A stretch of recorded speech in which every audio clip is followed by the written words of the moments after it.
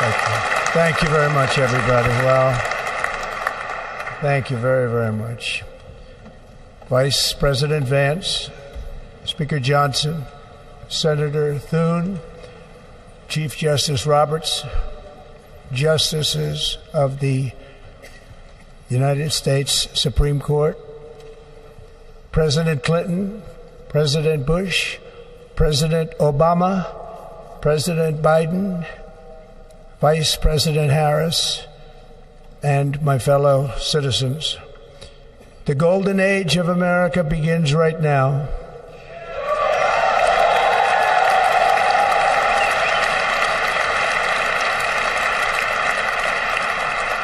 From this day forward, our country will flourish and be respected again all over the world. We will be the envy of every nation, and we will not allow ourselves to be taken advantage of any longer. During every single day of the Trump administration, I will very simply put America first.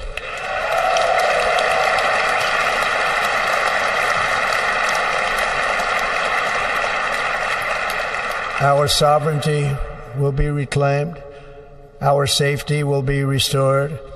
The scales of justice will be rebalanced. The vicious, violent, and unfair weaponization of the Justice Department and our government will end.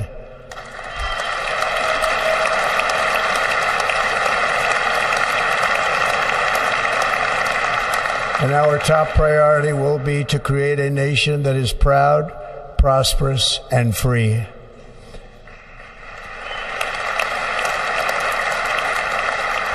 America will soon be greater, stronger, and far more exceptional than ever before. I return to the presidency confident and optimistic that we are at the start of a thrilling new era of national success. A tide of change is sweeping the country. Sunlight is pouring over the entire world. And America has the chance to seize this opportunity like never before. But first, we must be honest about the challenges we face. While they are plentiful, they will be annihilated by this great momentum that the world is now witnessing in the United States of America. As we gather today, our government confronts a crisis of trust. For many years, a radical and corrupt establishment has extracted power and wealth from our citizens while the pillars of our society lay broken and seemingly in complete disrepair. We now have a government that cannot manage even a simple crisis at home, while at the same time stumbling into a continuing catalog of catastrophic events abroad. It fails to protect our magnificent, law-abiding American citizens, but provides sanctuary and protection for dangerous criminals, many from prisons and mental institutions that have illegally entered our country from all over the world. We have a government that has given unlimited funding to the defense of foreign borders, but refuses to defend American borders or, more importantly, its own people. Our country can no longer deliver basic services in times of emergency, as recently shown by the wonderful people of North Carolina, been treated so badly.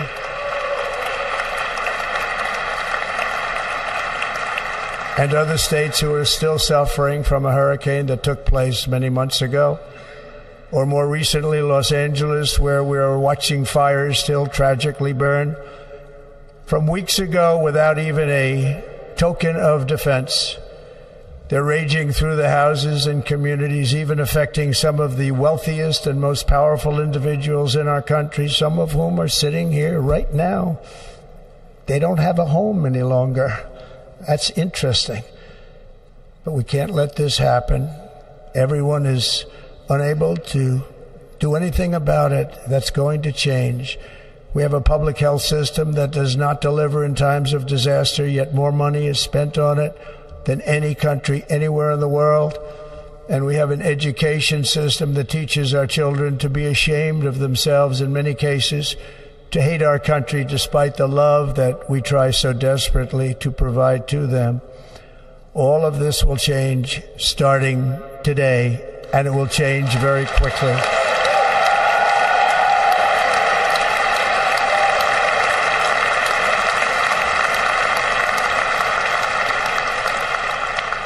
My recent election is a mandate to completely and totally reverse a horrible betrayal and all of these many betrayals that have taken place, and to give the people back their faith, their wealth, their democracy, and indeed their freedom. From this moment on, America's decline is over.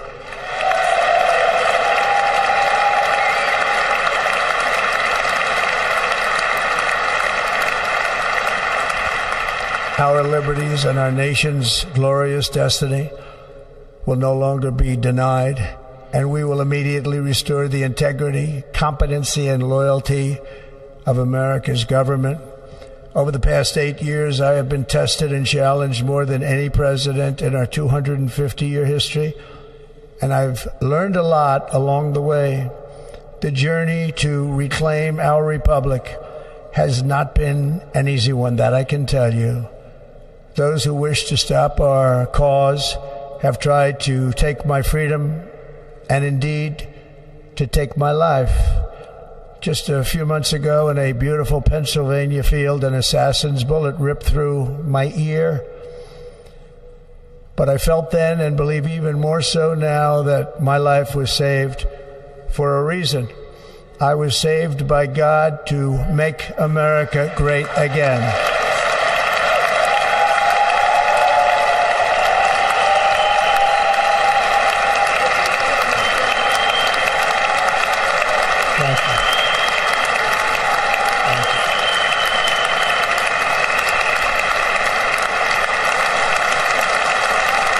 Thank you very much.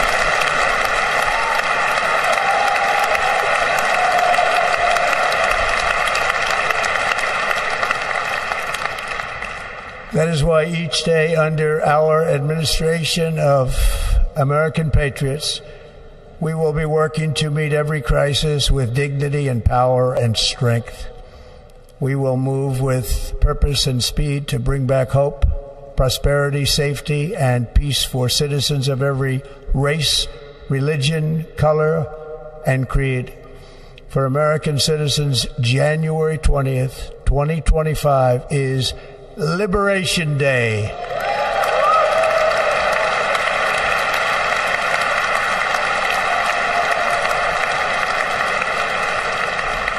It is my hope that our recent presidential election will be remembered as the greatest and most consequential election in the history of our country. As our victory showed, the entire nation is rapidly unifying behind our agenda with dramatic increases in support from virtually every element of our society, young and old, men and women, African Americans, Hispanic Americans, Asian Americans, urban, suburban, rural. And very importantly, we had a powerful win in all 7 swing states. And the popular vote, we won by millions of people. To the Black and Hispanic communities, I want to thank you for the tremendous outpouring of love and trust that you have shown me with your vote. We set records, and I will not forget it.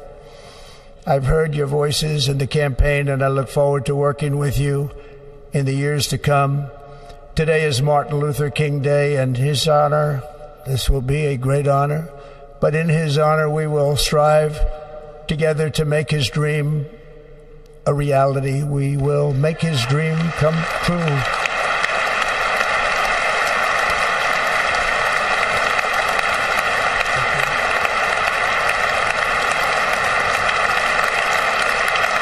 Thank you. Thank you. National unity is now returning to America, and confidence and pride is soaring like never before. In everything we do, my administration will be inspired by a strong pursuit of excellence and unrelenting success. We will not forget our country. We will not forget our Constitution, and we will not forget our God. Can't do that.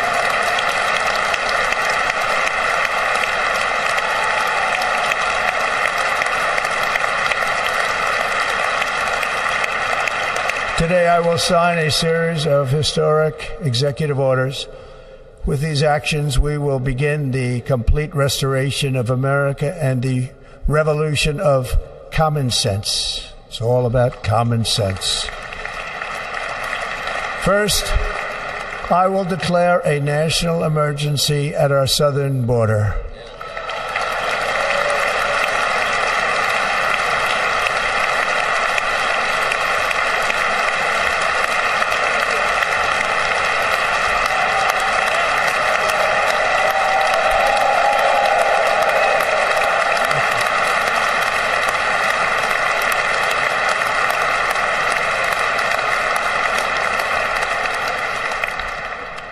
Illegal entry will immediately be halted, and we will begin the process of returning millions and millions of criminal aliens back to the places from which they came.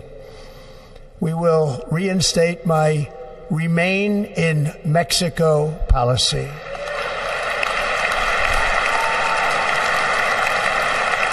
I will end the practice of catch and release.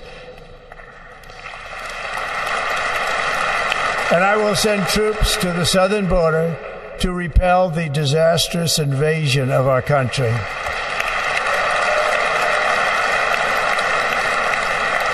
Under the orders I signed today, we will also be designating the cartels as foreign terrorist organizations.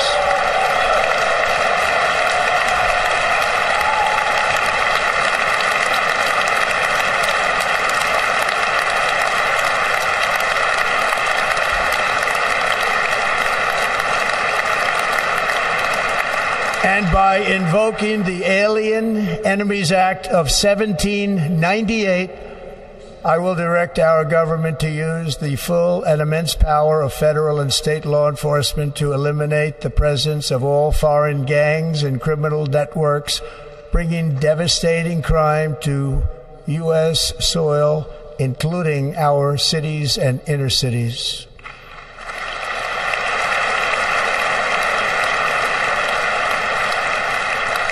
As Commander-in-Chief, I have no higher responsibility than to defend our country from threats and invasions, and that is exactly what I am going to do. We will do it at a level that nobody's ever seen before.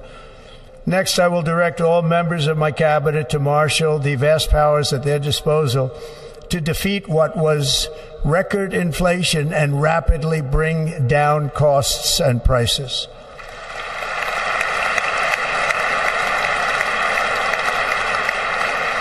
The inflation crisis was caused by massive overspending and escalating energy prices, and that is why today I will also declare a national energy emergency. We will drill, baby, drill.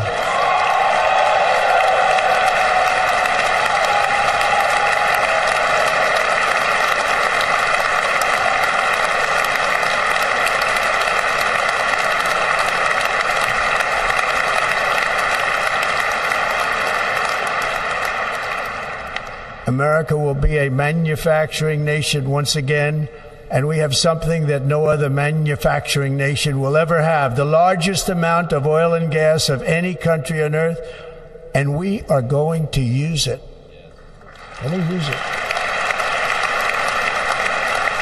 We will bring prices down, fill our strategic reserves up again, right to the top, and export American energy all over the world. We will be a rich nation again, and it is that liquid gold under our feet that will help to do it.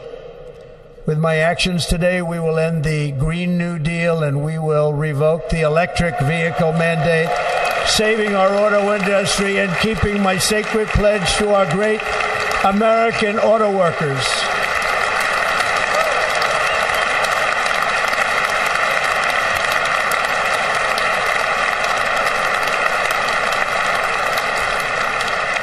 In other words, you'll be able to buy the car of your choice. We will build automobiles in America again at a rate that nobody could have dreamt possible just a few years ago.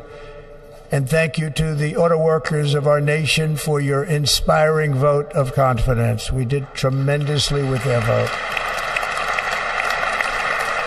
I will immediately begin the overhaul of our trade system to protect American workers and families. Instead of taxing our citizens to enrich other countries, we will tariff and tax foreign countries to enrich our citizens.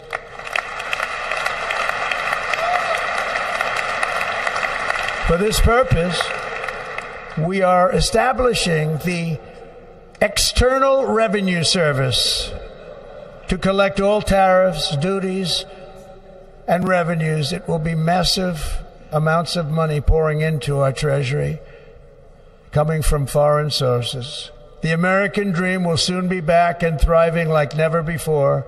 To restore competence and effectiveness to our federal government, my administration will establish the brand new Department of Government Efficiency.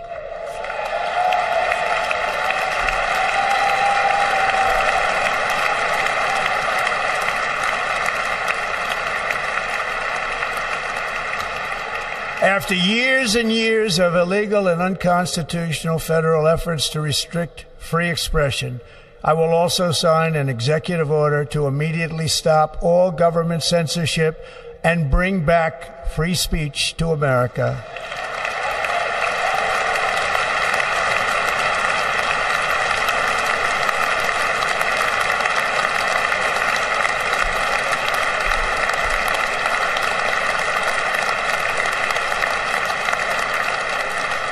Never again will the immense power of the state be weaponized to persecute political opponents. Something I know something about. We will not allow that to happen. It will not happen again. Under my leadership, we will restore fair, equal, and impartial justice under the constitutional rule of law.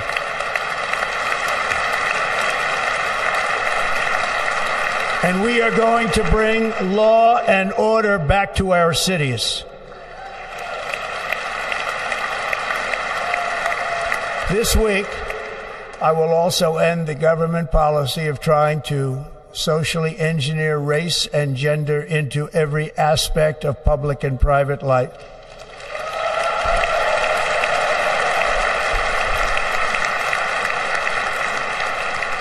We will forge a society that is colorblind and merit-based.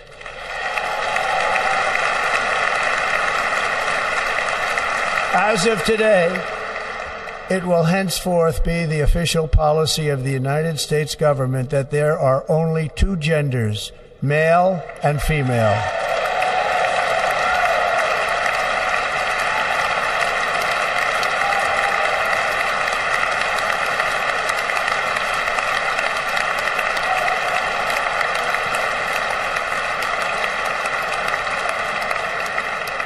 This week, I will reinstate any service members who were unjustly expelled from our military for objecting to the COVID vaccine mandate with full back pay.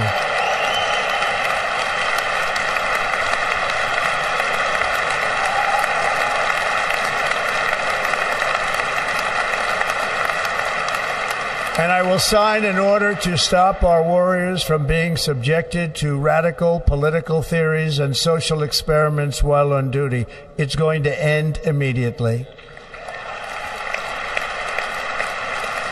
Our armed forces will be freed to focus on their sole mission, defeating America's enemies.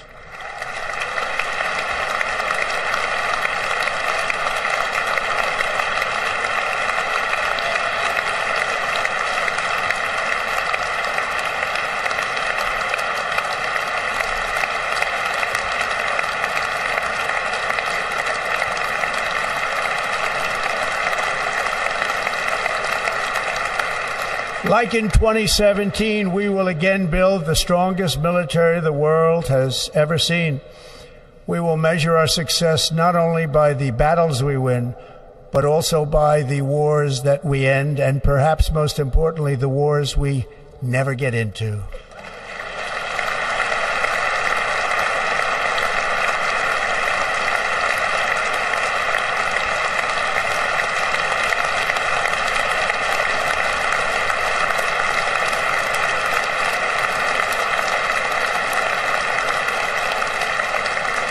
My proudest legacy will be that of a peacemaker and unifier. That's what I want to be, a peacemaker and a unifier. I'm pleased to say that as of yesterday, one day before I assumed office, the hostages in the Middle East are coming back home to their families.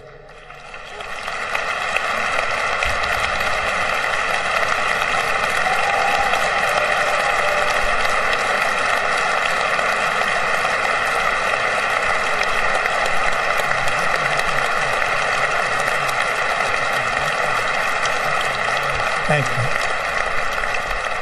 America will reclaim its rightful place as the greatest, most powerful, most respected nation on earth, inspiring the awe and admiration of the entire world.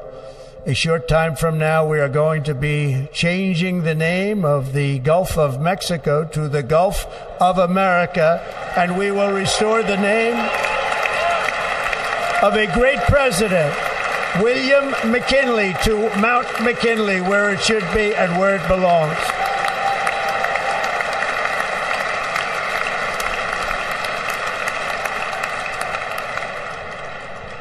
President McKinley made our country very rich through tariffs and through talent. He was a natural businessman and gave Teddy Roosevelt the money for many of the great things he did, including the Panama Canal, which has foolishly been given to the country of Panama after the United States. The United States, I mean, think of this, spent more money than ever spent on a project before and lost 38,000 lives in the building of the Panama Canal. We have been treated very badly from this foolish gift that should have never been made, and Panama's promise to us has been broken. The purpose of our deal and the spirit of our treaty has been totally violated. American ships are being severely overcharged and not treated fairly in any way, shape, or form, and that includes the United States Navy. And above all, China is operating the Panama Canal, and we didn't give it to China, we gave it to Panama, and we're taking it back.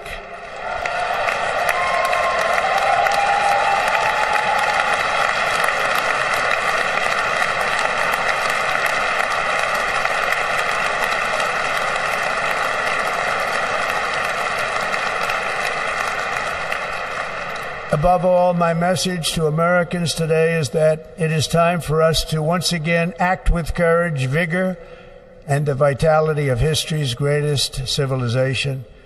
So as we liberate our nation, we will lead it to new heights of victory and success. We will not be deterred. Together we will end the chronic disease epidemic and keep our children safe, healthy, and disease-free. The United States will once again consider itself a growing nation, one that increases our wealth, expands our territory, builds our cities, raises our expectations, and carries our flag into new and beautiful horizons. And we will pursue our manifest destiny into the stars, launching American astronauts to plant the stars and stripes on the planet Mars.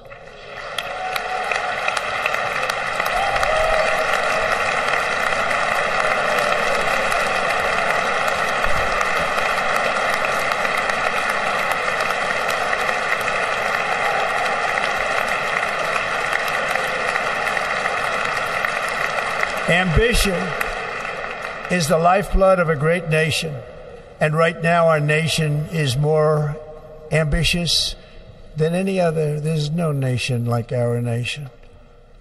Americans are explorers, builders, innovators, entrepreneurs, and pioneers. The spirit of the frontier is written into our hearts. The call of the next great adventure resounds from within our souls. Our American ancestors turned a small group of colonies on the edge of a vast continent into a mighty republic of the most extraordinary citizens on earth. No one comes close. Americans pushed thousands of miles through a rugged land of untamed wilderness.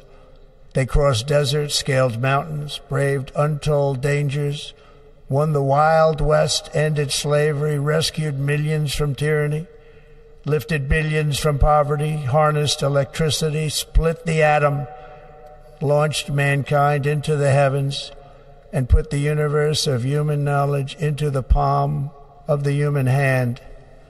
If we work together, there is nothing we cannot do and no dream we cannot achieve. Many people thought it was impossible for me to stage such a historic political comeback. But as you see today, here I am. The American people have spoken.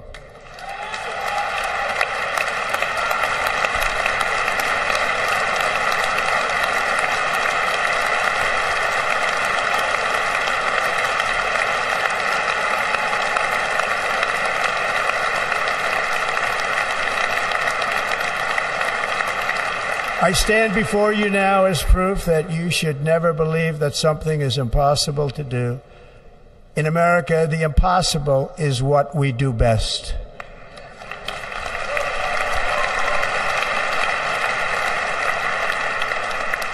From New York to Los Angeles, from Philadelphia to Phoenix, from Chicago to Miami, from Houston to right here in Washington, D.C., our country was forged and built by the generations of patriots who gave everything they had for our rights and for our freedom. They were farmers and soldiers, cowboys and factory workers, steel workers and coal miners, police officers and pioneers who pushed onward, marched forward, and let no obstacle defeat their spirit or their pride. Together they laid down the railroads, raised up the skyscrapers, built great highways, won 2 world wars, defeated fascism and communism, and triumphed over every single challenge that they faced. After all we have been through together, we stand on the verge of the 4 greatest years in American history. With your help, we will restore America, promise, and we will rebuild the nation that we love, and we love it so much. We are one people, one family, and one glorious nation under God. So to every parent who dreams for their child, and every child who dreams for their future, I am with you, I will fight for you, and I will win for you. We are going to win like never before.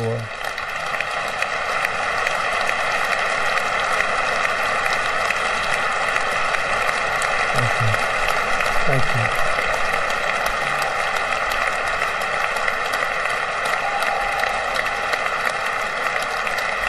Thank you.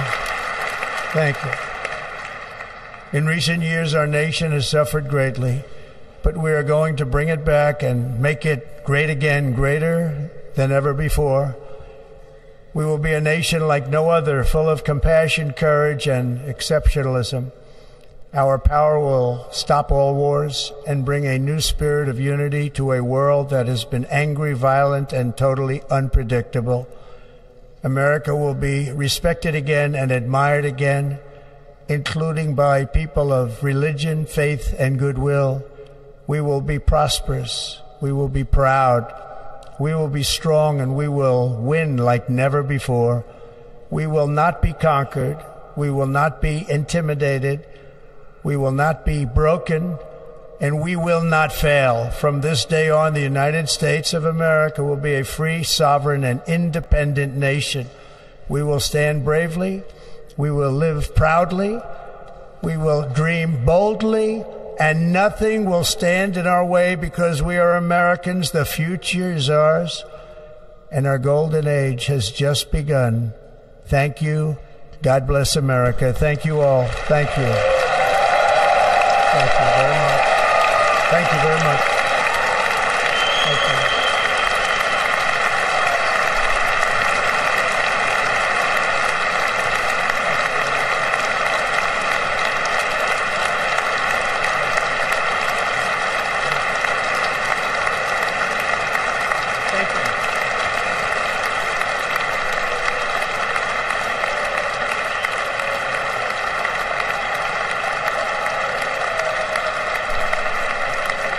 Ladies and gentlemen, performing America the Beautiful, please welcome the Armed Forces Chorus and Carrie Underwood.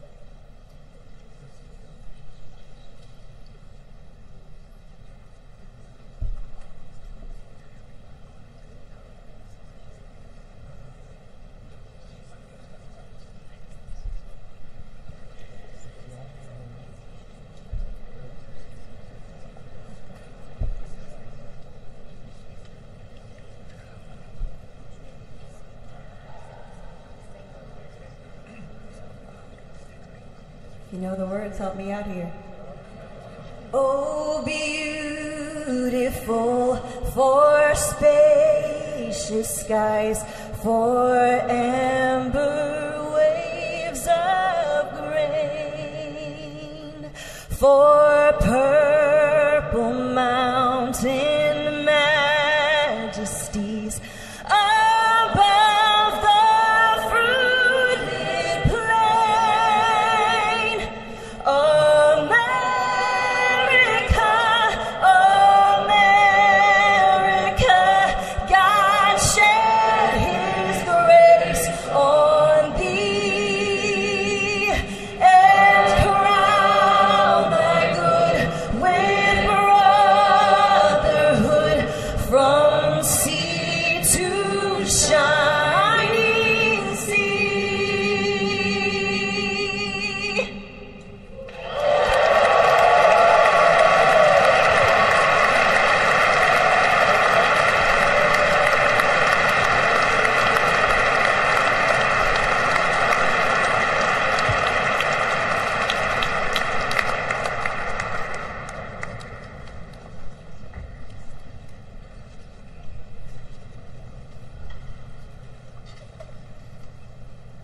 Ladies and gentlemen, Senator Fisher will now introduce the benediction clergy. I now call on Rabbi Ari Berman, Pastor Lorenzo Sewell, and Reverend Frank Mund to provide prayers of benediction.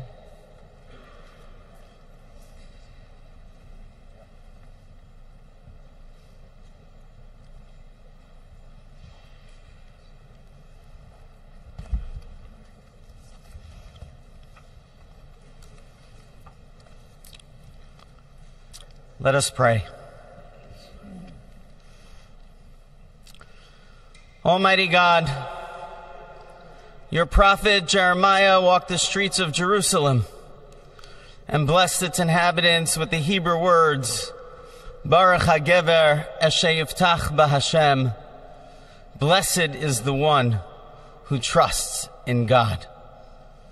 Thousands of years later, this great nation, which adopted these words as its motto, "In God we trust," stands at a moment of historic opportunity. Americans are searching for meaning. Our merciful Father, help us rise to meet this moment. Bless President Donald J. Trump and Vice President J.D. Vance with the strength and courage to choose the right and the good. Unite us around our foundational biblical values of life and liberty, of service and sacrifice, and especially of faith and morality, which George Washington called the indispensable supports of American prosperity. Guide our schools and college campuses, which have been experiencing such unrest, to inspire the next generation, to pair progress with purpose, knowledge with wisdom, and truth with virtue. Hear the cry of the hostages, both American and Israeli, whose pain our president so acutely feels. We are so thankful for the 3 young women who yesterday returned home, and pray that the next 4 years brings peace to Israel and throughout the Middle East. Almighty God, grant all Americans the opportunity to realize our shared dream of a life filled with peace and plenty, health and happiness, compassion and contribution. Stir within us the confidence to rise to this moment. For while we trust in God, God's trust is in us, the American people. America is called to greatness, to be a beacon of light and a mover of history. May our nation merit the fulfillment of Jeremiah's blessing, that like a tree planted by water, we shall not cease to bear fruit. May all of humanity experience your love and your blessing. May it be thy will, and let us say, Amen. Let us pray for our 47th president. Heavenly Father, we're so grateful that you gave our 45th and now our 47th president a millimeter miracle. We are grateful that you are the one that have called him for such a time as this, that America would begin to dream again. We pray that we would fulfill the true meaning of our creed, that we hold these truths to be self-evident, that all men are created equal. We pray that you use our president, that we will live in a nation where we will not be judged by the color of our skin, but by the content of our character. Heavenly Father, in the name of Jesus, we are so grateful today that you will use our 47th president, so we would sing with new meaning, my country, 'tis of thee. Sweet land of liberty, of thee I sing. Land where my fathers died, land of the pilgrim's pride, from every mountainside. Let freedom ring, and because America is called to be a great nation, we believe that you will make this come true. So let freedom ring. From the prodigious hilltops of New Hampshire, let freedom ring. From the mighty mountains of New York, let freedom ring. From the heightening Alleghenies of Pennsylvania, let freedom ring. From the snow-capped Rockies of Colorado, let freedom ring. From the curvaceous hilltops of California, but God, we're asking you not only that, let freedom ring from Stone Mountain, Georgia. Let freedom ring from Lookout Mountain of Tennessee. Let freedom ring from every hill and every molehill in Mississippi, from every state, every city, every village, and every hamlet. And when we let freedom ring, we will be able to speed up that day where all of your children, black men and white men, Protestant and Catholic, Jew and Gentile, will be able to sing in the meaning of that old Negro spiritual, free at last, free at last, Thank you, God Almighty. We are free at last. If you believe where the Spirit of the Lord is, there is liberty. Come on, put your hands together and give your great God great glory.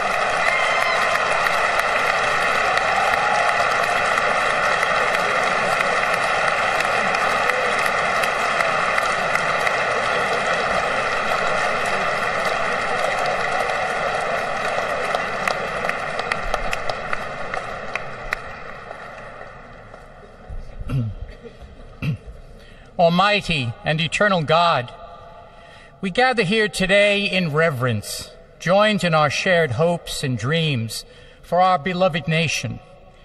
In this sacred moment of the inauguration of President Donald J. Trump and Vice President J.D. Vance, we turn our hearts to you, seeking your divine assistance and abundant blessings upon this pivotal moment in history. We come before you with profound gratitude for the many gifts you have bestowed upon our land. Thank you for the freedoms we cherish, for the strength of our communities, and for the resilience of our spirit. As our President and Vice President embrace their newly appointed roles, we humbly implore that your everlasting love and wisdom will envelop them. Grant them the clarity of mind to navigate the challenges that lie ahead and the compassion to serve all citizens with fairness and integrity.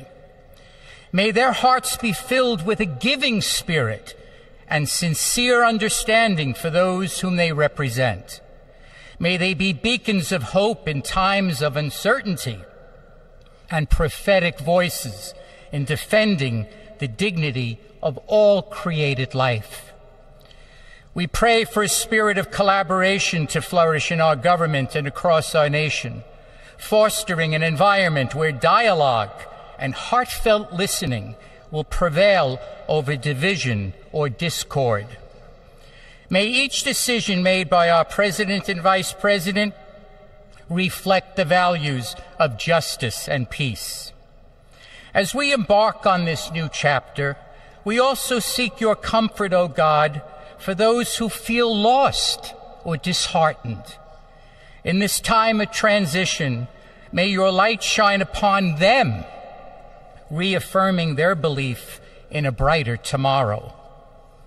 May we all strive to lift one another, supporting our fellow citizens with kindness and empathy, recognizing that together we can overcome any adversity.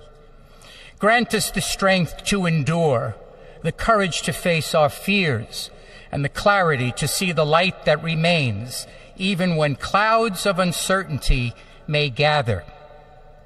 Inspire our new leaders to be champions for the vulnerable and advocates for those whose voices are often silenced.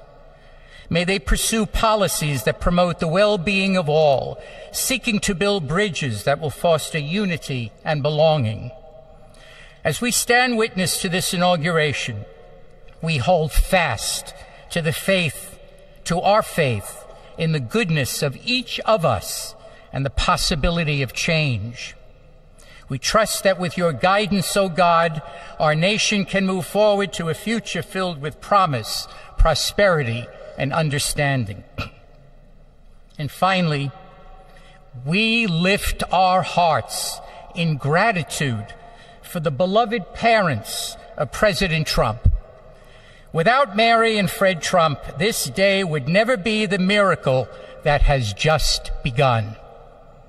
From their place in heaven, may they shield their son from all harm by their loving protection, and give him the strength to guide our nation along the path that will make America great again.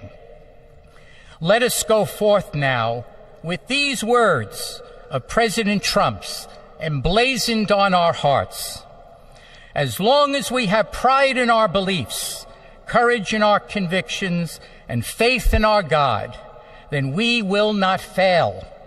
We stand tall, we stand proud, because we are Americans, and Americans kneel to God, and to God alone. Amen. Ladies and gentlemen, please remain standing for our national anthem.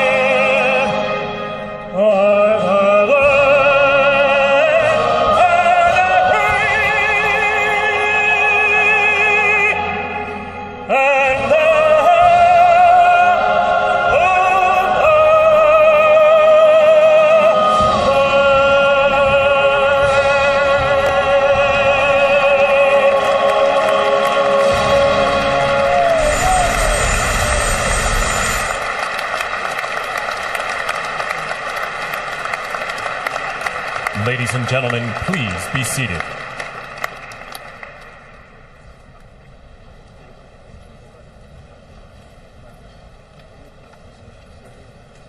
Ladies and gentlemen, please remain at your seats while the President and official party depart the platform.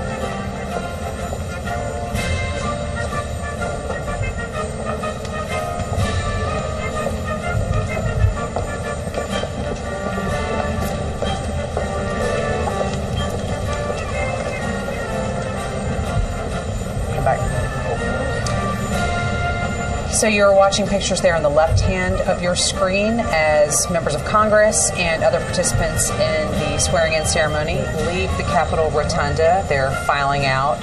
As those proceedings are now over, on the right side of your screen, we are watching a door elsewhere in the Capitol where we expect that we will see President Donald Trump and First Lady Melania Trump and former President Joe Biden and former First Lady Jill Biden walking out. This is another one of those set pieces that occur on inauguration days where an outgoing president is bade farewell from the current president.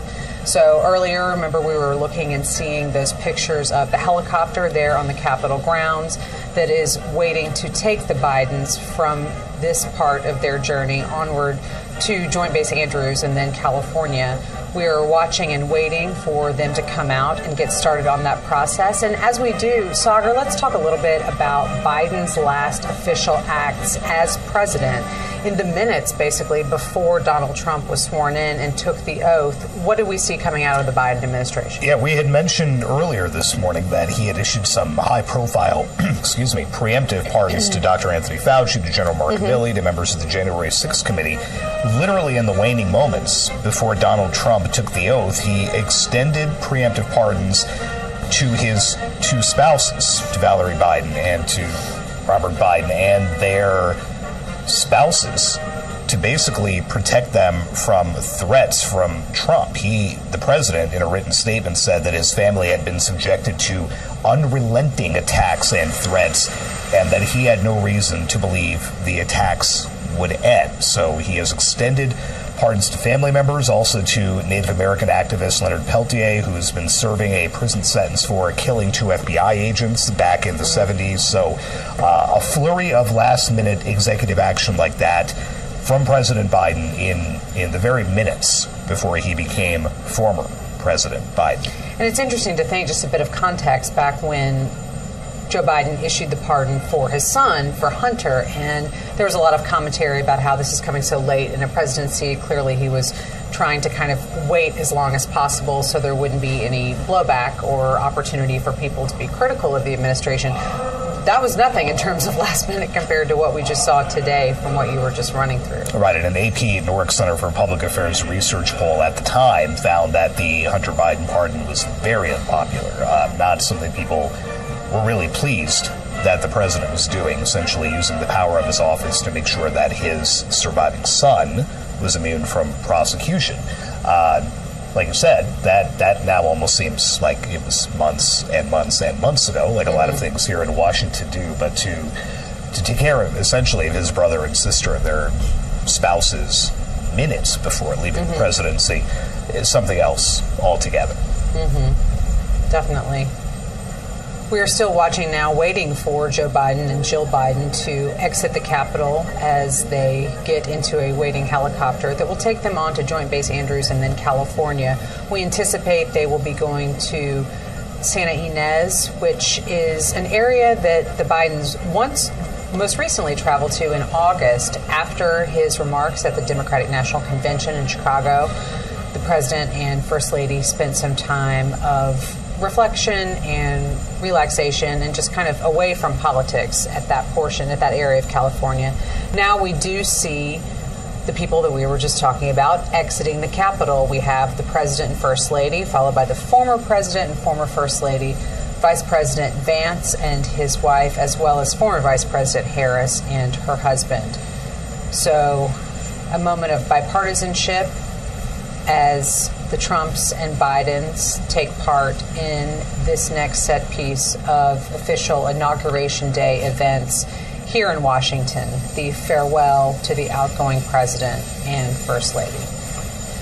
And again, something we did not see 4 years ago. Right. Because the Trumps had already left for Florida before Joe Biden and Jill Biden even got to the Capitol. Right. This gets back to a much more familiar scene.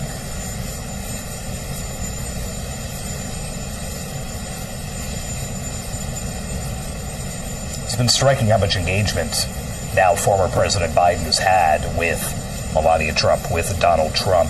He made it a point to speak to one of J.D. Vance's young children right after his father took the oath, had a big smile on his face and leaned out and spoke with the boy, shook hands with Carrie Underwood after she performed, very quickly shook hands with Donald Trump after he took the oath. He's had a pretty big smile on his face for a lot of what we've seen today.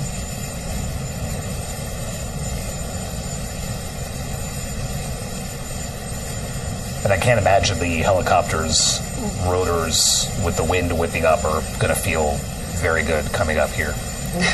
Having sat on the White House South Lawn way too many times when both of those men boarded Marine One, it's cold on a hot day. On a really cold day like this, not fun. It is still only here in the mid-20s here in Washington.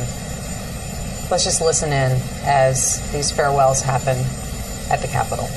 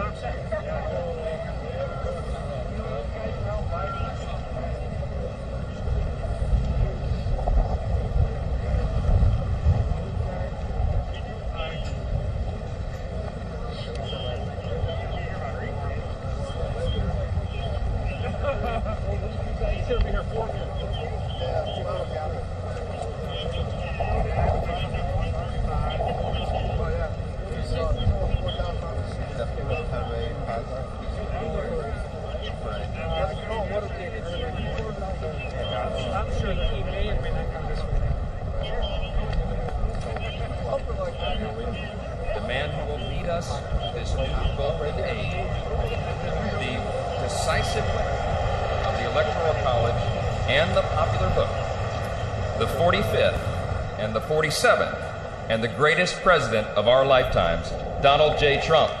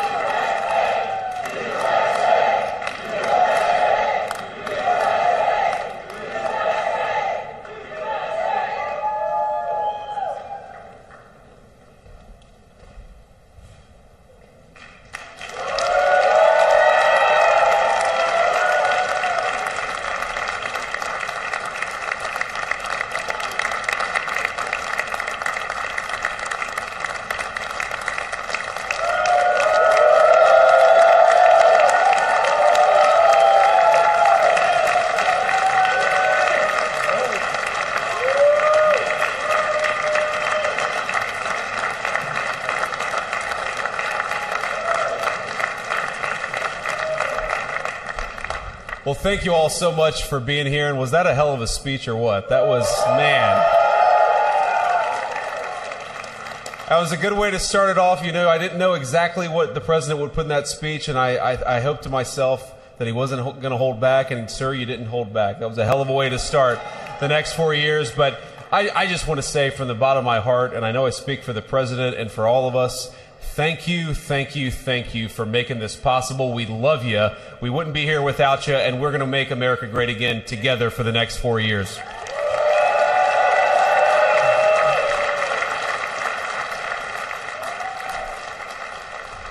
And the last thing I'll say is, you know, having stood outside for about 5 minutes to wave goodbye to the Bidens, thank God we moved that thing indoors, because it was a beautiful ceremony and it was cold as hell outside. So, sir, the 45th and 47th President of the United States, Donald J. Trump.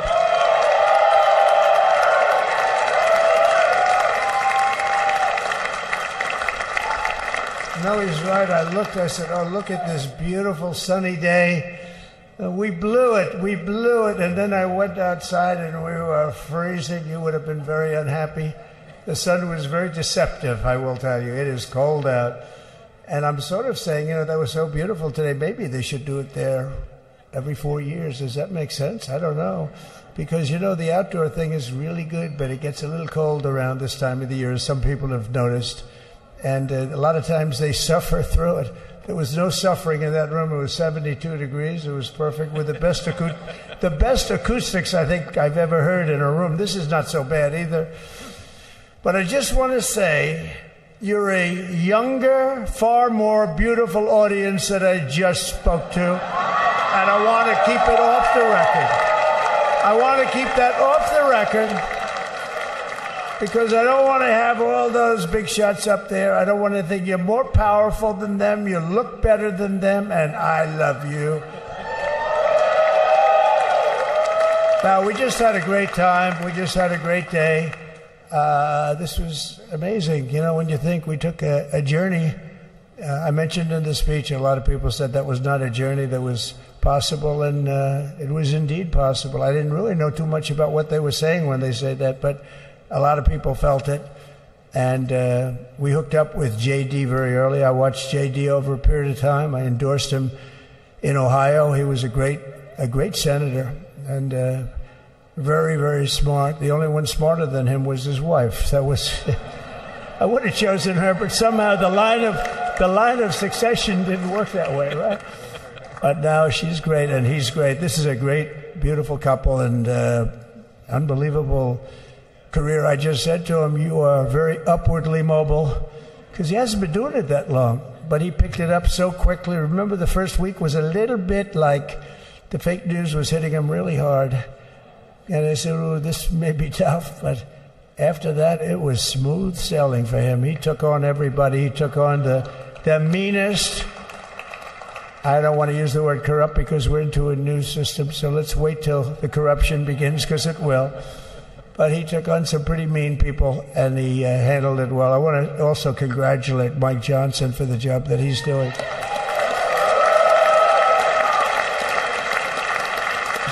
Steve, we gave him a majority of almost nothing, and then I said to make it tougher on him, let me take 2 or 3 of the people, right? I said he'll only have to suffer with that for about 3 months. How are they doing, by the way? Are they? Is that moving along? Totally unified. I said, do you mind if I take this one, that one, and a couple of others? He didn't mind. He can handle it. No, he's a man that's liked by everybody. I've never met a man like this. You've got how many is it, 219 or 220 or something? 220. And of the 220, 219 really like him. I noticed he got 1 negative vote once about 2 weeks ago.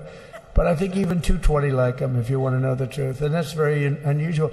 I know a lot of nice guys in Congress, and they have 35 people that hate him. So if you have 35 people that hate you and you only have 1 or 2 or 3 votes, you'll have 5, I think. But that's going to be like, the good news is when we get to that 5 number, it's going to feel like a massive majority. You could be really nasty to a couple of them at least.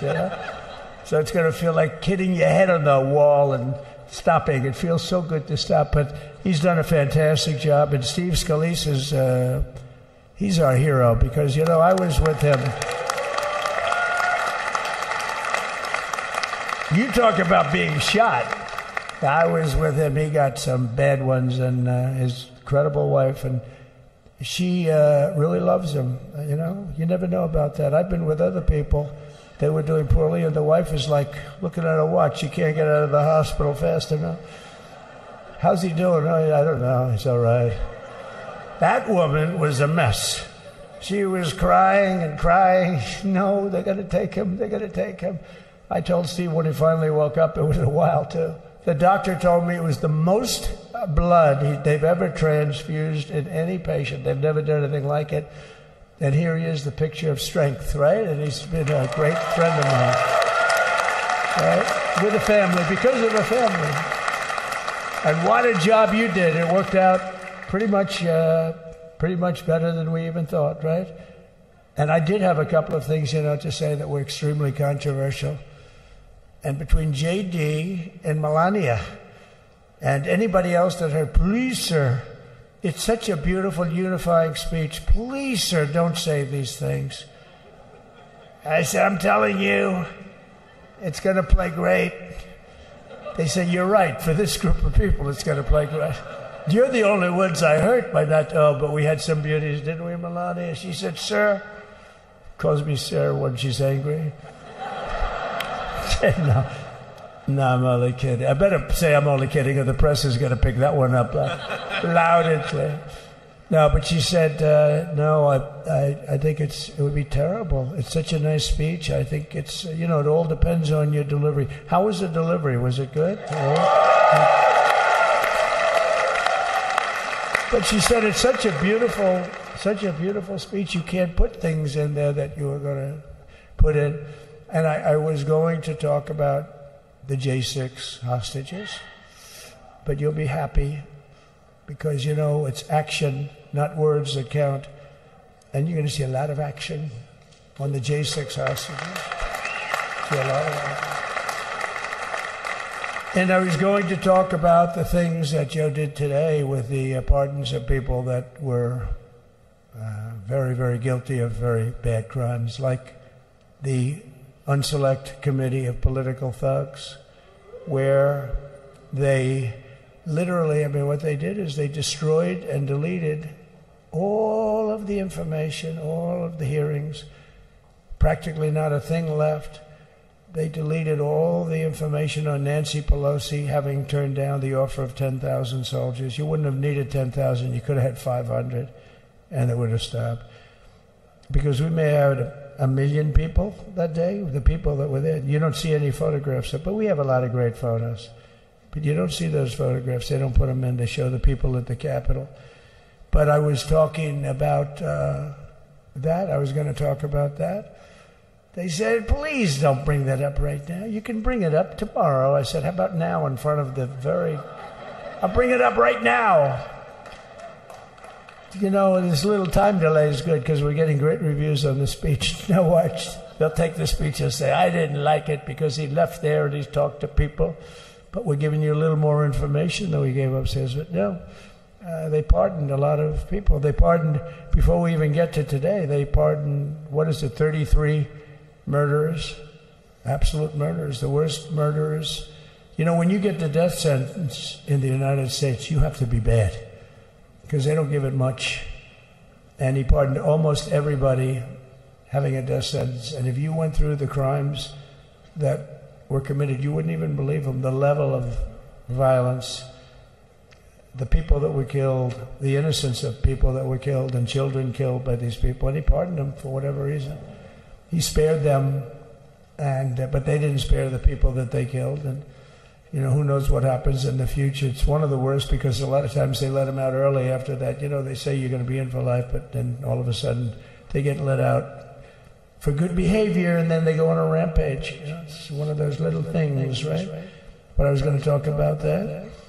But I was really going to talk about the level of, you know, what's going on. Why are we doing this? Why are we trying to help a guy like Milley? Why are we doing Milley? He was pardoned. What he said, terrible what he said. Why are we helping some of the people? Why are we helping Liz Cheney? I mean, Liz Cheney is a disaster. She's a crying lunatic and crying Adam Kinzinger. He's a super crying. I never saw the guy not crying. He's always crying. I looked at him. I remember years ago he was actually on my side. And then one day, you know, when you don't want to kill people in wars, they turn against you. Liz Cheney hated the concept of not going to war with everybody. Let's kill everybody. Let's spend a lot of money on military equipment, you know, where her father works, right? And but what she did was incredible. Think of it. They destroyed and deleted all of that information that went on for almost 2 years against Trump. And the reason they did, because it was all false. Like the person that said, I tried to strangle a Secret Service agent. That's one of the toughest human beings I think I've ever seen. I actually had a friend saying, please don't change that, sir. You are the coolest sucker in history. Remember, she said, I put my hands around his neck because he wouldn't go to the Capitol. Made up fiction. And I was rebuffed. And the guy on the right is a massive weightlifter, probably stronger than me. Do you think he's stronger than me, honey? You know who I'm talking about. Possibly stronger than me. Slightly younger than me, like, I won't say how many years because I don't want to talk about that, but a lot of years. But I had a friend that said, why are you disputing that story? That's the coolest story I've ever heard. That I would attack a karate champion, get slightly rebuffed, and then throw my arms around a guy with a neck about this big. Even though there are bars, you know, there are bars, you can't really do that anyway. So I wanted to talk about that. But all of that stuff got deleted. And the reason it got deleted is they were all caught in lies. You know, Secret Service testified, and they said it didn't happen. Actually, the two guys were very embarrassed. They're suffering because their friends are saying, did Trump really do that to you? But they gained a whole new respect for me. But it was just make-believe stuff, and there were a lot of make-believe stories made up. So rather than suffer the wrath, like the story with Nancy Pelosi, I offered her 10,000 soldiers. She knows it. She admitted it on tape that her daughter made. She's a videographer or whatever you call her, which I'm glad she is. Oh, she can't be in good stead with Nancy. But Nancy said it was my responsibility as she's leaving the Capitol. She said it was, and it was. She's in charge of security at the Capitol. But I offered them up to 10,000 soldiers, even more. One time I said more, as many as you need. But you needed 400 or 500. If 4 or 5, you 10,000, that would be more than the number of people there by lot. But we offered her 10,000. Think of it, 10,000 soldiers. In other words, J6 wouldn't be J6. There would have been no J6. But she rebuffed them. She didn't like it. No, she didn't like it. Maybe she wanted that to happen. But she's guilty as hell. And now we would have to go through the process because they destroyed all evidence. They deleted everything. There's virtually nothing left. The other fake story and so many other fake stories. And many people came out on our side, and those people now would got to find them. There's nothing left. So that's a criminal offense. If that were a civil case, it would be a criminal offense. If that happened civilly where you did that, it would be a criminal offense. So I decided I'm not going to make this speech complicated. I'm going to make it beautiful. I'm going to make it a unifying speech. And then when they said we have a group of people that are serious Trump fans, I said, this is the time to tell those stories.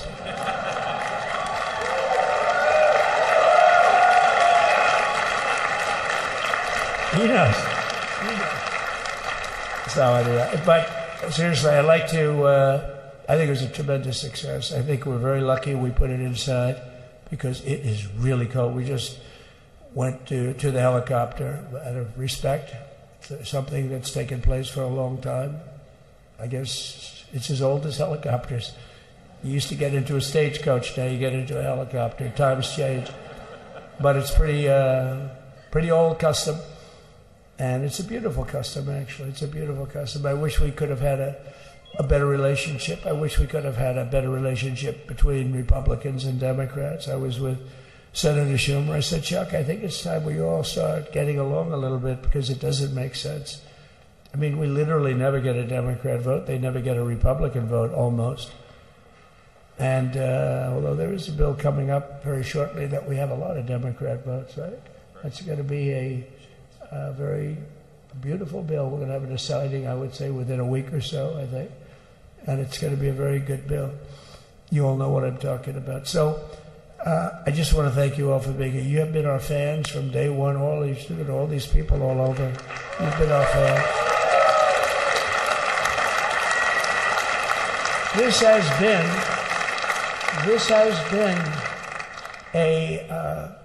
there's never been anything like it. There's never been anything like it. This has been a movement like no movement ever in history for probably any country, let alone this country. You know, if somebody's running for president, and if they go out and they announce they're going to Arizona, they're going to Nevada, they're going to someplace, if you have 200 or 300 people, that would be standard. Ronald Reagan would go out. I mean, outside of the last couple of days where people get a little excited, but even then you have a couple of thousand people. But if you're going to go someplace, any place, any one of the swing states, any one of the other states, I mean, how about the non-swing states? We won Alabama by 48 points. We won Tennessee by massive numbers. Wyoming, we won by numbers that are, nobody's ever seen numbers like that. And, you know, places like California, we did great, but when they send out like 38 million ballots, and nobody knows where the hell they're sending them, and then they come pouring back, the whole thing. You know, they passed a law in California that if you work in an election bureau, and if you so much as ask for a voter ID, if you say, sir, ma'am, could I please look at your voter ID? They have the right to put you in jail. You're a criminal. Can you believe that? There's only one reason that happens. They want to cheat. So they had it where voter ID wasn't accepted. But now if you even ask for it, this is seriously a bill that was just signed, passed in their legislature, and it was signed. And I think when we get things cleaned up and we get back to a little bit of normalcy, I'm going to ask the Speaker to really get involved, because I think we would have won the state of California, because, you know, if you look at my numbers with Hispanic, we're at 56%. And we won the Texas border that had never been won, as the governor said. He's doing a good job, the governor, by the way, of Texas. But as the governor said, it hasn't. Oh, did I get lucky? Did I get lucky? Supposing I said, you know, he's not here, but the governor of Texas has done a terrible job. Wow, look at you. You mean we couldn't get you up in the front row? I tell you. Supposing I said, J.D., the governor of Texas, is not doing his job. You heard what I said. See, I didn't know you were there. I said he's doing a great job. He's doing a phenomenal job. But now you're going to have a partner that's going to work with you, because you didn't have, not only didn't he have a partner, he had people selling the wall, right? We have a fence structure that we worked on, the governor worked on with me, and I didn't love it, to be honest with you. I wanted a nice precast concrete, 40, 50 feet high, like a beautiful, could have been a T-shape, Y-shape. I love construction. I wanted that sucker to go up maybe 50, 60 feet. It would have looked beautiful, a nice Y shape. And they said, the problem is, sir, they climbed that like a rabbit. I said, what do you mean? No way. And they brought some of these guys out. They climbed it like... And the other thing is you hit it with acid and the thing will disintegrate. They have things for concrete. So they needed very hardened steel, very special steel. And then they needed 7,000-pound concrete inside that steel, inside that steel. And then they have a rebar that's the toughest steel made. Very hard to cut. So this is why very little is cut. I mean, it's right. And then they put a anti-climb panel on top. I hated it. I said, it's so unattractive. And I said, why would that work? I don't believe it works. And I went to watch the Border Patrol, gave a display. We had actually 2 sets of climbers. The guys that climb up walls with drugs on their back, I mean, they got like 60, 70 pounds of drug, and they go as fast as you can walk. They go bip, bip, bip. Or we have Mount Everest-type climbers. And honestly, the drug guys were much better. I couldn't believe it. The drug guys blew them away, right? But it's true, the anti-climb panel, they couldn't get around it. They just couldn't. You didn't have it. So sometimes you sacrifice beauty for efficiency. And we did. So we built this wall, and we built over 500 miles of wall. That's why we had such good numbers. The famous chart that came down, very thankfully, the chart that came down on my right, Governor. Had I not looked over there, I'm not speaking right now. You might be speaking here. You want to know the truth? You, JD, have got a lot of great people in this party, but I got very lucky. But we had the best numbers we've ever had. But I bought, what happens is when you fill it up, it's like water. You fill it up. Now we have 571 miles of wall. And they would always say, when we renovated a wall, so there'd be like a piece of plywood sitting there for 60 years, or a 2x4 sitting for 60 years on the ground and rotting. Because, and they'll say, you didn't build a new wall. Here we're building 50 feet up in the air, 30 feet sections, 50-foot sections, all steel, all concrete, all everything. And all, by the way, they don't even want me to say this, but what the hell, doesn't take that long time. They're all wired for all of the equipment. We put wires in everything so they can easily wire for all the different types of equipment. And if there's a doubt, we have a wire. Whenever we just look, you just find the wires all over the place up top, so we can just hook it up. We don't have to have wires on the outside, which wouldn't do too well, right? So anyway, we built an extra 200 miles of wall, and the governor wanted to buy it. He tried to buy it, and they wouldn't sell it to him. He wanted to put it up himself. Could have been done in 3 to 4 weeks, 200 more miles, because when you do it now, they just keep going further out, getting around.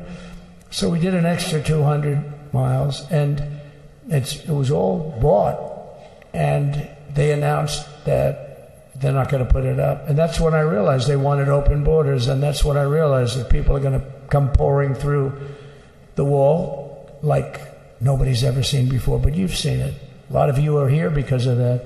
I made it my number one issue. They all said inflation was the number one issue. I said I disagree. I think people coming into our country from prisons and from mental institutions is a bigger issue for the people that I know.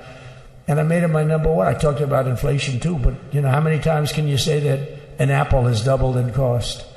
I'd say it, and I'd hit it hard, but then I go back to the fact that we don't want criminals coming into our country. We don't want the jails of every country in the world virtually being deposited into the United States. And that man had to suffer with it.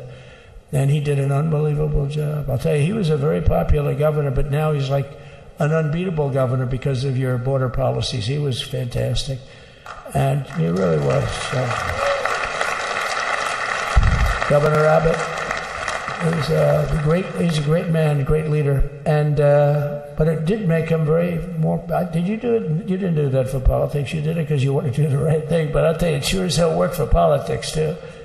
It's self-preservation, that's right. But yeah, because the people are demanding it. The people of Texas are demanding it. The people are demanding it all over. So anyway, we built it, and they wouldn't let us use it. They wouldn't let the governor use it. And other governors, they wouldn't let him use it. But he was the leader of the pack and did a great job. And then we heard about a month ago that not only wouldn't they let us use it, they were selling it, they were going to sell it for 5 cents on the dollar. Now, 5 cents on the dollar then, but today it would cost more than twice as much to build because we bought it like 6 years ago. And it was just sitting on the ground, and that does not do well for the whole thing. But it was just sitting on the ground, and I heard about it, and I called the governor, and I called a lot of people, your attorney general. And here's the story. They were going to buy it, and these are great business people. They were going to buy it for 5 cents on the dollar or less, and they were calling us up, we'll sell it to you for 200 cents on the dollar. In other words, it will cost you twice as much, so it's 200 cents on the dollar. I said, can someone explain that to a judge? I mean, how corrupt is that? You'd think they'd say, maybe we'll sell it to you for 20 cents, 30 cents, but not 200 cents. So they were going to buy something for 5 cents, and they were going to sell it to us for a fortune. They were going to make it would be, they'd have it down that in Fortune magazine, they'd put it of the deal of the year, okay? You buy something like that. But it was so corrupt and so horrible. And when we told that to the administration, they didn't care. They just kept going forward. They couldn't care less. And they kept going forward. They knew that they were trying to sell it back to us. They would have sold it back to us. You would have ended up buying it. You would have paid probably 50, 60 cents. Who knows? But they were going to use it for scrap metal, but then they made a much better deal. They could just buy it and sell it to us for 15, 20 times what they paid. 20 times, think of it, like 20 times what they paid. And we wouldn't let it happen. And the governor with his attorney general, Ken Paxton, they made a fantastic, they're a good lawyer. He's pushed around pretty good by people, right? I said, you got a great attorney general. They should leave him alone. He was with me. But Ken and the governor went to court, and a judge actually became incensed and actually called for an investigation. How could a thing like this happen? So he stopped it. So we're waiting to put that wall up. And now that you have a new president, that wall will go up so fast. The governor will complain, sir. This is Greg Abbott, sir. Please, the wall is going up too fast. Please don't do that. You know the story about winning. No, we're going to win too much. We're winning too much. Please, let's stop. People always love that one. We'll do this with the wall. Governor Abbott calls, sir, the wall is going up too fast. We can't take it. We just can't take it. No, I think you'll be very happy if the wall goes up too fast, right? But we'll get that dude and we'll work with you on that. But it was a great decision by a great Texas judge, right? And it was beautiful to watch. He stopped them right in their track. I mean, they were literally loading this stuff onto trucks. It was terrible. Honestly, it was terrible. And he wouldn't take it. So I'm so glad I mentioned that they have a really good governor in Texas. And I swear, I didn't know he was here. I swear to you, it sounds like a setup. I didn't know you would end. Did I get lucky? I said the right thing. Because there have been moments when I wasn't so happy with him, you know? But not too many, I can tell you that. So anyway, it's good to see you too, Governor. Great.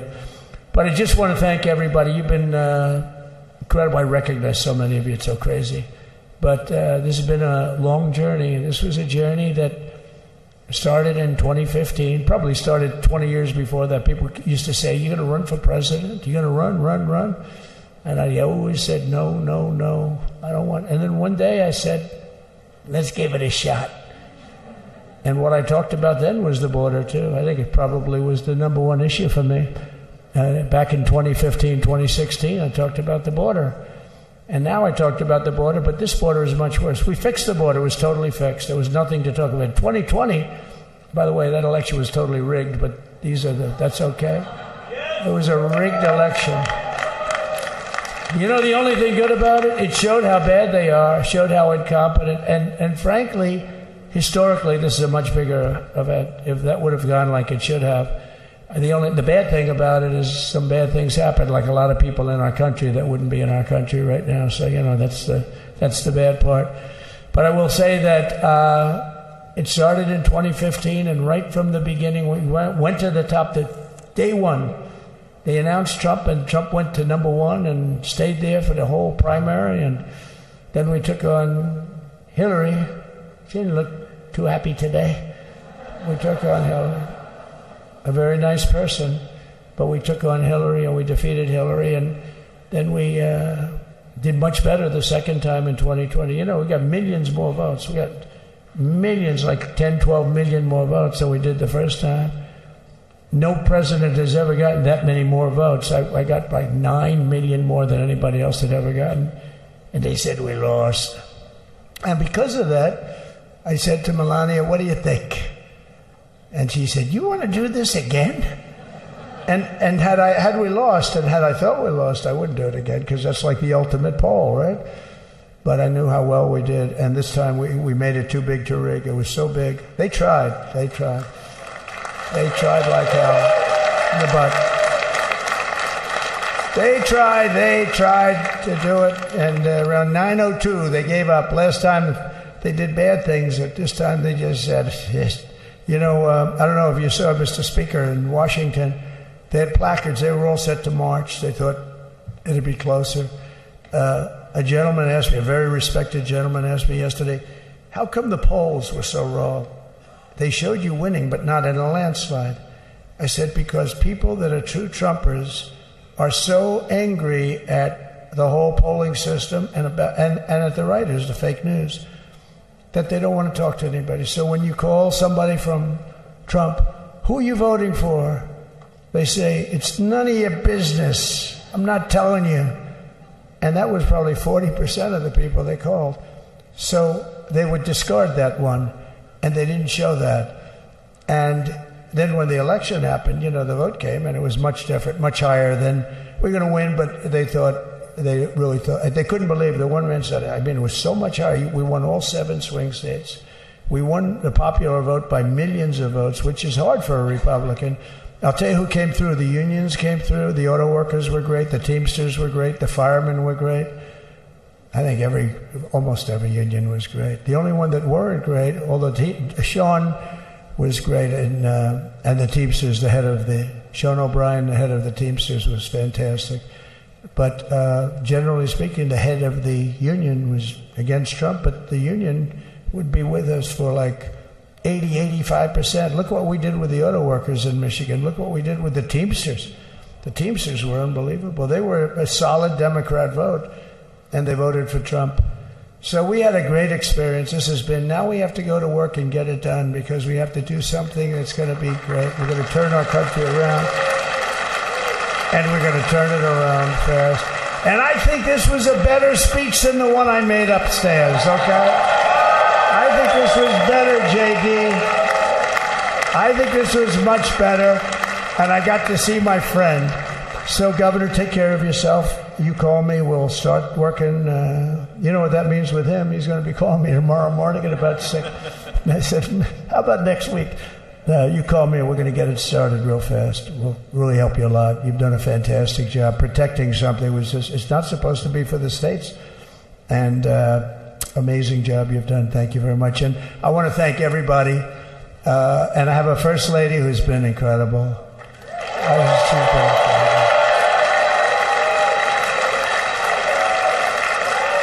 I shouldn't say this. I'm going to get hell when I say this, but her feet are absolutely aching. You know, those heels. And we thought we were leaving. We were going home. Sir, would you be able to go down and say hello to some of your other fans that are here? I said, oh, I didn't know that. Wow. Did you get to see pretty clearly the picture, I hope? Good. That's good. But because you wouldn't want to make the same speech again, right? But she said, darling, I love you so much, but my feet are killing me. I said, honey, let me just see how far it is. I asked the person. Oh, not that long, maybe 400 or 500 yards. That's 5 football fields. I said, can you make it? She said, we're going to make it no matter what. We're going to make it because we have to go. Right? Right? And then we went out to the helicopter, though, just prior to this, and said goodbye. And it's a custom, and the wind is blowing like crazy. And with the hat that she's wearing, she almost blew away. We almost lost her. She was being elevated off the ground. She almost blew away. No, So we all appreciate it because she's been a great First Lady, a beautiful and a great First Lady. And they love our First Lady. You know, JD, whenever I make a speech, I see hundreds of times, we love our First Lady, and they do, and they should. She's great. So I just want to thank you very much. I just want to thank everybody. And I felt that, I said to JD, should we give him the A treatment, the B treatment, the C, the D, or the F? You know what the F is? Hello, everybody. Thank you for being here. Bye-bye. I gave you the A+ treatment. Thank you. Thank you all. Thank you, Governor. Thank you all very much. Appreciate it.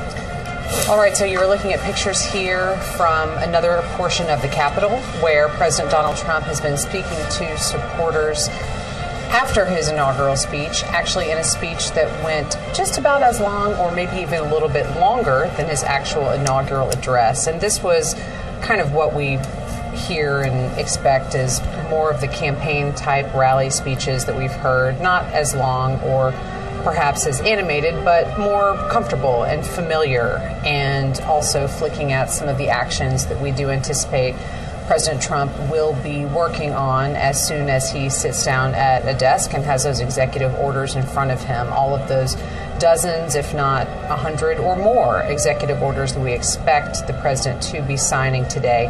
But he spent a large portion of these remarks talking about security along the U.S.-Mexico border. Again, his signature campaign issue, one that we have heard about a lot in all of his presidential campaigns, and certainly something that he has signaled will be a hallmark of this second administration.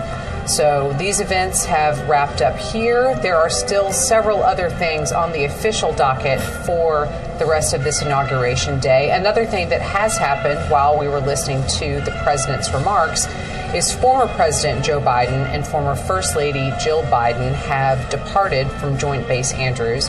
They have taken off on their trip to California. And Sagar, I think you can help walk me through a little bit of the nomenclature about some of these aircraft that we've been looking at today. I know I mentioned earlier, I know it's Marine One, the helicopter when the president is on board, but I didn't know what to call it when there is someone other than the president on board. So talk to me about that helicopter that the Bidens used to get to Joint Base Andrews, and then the aircraft that they're on to fly on to California. So you have that familiar color scheme.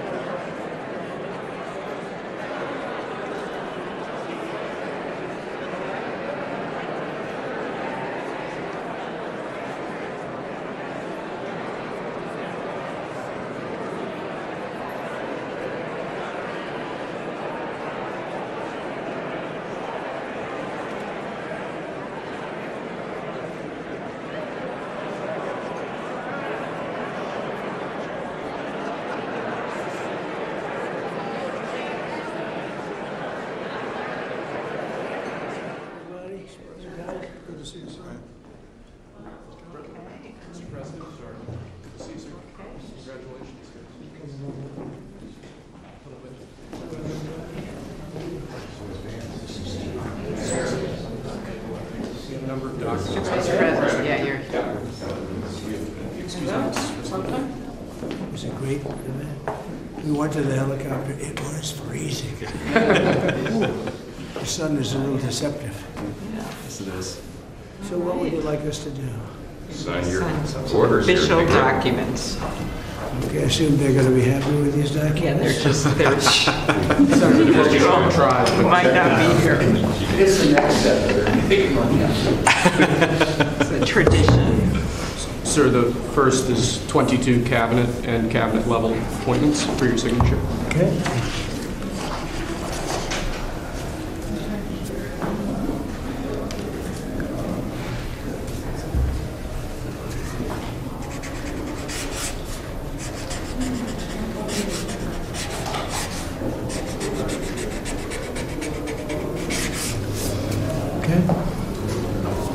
The next one will be, excuse me, next one will be 47 sub-cabinet level appointments, sir. But you don't have to sign 47 times.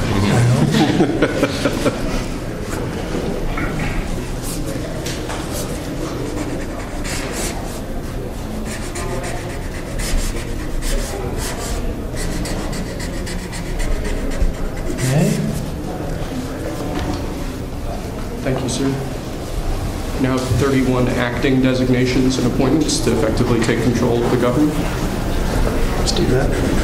Yeah, that's important. That's important, isn't it?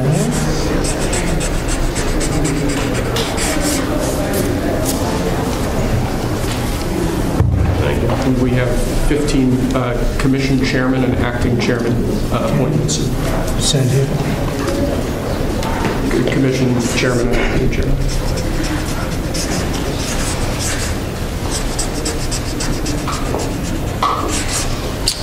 He was #1 at Harvard also. You know that? Good counsel. They have something in common. Thank you, sir. Lastly, we have a proclamation ordering that on all future inauguration days, including this inauguration day, that flags shall be flown at full mast. Very important.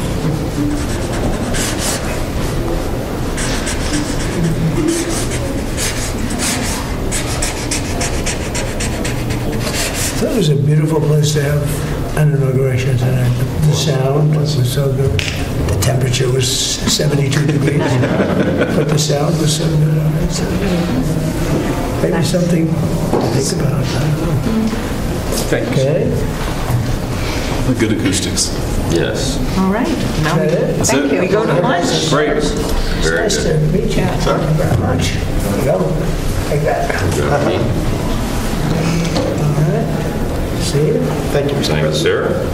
Mr. President, did you have a good meeting with former President Biden? Very nice. Very nice. It's a beautiful custom. Mr. President, It goes back as long as helicopters. Before that, it was a stagecoach. But it was, I thought it was beautiful. Thank you. Great job. Great job. Thank you. Chuck. Mr. President, do you have any reaction to the pardons President Biden did at the last minute? Well, I'm not going to discuss it now. I think it was unfortunate that he did that. We won't discuss it now. There's plenty of time to discuss it. Thank you very much, guys. Should we go to lunch? Thank you very much. Okay. Head to lunch. Ready for lunch? Okay. Thank you. All right.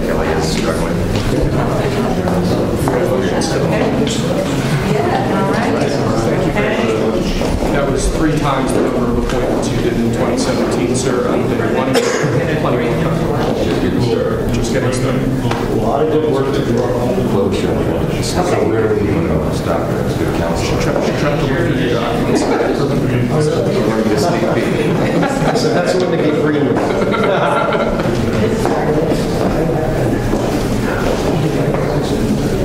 Thank you. That was great. That was great. Right? That was great. Standing ovation. I liked it.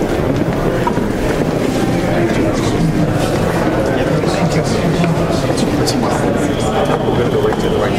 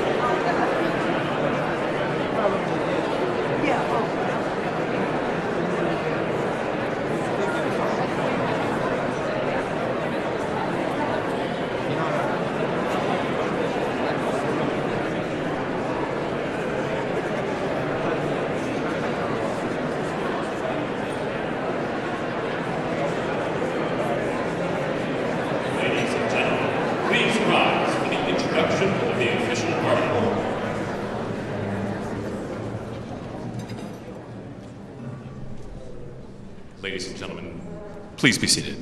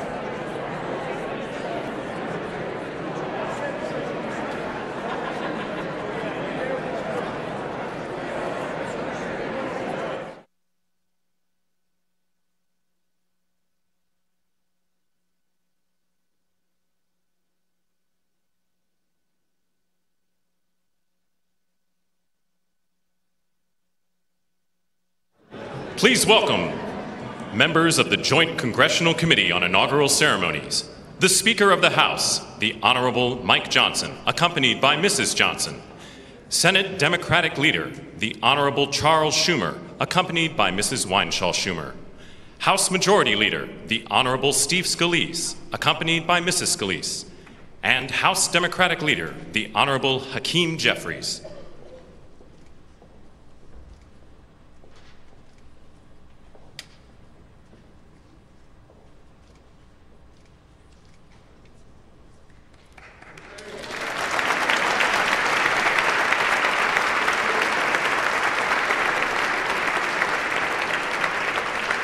Please remain standing for the honors and the invocation.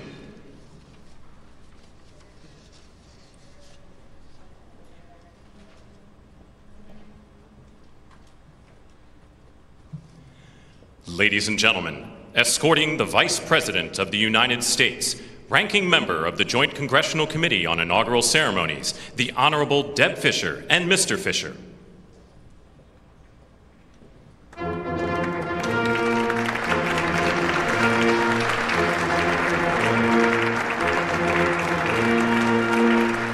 Ladies and gentlemen, the Vice President of the United States, the Honorable J.D. Vance, accompanied by Mrs. Vance.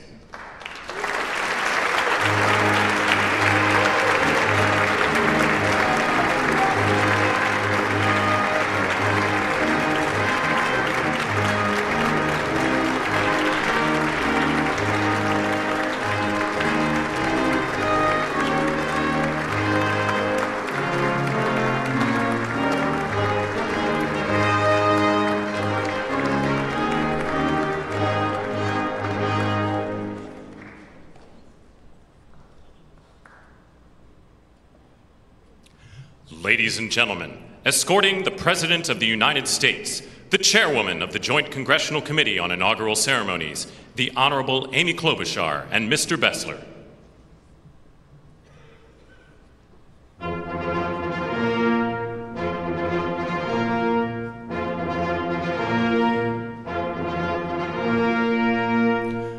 Ladies and gentlemen, the President of the United States, the Honorable Donald John Trump and Mrs. Trump.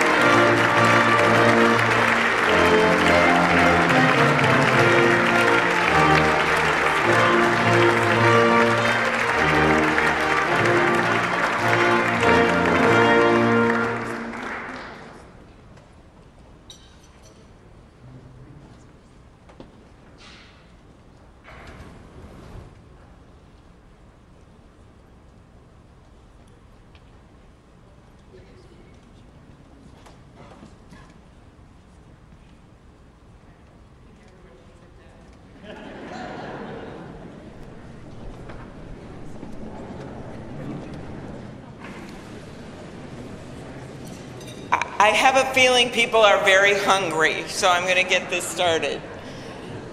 Mr. President and Madam First Lady, Mr. Vice President and Madam Second Lady, my colleague Senator Fischer, distinguished guests including the Speaker, Leader Jeffries, and Senate Leaders Thune and Schumer, on behalf of the United States Congress, welcome to the 60th inaugural lunch. Big surprise, we are featuring Nebraska beef and Minnesota apples for dessert. We are here in Statuary Hall, where these luncheons have taken place since President Reagan's first inauguration in 1981, and where the House of Representatives once met over 150 years ago. That would be before you were born, Mr. Speaker. In 1864, after the new House wing of the Capitol was built, and in the midst of the Civil War, Congress dedicated this chamber to host statues chosen by every state. Walking into the hall, we all passed under the arch, holding the marble Car of History clock. The statue shows Clio, the Greek muse of history, holding a book to record events as they happen. And as you can see, she's heard a lot of stuff. And as she rides her chariot forward into the future, she looks behind her to remember the past. She remains here as she has for hundreds of years, a reminder that history will remember the events of the present, and it is on us to write that history right now. Speaking of art, the painting right here before you, I chose this painting for this lunch this summer, and it's titled American Horizon. It's by Jane Wilson, who grew up on her family farm in Seymour, Iowa. Coming from the middle of our country, Senator Fisher and I both like the painting because the artist is from America's heartland, but the horizon could easily be Florida, Mr. President. I will also note that this is the first time in history we are featuring the work of a woman artist at this lunch, and we thank the Art Institute of Chicago for their assistance.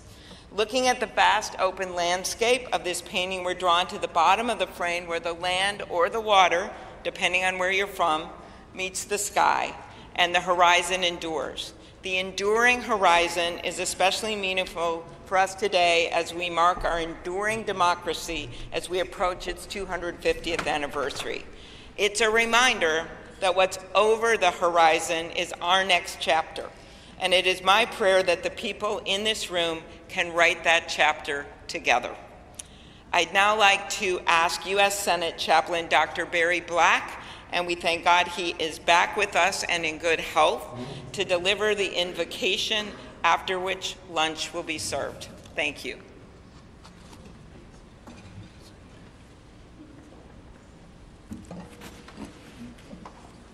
Let us pray.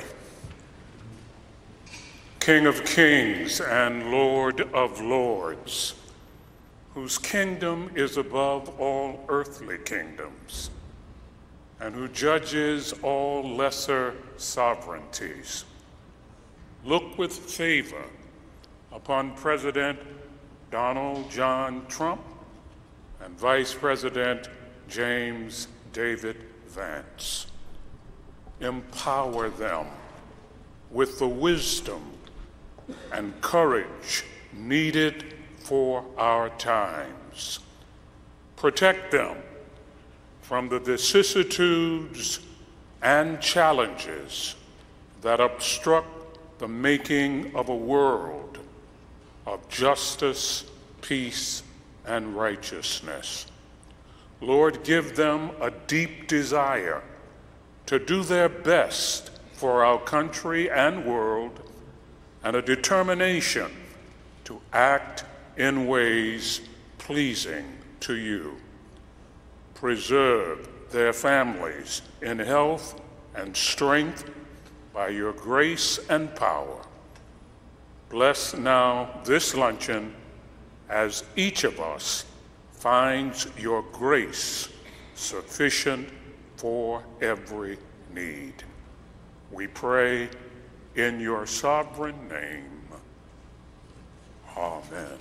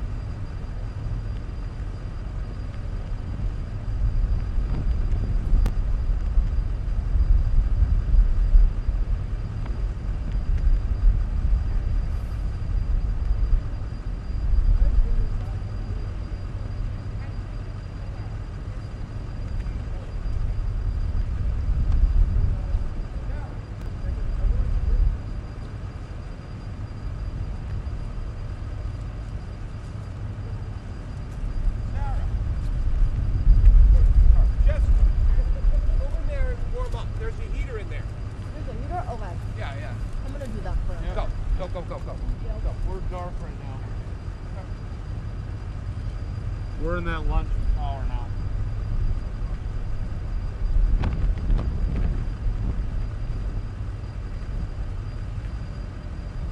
People imaginable. Our best days are ahead. Thank you, everybody. God bless you all.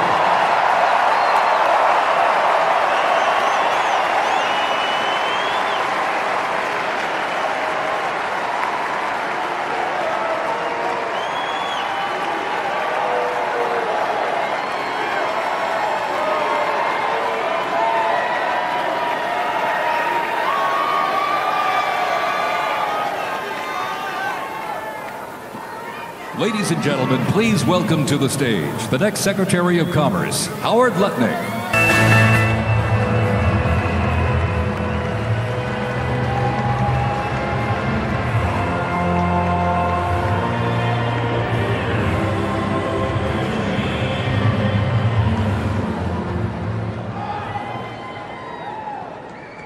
Good afternoon on the greatest inauguration day ever.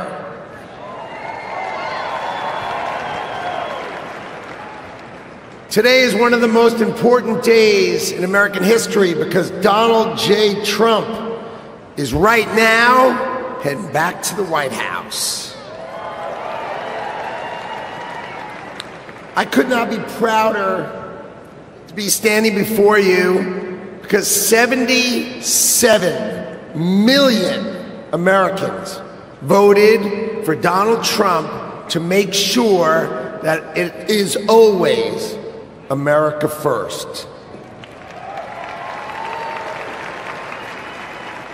So I want to tell you some stories because no president, Donald Trump is now the oldest president to take office, but no president has ever had his work ethic, his energy, or his intuition.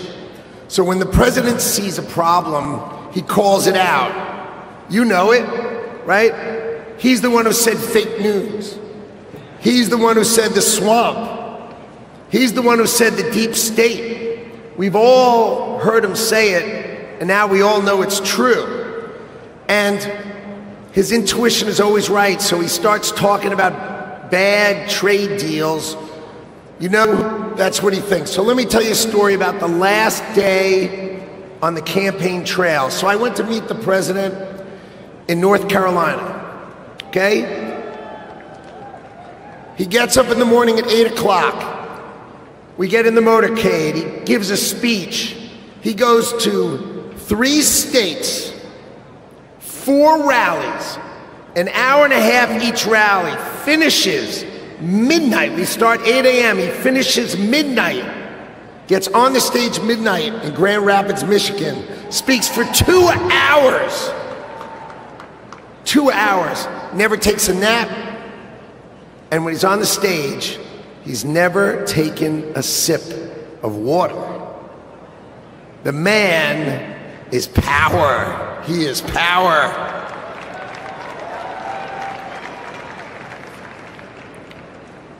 See, no other president will let the administration do it.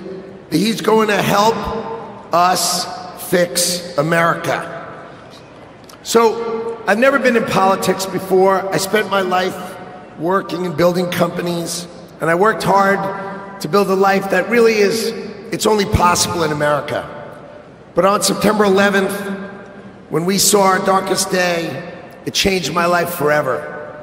See, my company was located on the 101st to the 105th floors of the World Trade Center. We lost 658 of our 960 New York-based employees. My younger brother Gary got killed. He was 36. My best friend Doug, 39. 658 of my friends and colleagues got killed. So 9/11 could have broken us.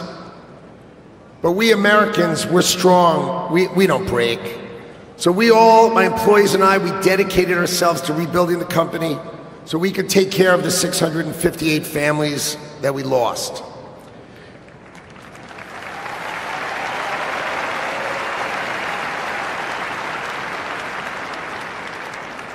And I want you to know, we received thousands and thousands of cards and letters, and most importantly, we received all of your prayers, and that mattered to us and helped carry us through. So the events of September 11th, they instilled in me a sense of community and dedication for the country. So when the president asked me to join him in his administration, I jumped at the chance. So I was the co-chair of the transition team, which helped pick for the president, helped sort of set him up so he could pick all the nominees. And then I'm really proud to tell you that President Trump has nominated me to be the next Secretary of Commerce for the United States to serve all of you.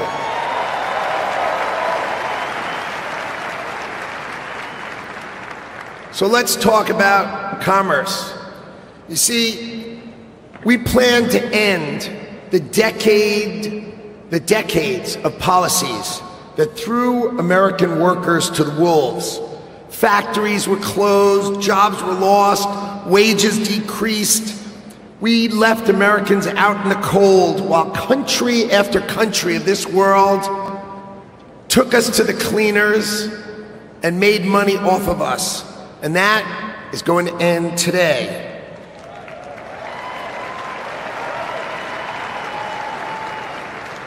At the start of the 20th century, America was the richest country on earth. And we defended our workers from unfair trade policies with tariffs. And we only made money. We had no income tax. All we did is charge other countries and foreign companies, if they wanted to sell to America, you had to pay for entry. Okay, so imagine this. The US government had no income tax. Americans got to keep all their hard-earned money, and foreigners paid the price. So now, what's happened? We have the Internal Revenue Service. That means charge us internally. Now imagine politicians who can't even balance their own checkbook, taking our money, and what do they do every year? Let's just take more, let's just take more, let's just take more. So this is how Donald Trump is going to end it and fix it.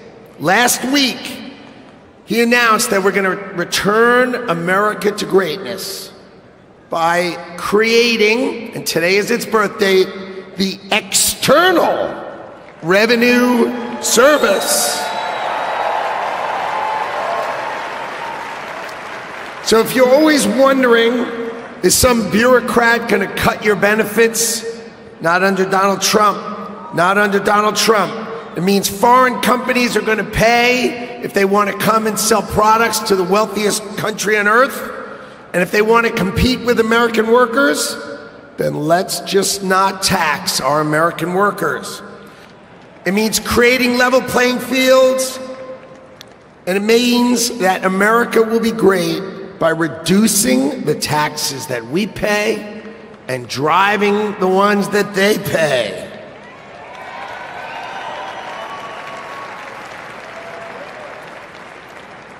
So what that means is the External Revenue Service will put up tariffs or walls that protect you.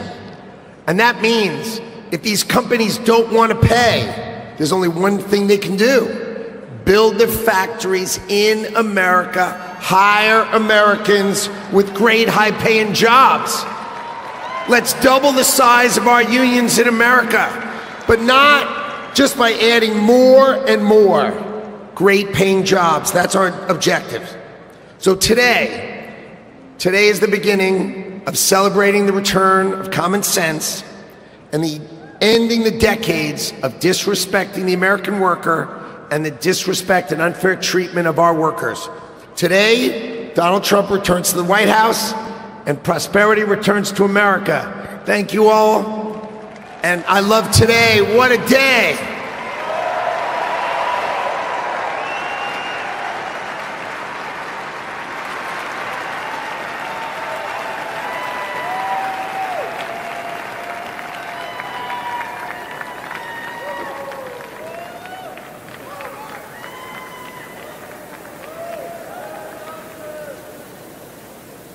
Ladies and gentlemen, please welcome to the stage Governor Glenn Youngkin.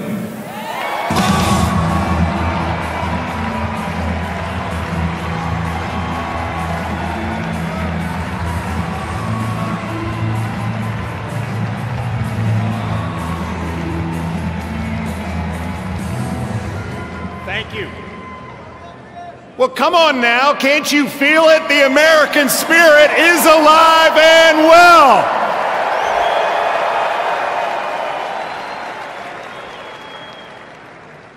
This is the dawn of the golden age of America because we inaugurated the 47th President of the United States of America, Donald J. Trump.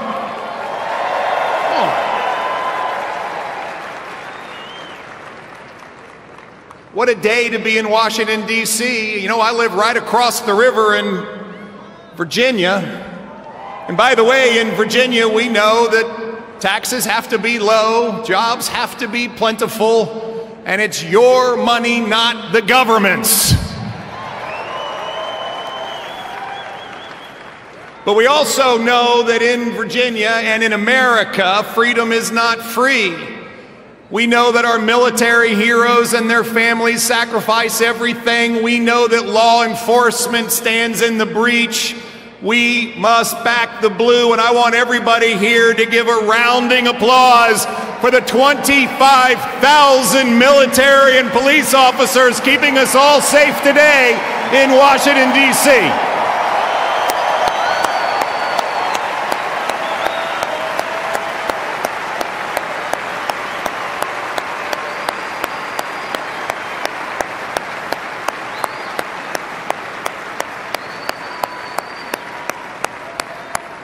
God bless America. My friends, we are standing here on the dawn of a new age, and we are seeing the sun set. The sun set on weakness, the sun set on wokeness, and the sun set on a wide open border that has turned every state into a border state. We are seeing the dawn of a prosperous America, the dawn of a secure and safe America, and the dawn of a world that sees peace because we have a strong America.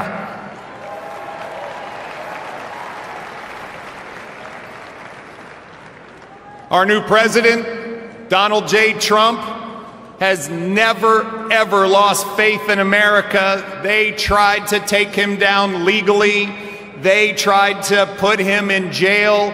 They tried to even assassinate him. And he never gave up on America, and America, we will never give up on him.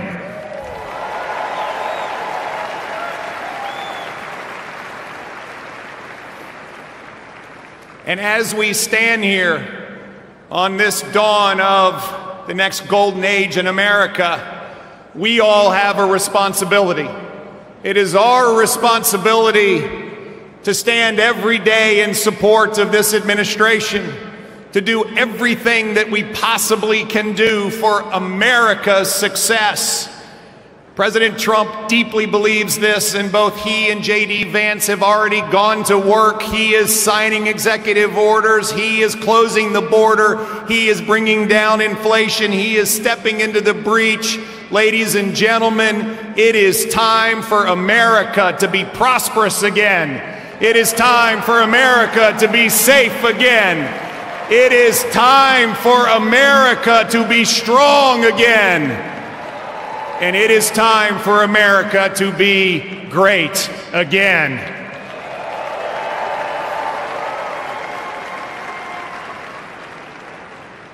I hail from the great Commonwealth of Virginia, and we know a few great Americans in our history. From George Washington to Thomas Jefferson to James Madison to Patrick Henry, who echoed, "Give me liberty or give me death." My friends, those words that Thomas Jefferson penned, which are the greatest words, at least in this hemisphere, ever written, that we hold these truths to be self-evident, that all men are created equal and we are endowed by our Creator with certain unalienable rights, and among them are life, liberty, and the pursuit of happiness.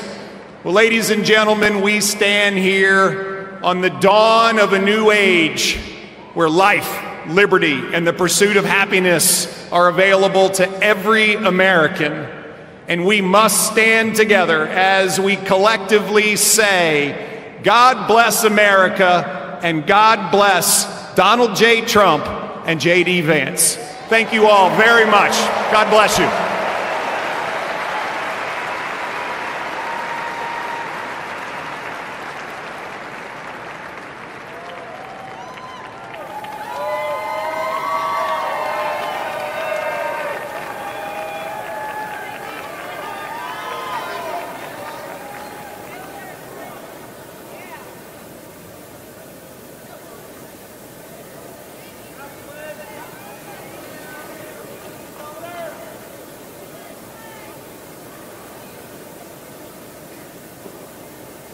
Ladies and gentlemen, please welcome to the stage, Mr. Elon Musk.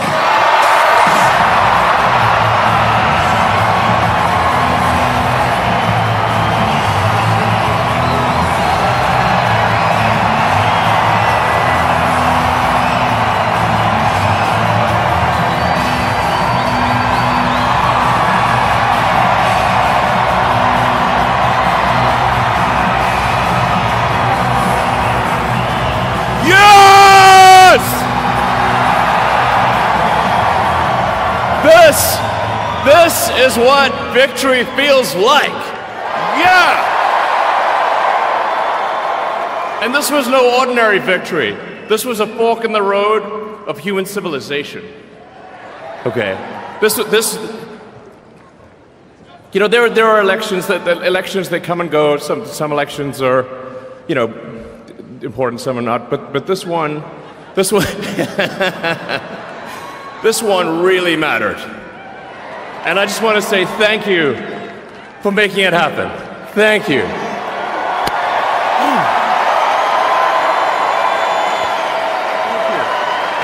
My heart goes out to you. It is thanks to you that the future of civilization is assured. Thanks to you. We're going to have safe cities, finally, safe cities. Secure borders, sensible spending, basic stuff. And we're going to take Doge to Mars.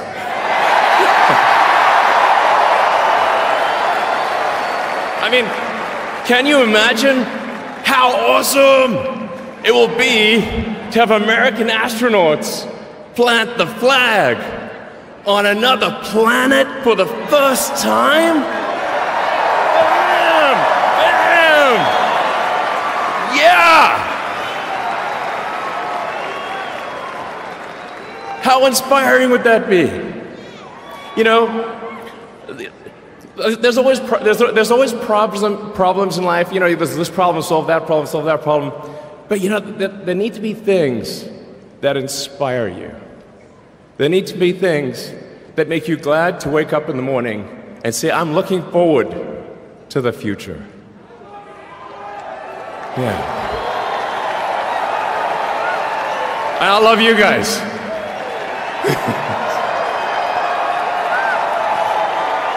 So,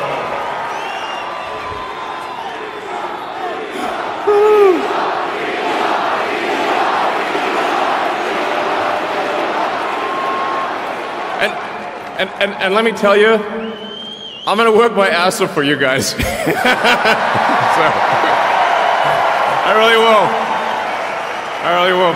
So, and yeah, but I'm super fired up for the future. It's going to be very exciting. As the president said, we're going to have a golden age. It's going to be fantastic. And one of the fundamental things, one of the most American values that I love is optimism, and this feeling like we're gonna make the future good. We're gonna make it good. So, man, I can't wait. This is gonna be fantastic. So thank you again, and yeah, I'm just so excited about the future. Thank you guys. Thank you.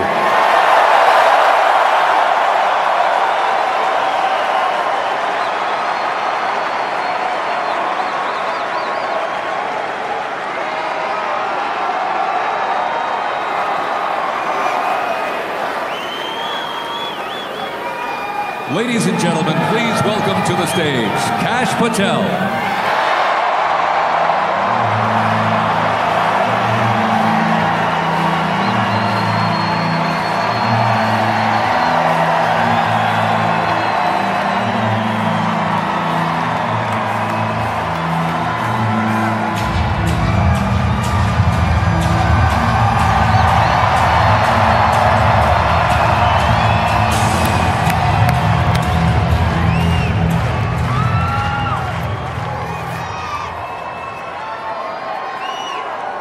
My, oh my, how do you follow Elon Musk when he tells you you're going to take you to Mars?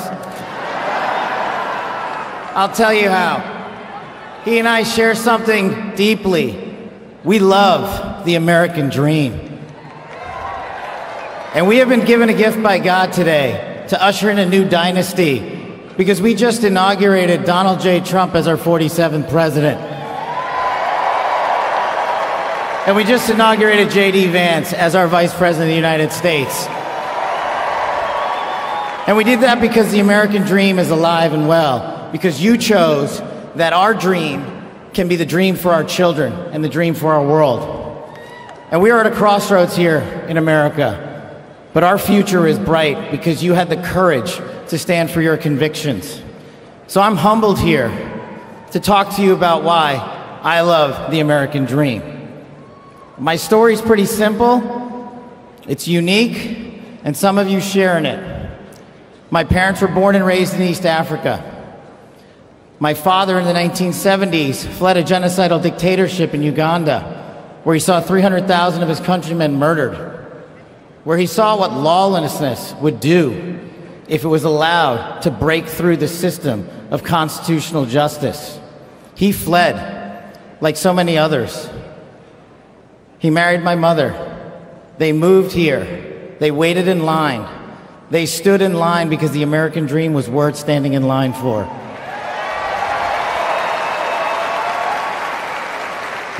That dream is woven into the fabric of this nation, and our immigration policy is the greatest policy in the world. And now that we have Donald J. Trump and J.D. Vance, it will become the greatest policy in the world again.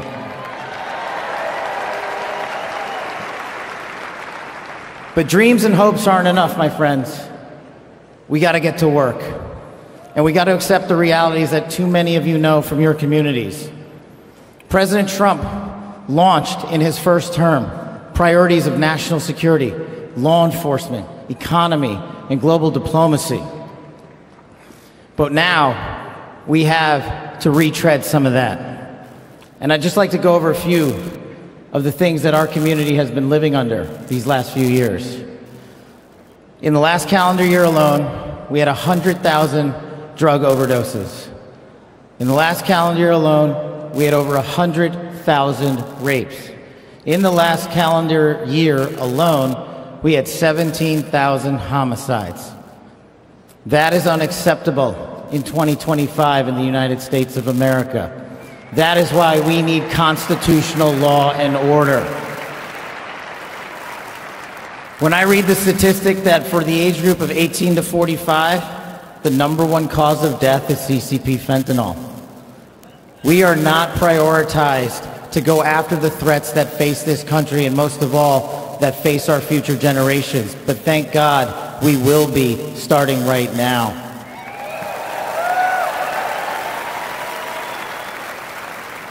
President Trump and J.D. Vance's leadership and administration will usher in the priorities that I cherished during my 16 years in government service. That we will always, always honor the men and women who wear the cloth of our nation and stand on that wall and tell you nothing's getting by them tonight. And so to them, thank you.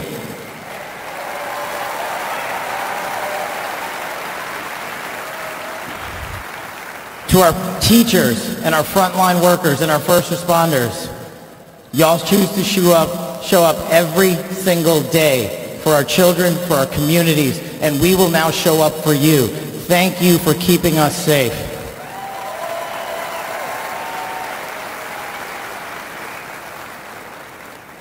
To the men and women in law enforcement, and maybe I'm biased on this one. Our police officers, our sheriffs, our federal agents are some of the greatest warriors that God has ever created.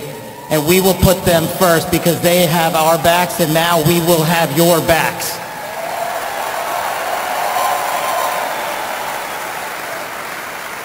I am standing here because of the American dream.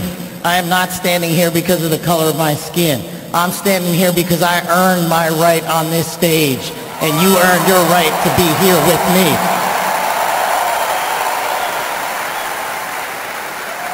And I promise you this, with every fiber of my being, that our law enforcement, that our teachers, that our first responders, that our veterans, that our men and women in uniform who dare to serve this country and put themselves below the rest of our needs will be reprioritized to the top of the heap because they are standing on that wall, and we will not let that light go dark on them.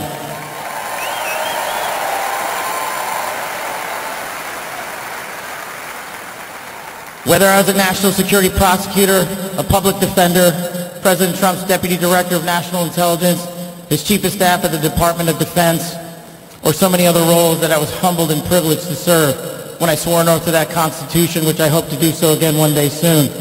You have my word that you have ushered in a dynasty of change. You have ushered in a dynasty that will allow our children to live this American dream. My American dream. I am living the world's American dream. I am the son of lawful immigrants. We worked our tails off just like you all do, and I'm going to make you a deal. I promise you I will never quit on your children. I will never quit on their children, because this American dream does not belong to me. It does not belong to them. This American dream belongs to the world.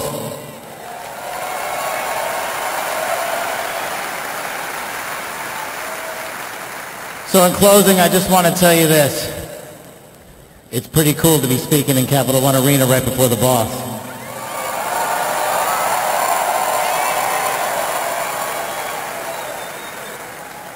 You've inspired me beyond words.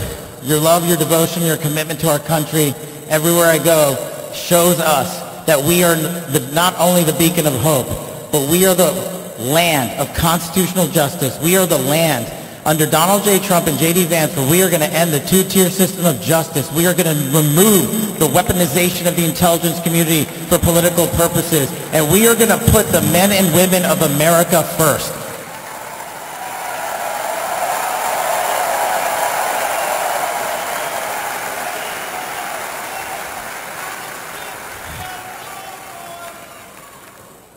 So listen, there's just one thing left to do. We all got work to do. We've got the greatest president and the greatest vice president in the history of the world. And so I just need y'all to do a little bit more. Every time you see a law enforcement officer, every time you see a veteran, every time you see a teacher, shake their hand. Give them a little bit of your time, because they're giving us all of our time. And don't forget to enjoy the ride, ladies and gentlemen. God bless America. God bless the United States of America. God bless every one of you. I'm living the American dream. My name is Kash Patel, and I ain't going anywhere. Let's go to work.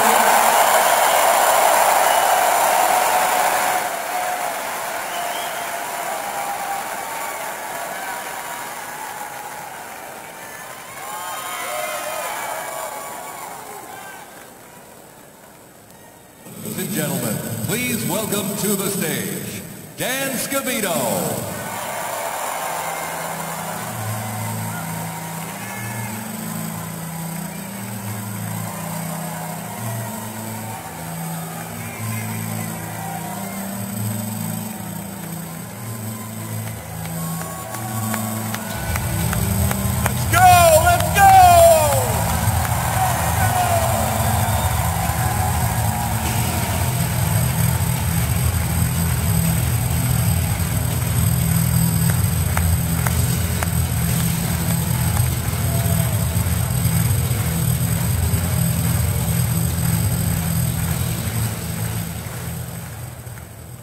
Hello, Patriots. How's everybody doing this evening?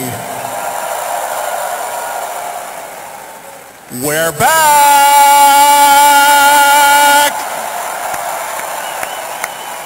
USA! USA! USA! USA! USA! The 45th and the 47th President of the United States of America will be here shortly. He's down at the Capitol. He'll be in a little while. He'll be here.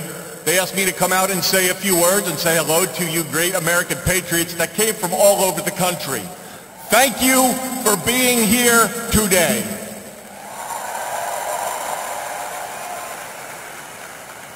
One thing I just noticed when we were leaving the Capitol after the swearing in that really hit me hard after the journey we have been on over the last 9 years, especially over the last 4 years. It really hit me when they took the presidential seal right here and put it on front of the podium for when the president gets here. President Trump often says to us on Team Trump over the years, "You're so lucky that I took you on this journey."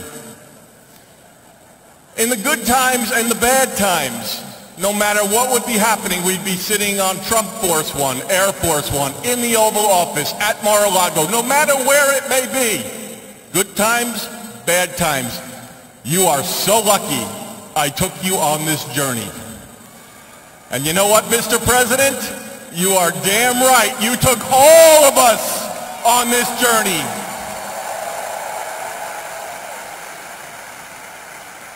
There's been a lot of stops along the way from 2016 when we started back in 2015 with a small campaign team flying around the country, doing rallies, small team, 6, 7, maybe 8 people. Then it continued to grow. Before you knew it, the GOP nomination was going to Donald J. Trump in Cleveland in 2016.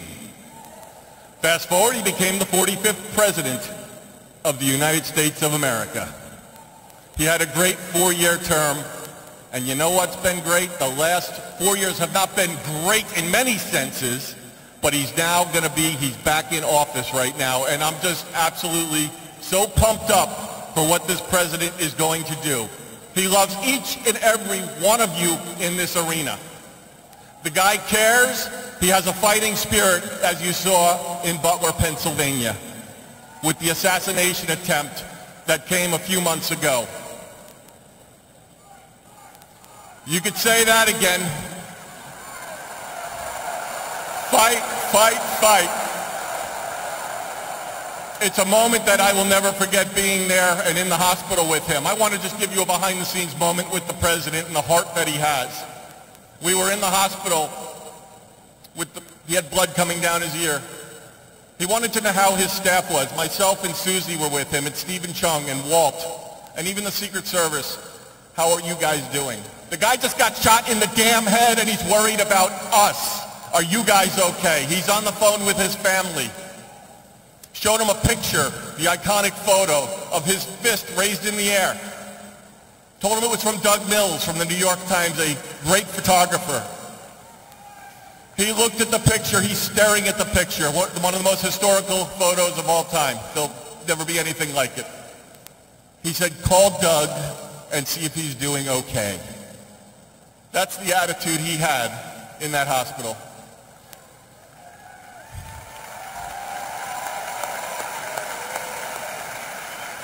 Our president has been resilient through a lot. And I don't need to get into all of it because you're all familiar with it, and I'm convinced much of it that went on over the last 4 years is why he won the election in an electoral landslide.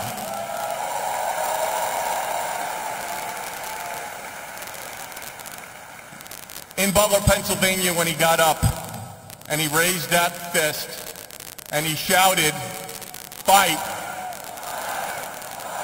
He will do that for every one of you, for the United States of America. He will always put America first, without question. He loves what he does. He's got a great administration and a great team behind him. What a journey. McDonald's, drive-through window, garbage trucks showing up at a rally, and him on the plane putting on his orange vest. "Sir, are you going to take that off? I'm going to the rally in my orange vest." The guy is 1 in a trillion. There will never be anybody like this man again. Enjoy this moment. Enjoy this movement.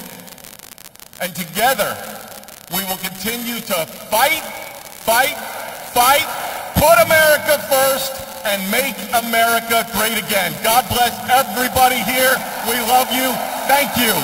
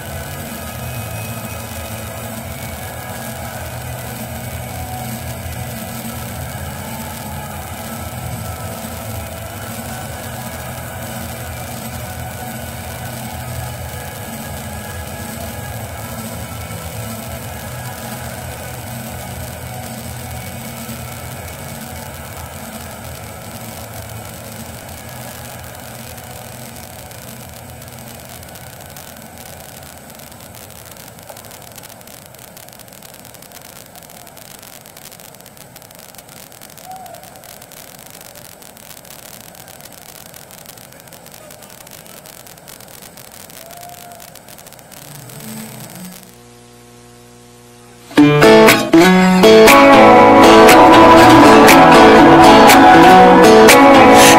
been throwing down the whiskey. I ought to get my money back. Someone said it drowns a memory. Oh, but it ain't doing jack. Yeah, I've been sipping, I've been buzzing, shooting doubles like it's nothing. All or nothing makes you go away. I need something you prove, something stronger than I'm used to. Yeah, I've been pulling 92 hard to feel like nothing's gonna cut it. That's the hard truth. Yeah, I need something you prove. Oh, I need something you prove. Put 'em up to the shuttle down, yeah. You never ain't out around, yeah. Don't matter what time, what town, I can't get you gone. Son of a boy, yeah, upside down. Just looking for something that does it. I give 'em all my money, ain't nobody selling nothing. You prove something stronger than I'm used to. Yeah, I've been pulling 92 hard and feel like nothing's gonna cut it. That's the hard truth. Yeah, I need something you prove. Oh, I need something you prove.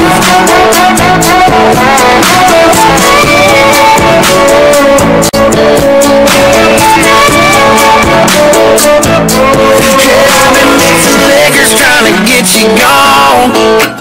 Oh, but I must be doing something wrong. 'Cause I've been working hard to fade your memory, baby, but the only thing faded is me. I need something you prove, something stronger than I'm used to.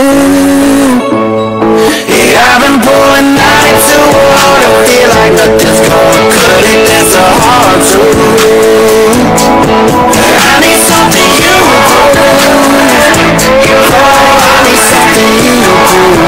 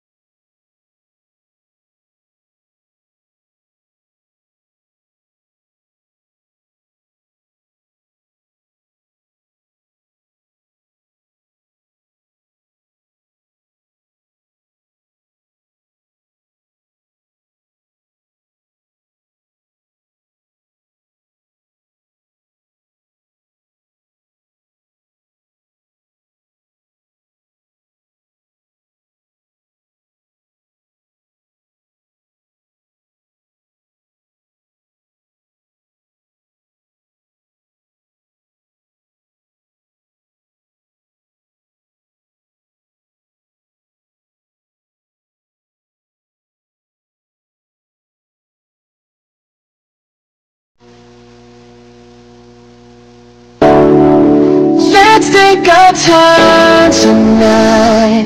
Girl, above us, other stuff.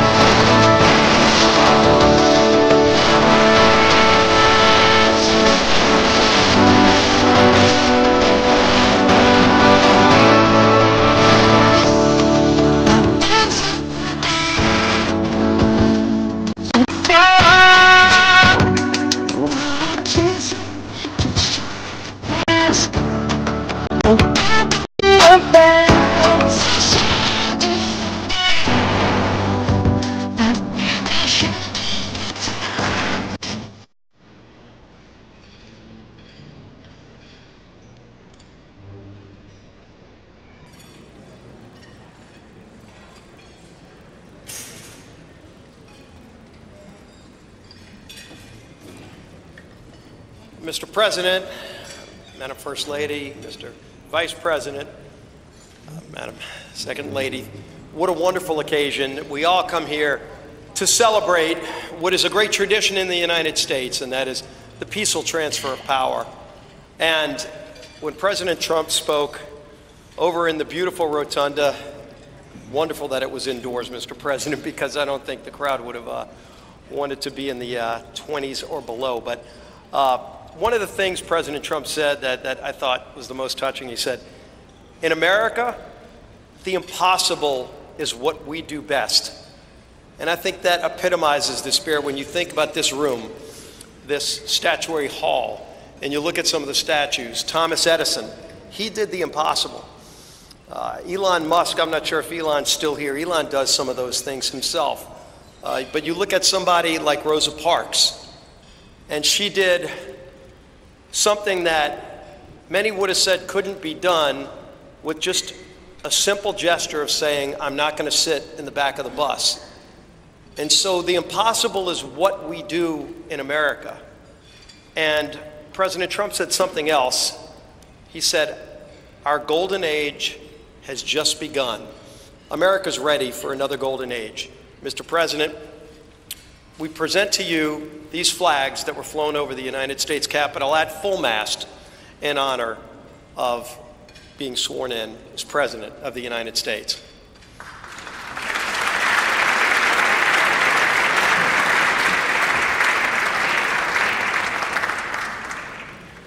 Thank you, Chairwoman Klobuchar, for your leadership of today's ceremonies. President Trump, Madam First Lady, congratulations. I have the honor of presenting the Vice President with our nation's highest symbol, the American flag. As a United States Marine, the Vice President put on the uniform to protect and serve America, like so many men and women before him in our nation's history. Old Glory was adopted in wartime by the Second Continental Congress in 1777. A full 12 years before the office of the Vice Presidency was even created, or the House of Representatives convened for the first time. The resolution said that the flag would be 13 stars, white in a blue field, representing a new constellation, out of many, one. Some 250 years later, from Appalachia to Anacostia, Middletown to Mar-a-Lago, the Bayou to Brooklyn, we remain one nation under God. To Vice President Vance, Usha, and family, may God bless and watch over you as you begin this journey. On behalf of the Congress, we present one of the flags that flew above the Capitol today to the 50th Vice President of the United States of America, James David Vance, and wish you Godspeed.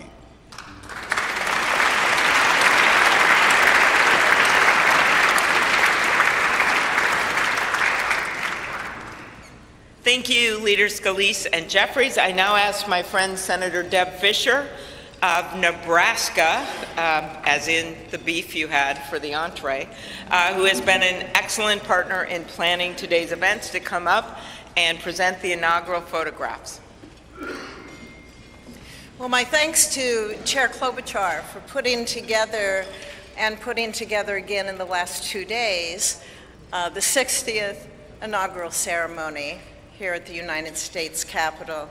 Amy did a wonderful job, along with all of the committee, all of our staffs, in order for this to come together and be a very memorable experience.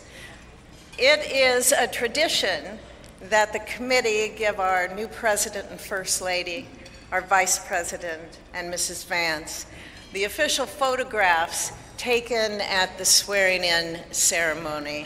And so it is such an honor to be able to have those presented to you. I hope you will display them with pride, with honor, and with a humbleness that I know you will carry with you every single day that you serve the people of this country. May God bless you all.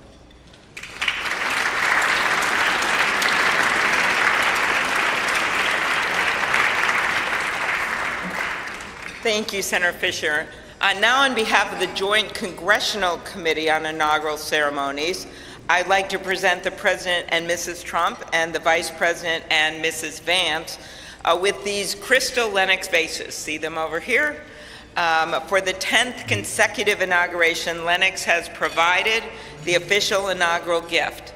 The hand-cut etched vases display the White House for the President and the U.S. Capitol for the Vice President, because I know that he is going to enjoy not only being the Vice President, but also, as Senator Thune and Schumer know, the President of the United States Senate, and there's no better job than that. These gifts symbolize our equal branches of government as well as our enduring democracy. There they are.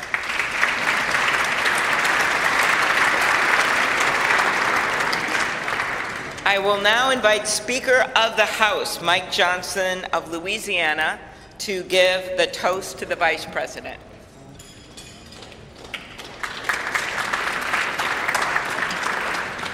Thank you so much. It is my great honor to offer a toast to our new Vice President, Mr. J.D. Vance. J.D., you wrote something very poignant in your memoir, actually many things very poignant, but let me quote you here. What separates the successful from the unsuccessful are the expectations they had for their own lives. That's really meaningful. That expectation is a powerful thing. We remember the people in our lives who provided that to us. We all need that. Everybody needs hope and encouragement. They need a greater expectation. We need people in our lives who will make us look farther and reach higher. JD's written a lot about the people in his life that have done that. He's written about, we know the great story of your grandparents and what they did in your life. He's written about his professors and mentors that he met in law school. He writes a lot about, speaks a lot about his gracious, beautiful wife, our new second lady, Usha. Is a great inspiration as well. And JD, you yourself have been inspiring people. Your story really has. It's one of the reasons that I believe God has raised your platform as he has, because you've been so faithful to tell that story and to inspire so many others. And so our hope and our prayer is, as you continue to do this, that as you go to help us execute on the America First agenda, that you also do what you've been doing so well all along, and that is providing a model for what is possible in America. What a great story, what an inspiring story you've had, and it's just getting started. I pray specifically that you inspire a lot of the young men in America. Some of them feel hopeless and stagnant sometimes, and you're a great example to all of them and to all of us, that if you work hard and you play by the rules and you do the right thing, you can make a better life. You're now the Vice President of the United States, my friend. So everyone, will you please join me in raising a glass to our own mentors, the people who inspired all of us, to the possibilities of our own future, to these great new horizons. What a perfect choice this was for the painting, the artwork today, and to the great example of our new Vice President, Mr. J.D. Vance. You're here.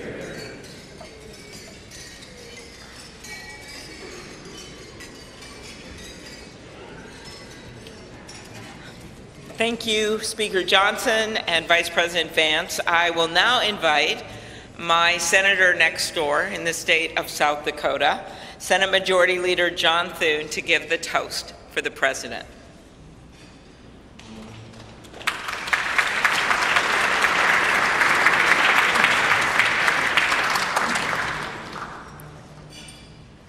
Well, Mr. President, Madam First Lady, congratulations. It is an honor for all of us to be able to be here today with you on this historic day as we celebrate your inauguration. Mr. President, one of the most important influences in my life when I was getting started in politics was Ronald Reagan. His philosophy of limited government, his belief in peace through strength, the strength of his convictions, were all things that appealed to me. But I was also drawn by his optimism and by his belief in America. And Mr. President, those are qualities that I see in you.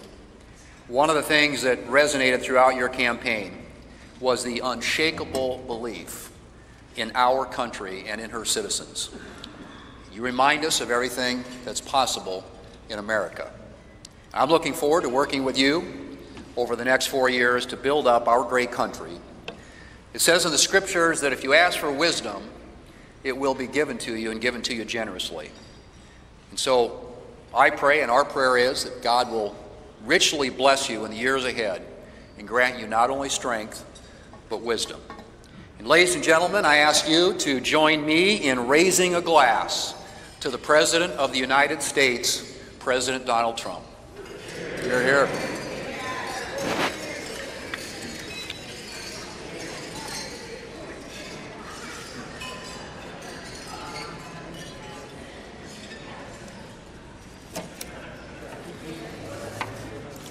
So, this has been a long day with many other things ahead for so many of you.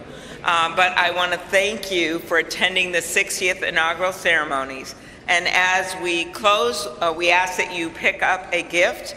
All of our guests are going to get a set of commemorative glasses in embossed leather featuring the Great Seal of the United States, which Senator Fisher and I selected together, and maybe Senator McConnell added some bourbon from Kentucky.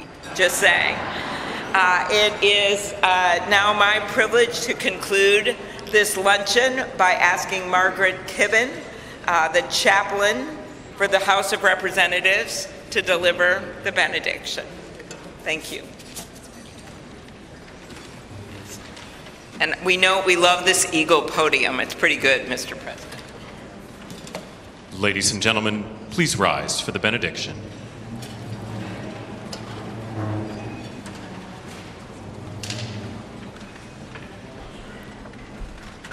Would you pray with me?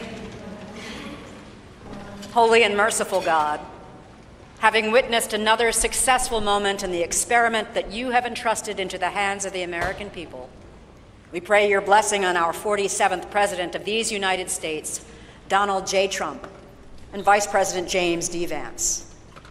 Ensure that this mantle of singular responsibility that you have laid upon our President's shoulders remains secure in your will and safeguarded in your keeping. Uphold him as he preserves, protects, and defends the Constitution to the best of his abilities, relying on your divine help. God of power and might, grace and mercy, grant that your spirit of counsel has access to the President's heart to search it, to his mind to examine it, to his will to test it, that his faithfulness would bear witness to your truth. Surround him with angels and advisors who will serve as your agents to guide and guard him, caution and encourage him to remain upright and blameless in your sight. Buckle the belt of truth around his waist. Place the breastplate of righteousness over his heart. Fit his feet with readiness, that your gospel of wisdom and justice will shine forth throughout President Trump's administration. We offer this prayer to the one whose voice we follow to guide all that we do and all that we hope for. Amen. Ladies and gentlemen, please be seated. Please remain at your seats as President Trump, Vice President Vance, the Joint Congressional Committee on Inaugural Ceremonies, and the official party depart National Statuary Hall.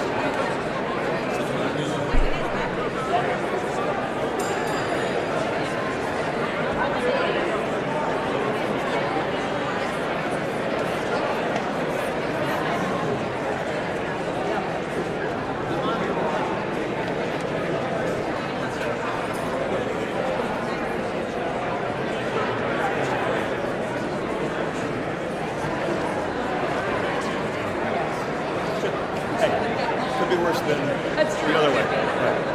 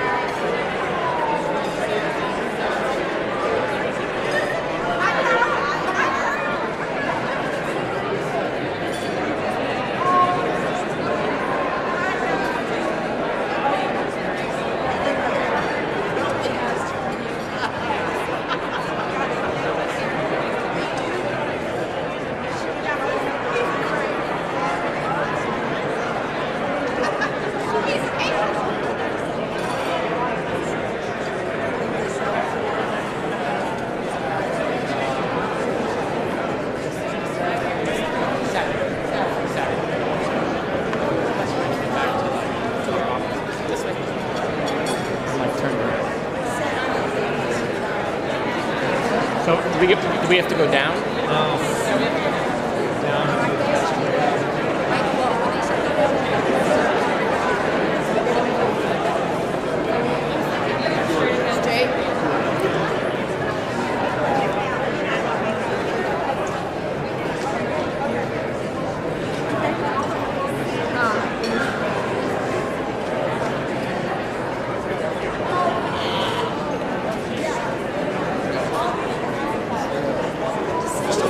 Step to the governor's mansion, and then 1600 Pennsylvania.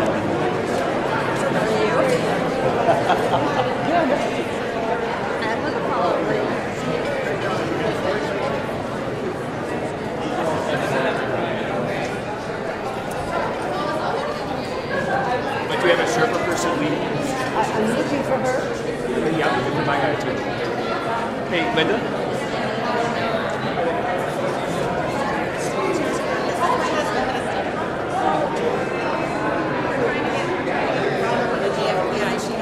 Oh, you're kidding.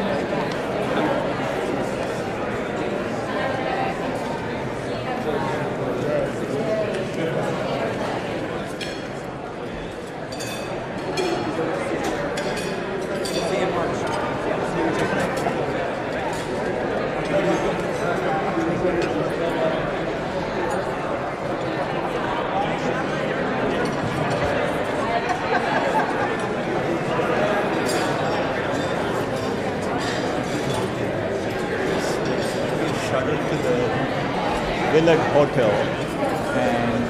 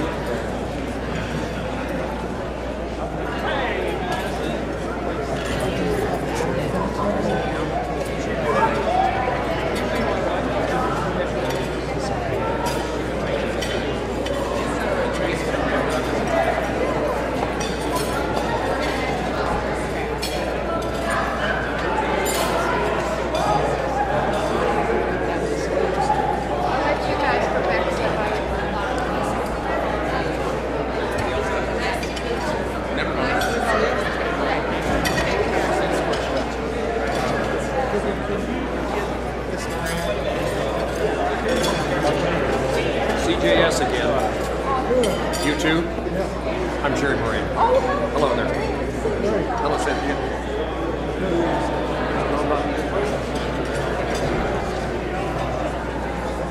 Same spot.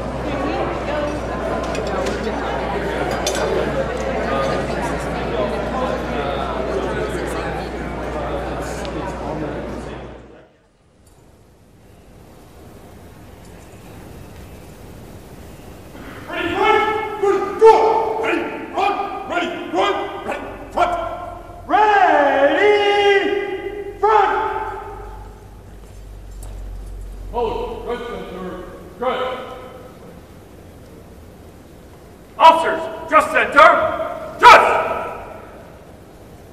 Hold, ready, front. Officers, ready, front. Ceremonial. Ceremonial. At ease. Hold, stand at ease. Attack. Ceremonial. At ease.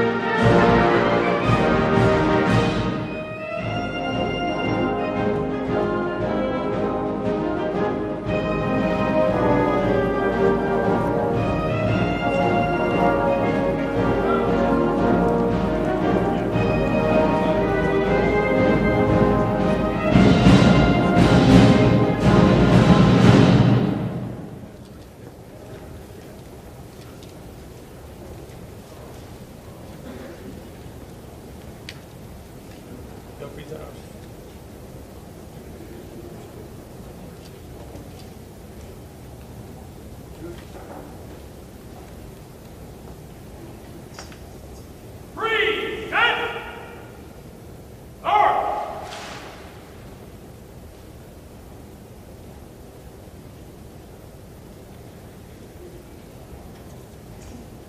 Detachment! Freeze! Set! North!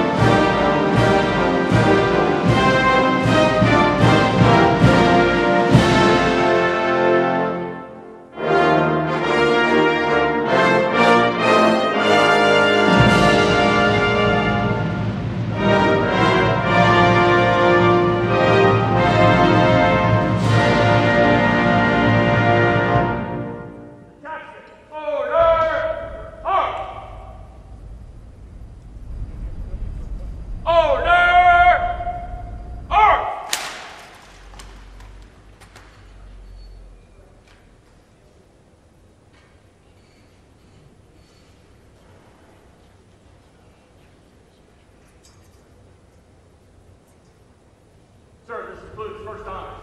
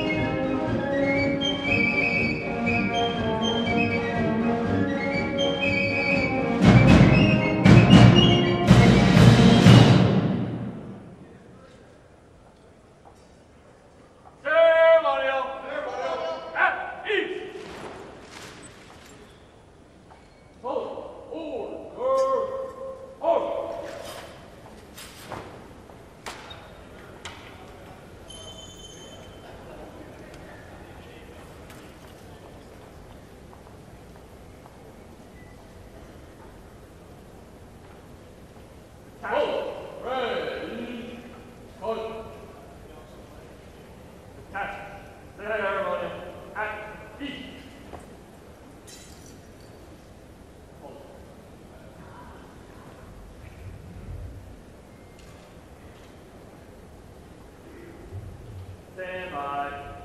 Attack. Attention. Honor, guard. Hold. Attention. Hold. Right shoulder over.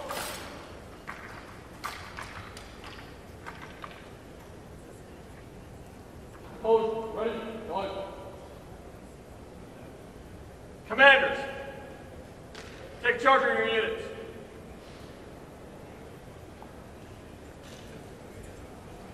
Right. Back. Forward. Forward. Forward. Right. Hands. Forward. Left.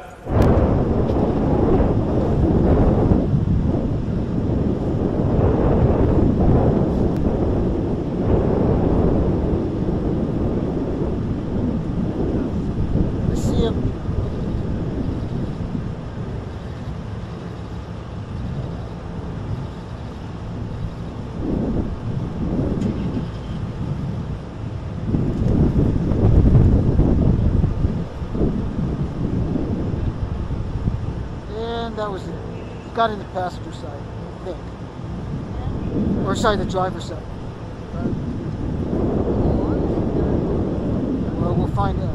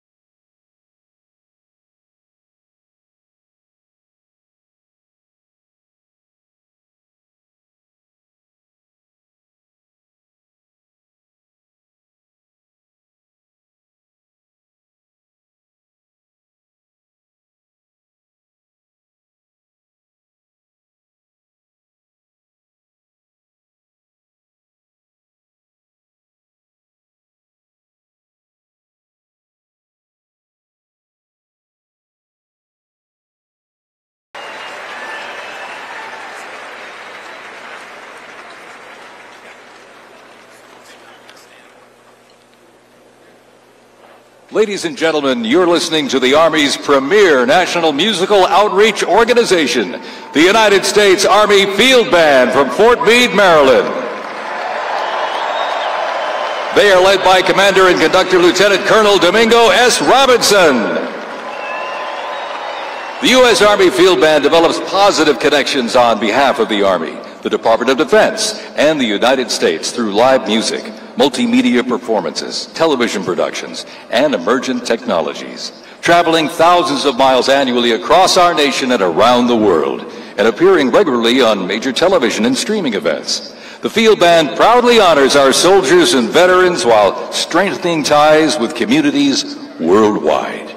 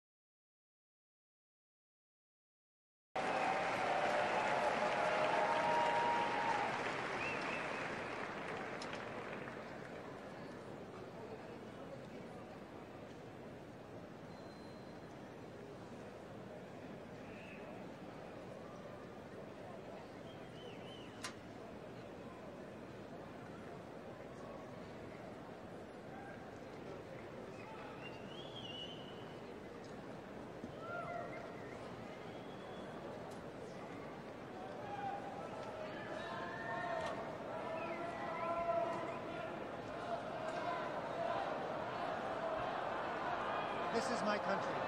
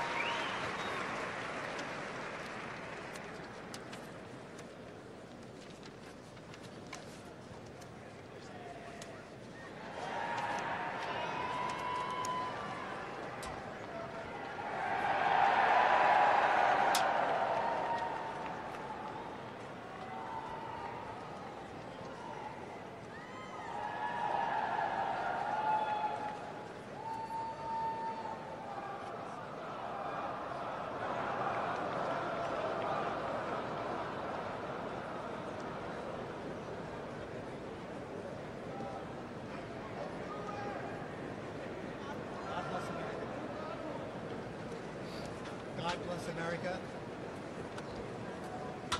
God bless America.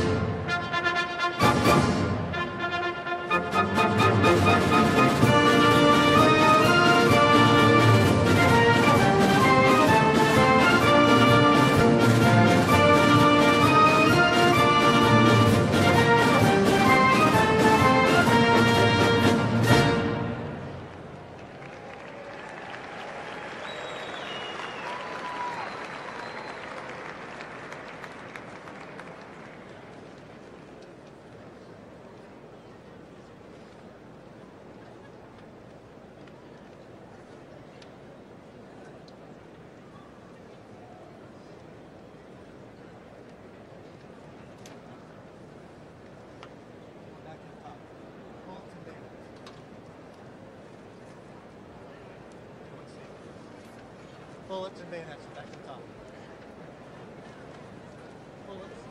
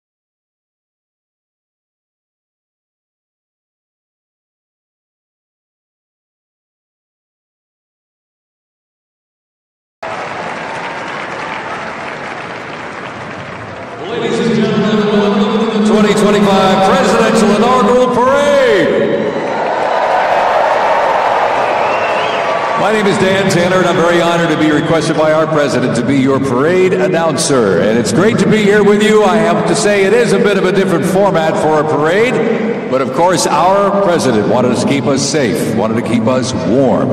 And I can tell you something, the talent that's going to be coming through these doors into this arena, it is going to get hot in here tonight.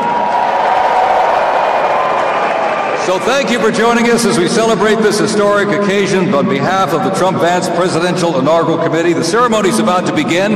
We're going to get things underway, so if you're with family and friends, been talking in the halls or whatever, get down to your seats, grab a snack. We're going to get the show on the road.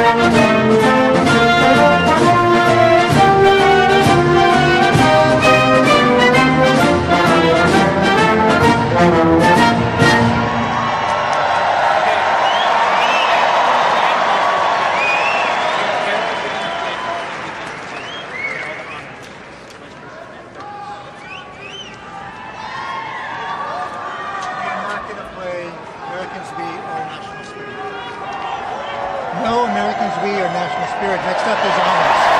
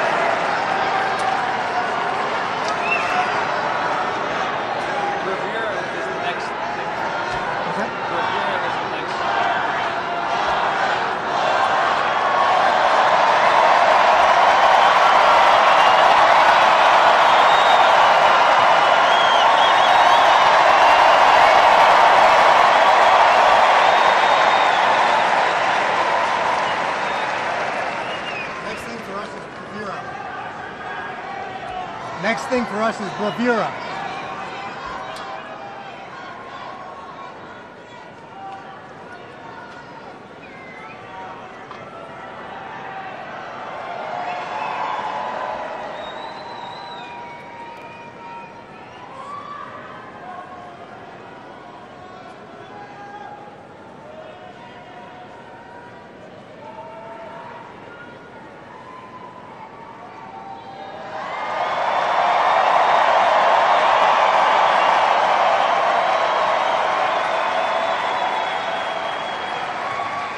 Ladies and gentlemen, we'd like to welcome the official fanfare music group of the President of the United States. Under the direction of Major Aaron Morris, the U.S. Army Band Herald Trumpets performing their fanfare that's actually written for the 47th President of the United States. Listen to this, it's amazing. This is Brass and Glory.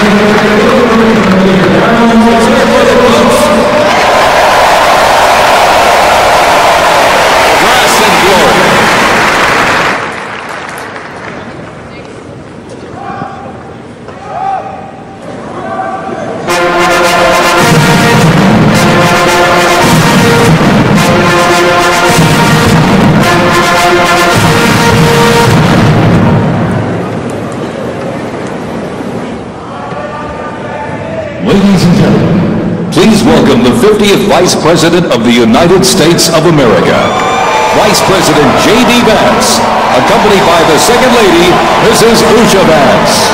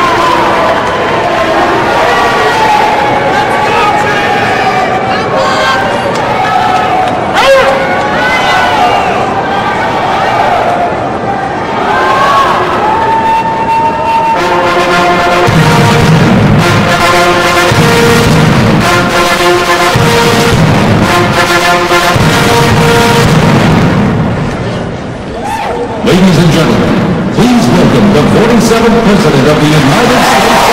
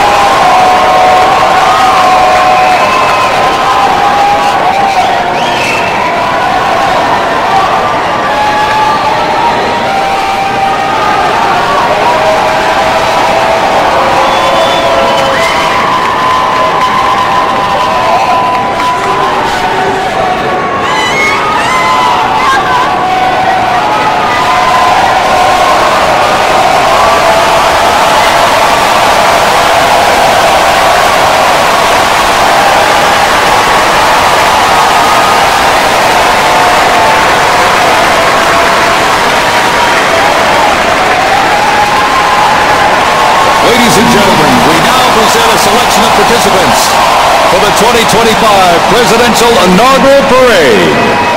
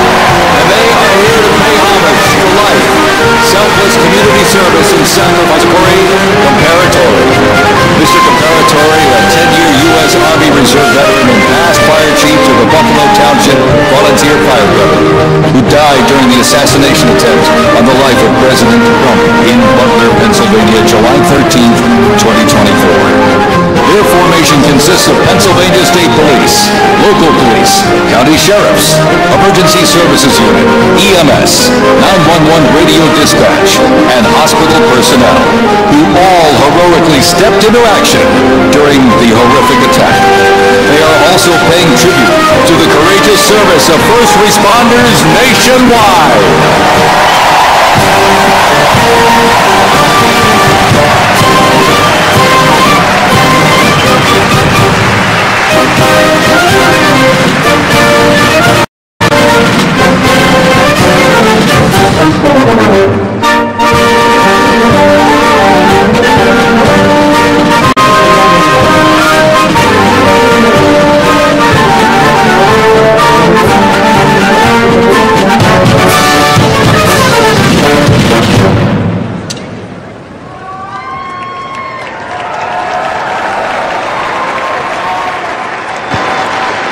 Ladies and gentlemen, at this very special event, let us now take a moment of silence in honor of Corey Comparatori.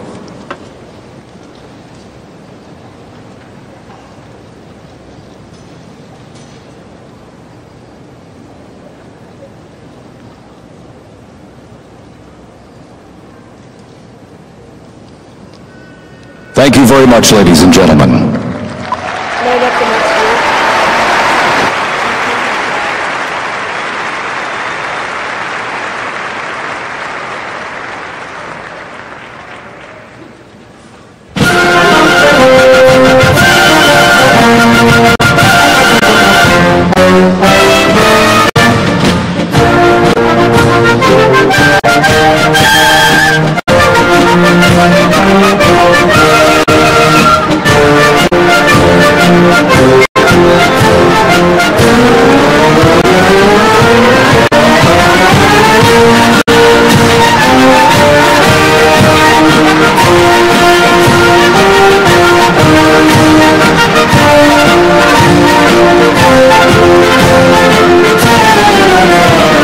Present to you the New York Military Academy from Cornwall-on-Hudson, New York. New York Military Academy stands out due to its unique connection to the President himself. President Trump is a 1964 graduate and has been enshrined as one of our alumni of distinction. This historic academy has been named the Junior Reserve Officer Training Corps, that's JROTC, and are marching with their cadet dress uniforms. Look at these, all modeled after post-World War I General Blackjack Pershing's gray uniform.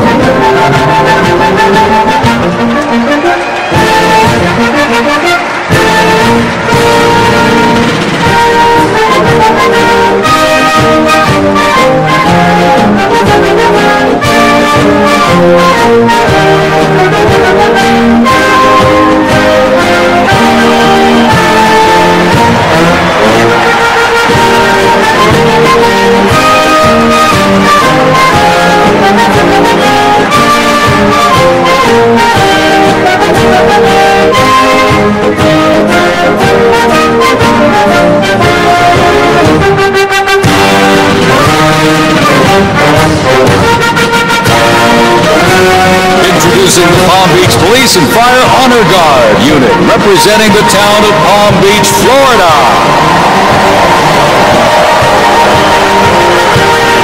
This group consists of police officers and firefighters from the town of Palm Beach, home to some of the most prestigious people in the world, including President Donald J. Trump.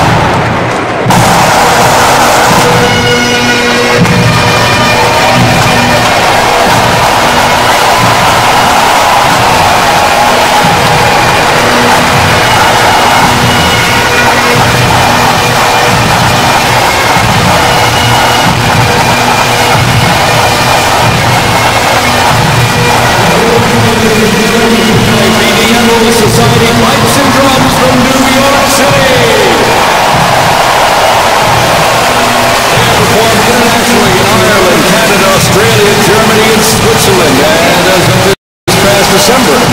The band has had the distinct honor to perform at the 75th commemoration of the attack on Pearl Harbor in Oahu, Hawaii. The band has also played for hospitalized children, military veterans, as well as the 1980 and 2005 presidential inaugural parades. And His Holiness Pope John Paul II. The NYPD Emerald Society Pipes and Drums formed way back in 1960. And you know, they are the oldest, largest police pipe band in the United States, comprised of all active and retired police officers of various ranks and assignments. Listen to those bagpipes. Let's hear it for it, folks.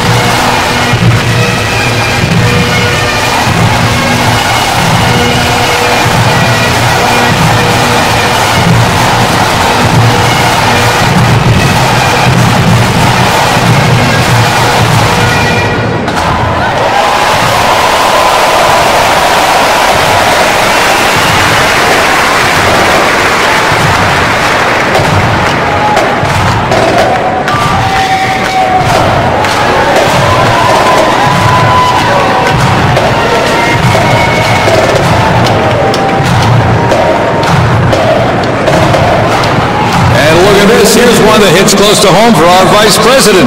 We now welcome the Middletown High School Marching Band and cheerleaders. They're traveling all the way from Middletown, Ohio to proudly represent their school, our nation, and outstanding alumni, including our new Vice President of the United States, J.D. Vance.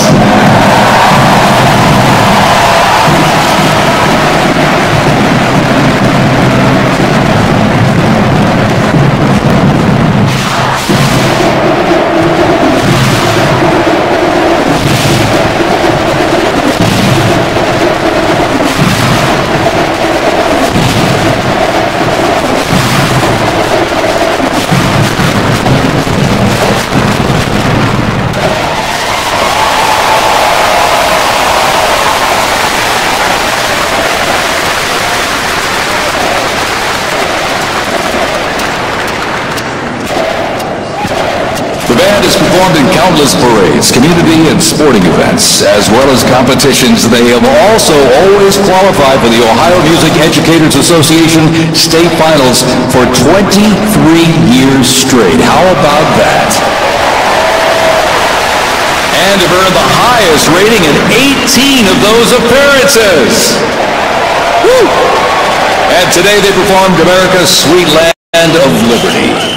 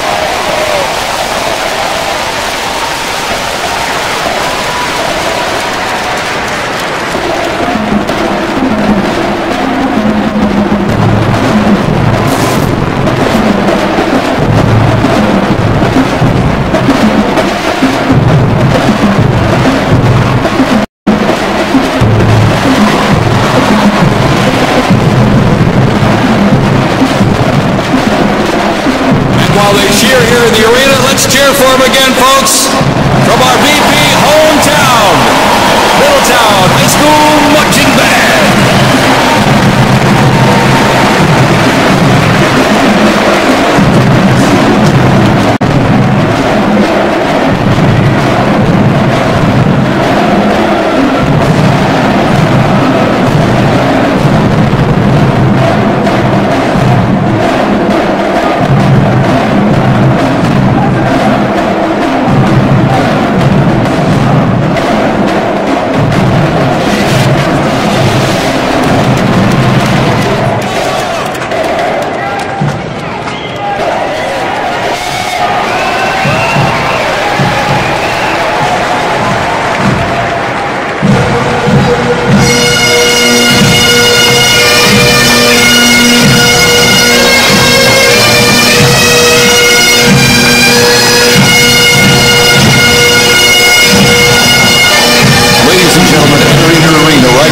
Traveling from Boca Raton, Florida, the Florida Firefighters Pipes and Drums.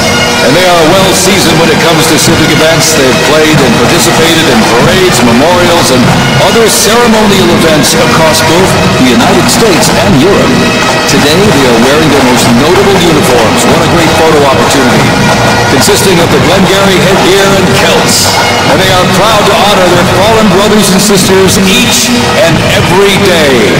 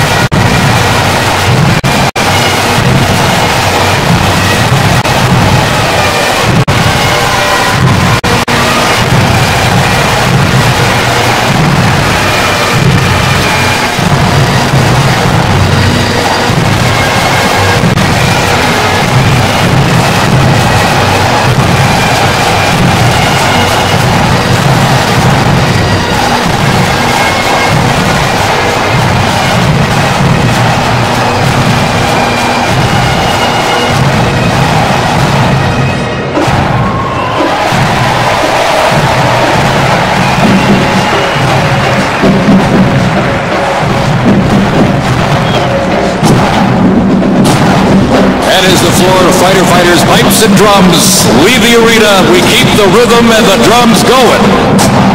Please welcome the Stewart's Creek High School Marching Band. Traveling all the way from Smyrna, Tennessee, they are proud to represent the volunteer state in the 2025 Presidential Inaugural Parade.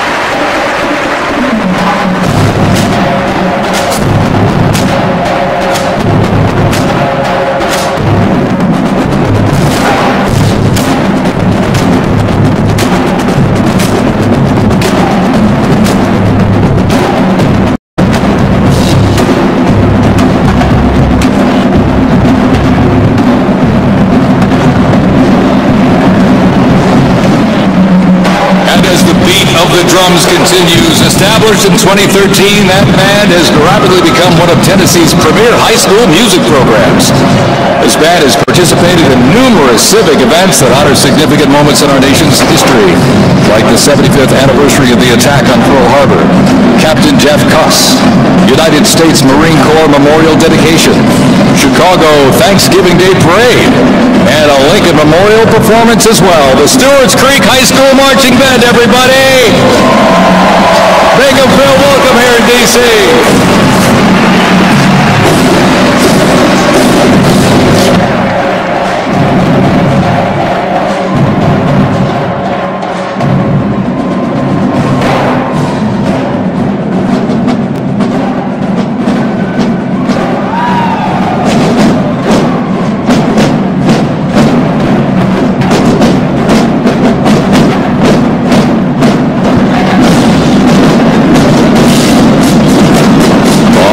Ladies and gentlemen, now welcoming the Mississippi Valley State University Band. They're traveling all the way from Edabita, Mississippi. Look at this, gang. This is the Mean Green Marching Machine.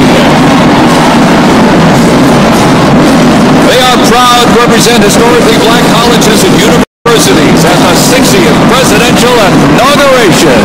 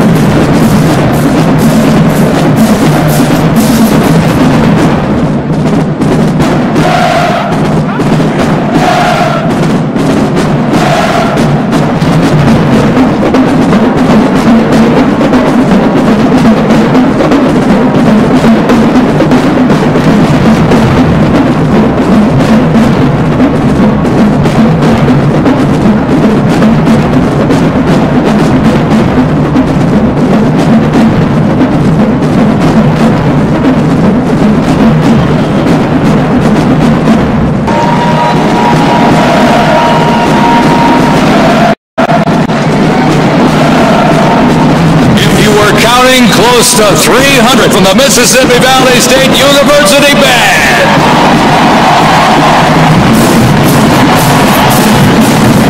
You know, since its founding, the band has consistently played a significant role at their university and across the United States. They have performed for athletic events, Mardi Gras parades, Rose Bowl parades, and many, many more.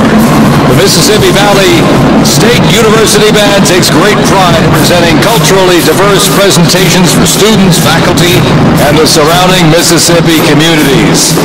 Take a look at that brass out there. Woo! That's just part of a big green marching machine. The big green marching machine from Itapena, Mississippi, ladies and gentlemen.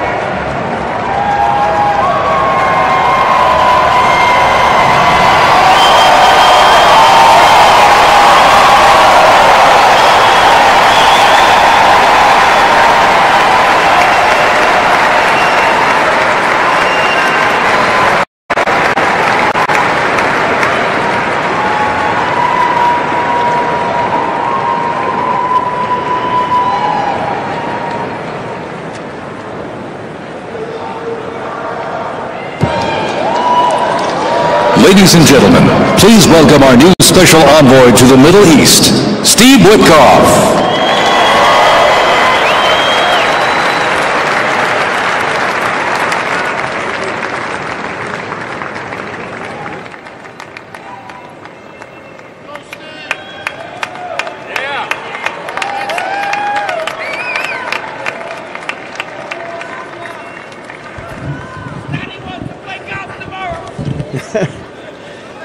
Good evening, everybody.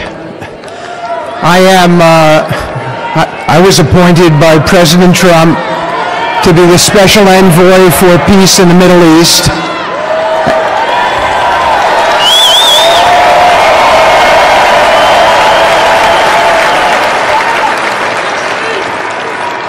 And I'd like to describe to you some of the things we're doing and how it informs on President Trump's policies.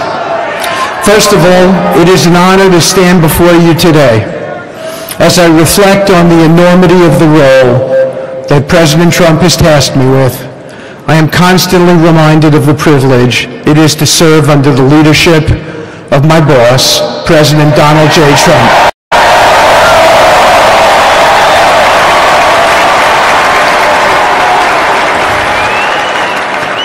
His presidency has provided a clear, bold vision for the Middle East, and it is this vision that guides every step I take in the mission. President Trump's leadership has redefined what is possible in the pursuit of progress and stability in the Middle East. His decisive, pragmatic approach ensures that even the most entrenched conflicts are met with fresh perspectives and innovative strategies. His policies have already delivered remarkable successes, such as yesterday's release of hostages in Gaza.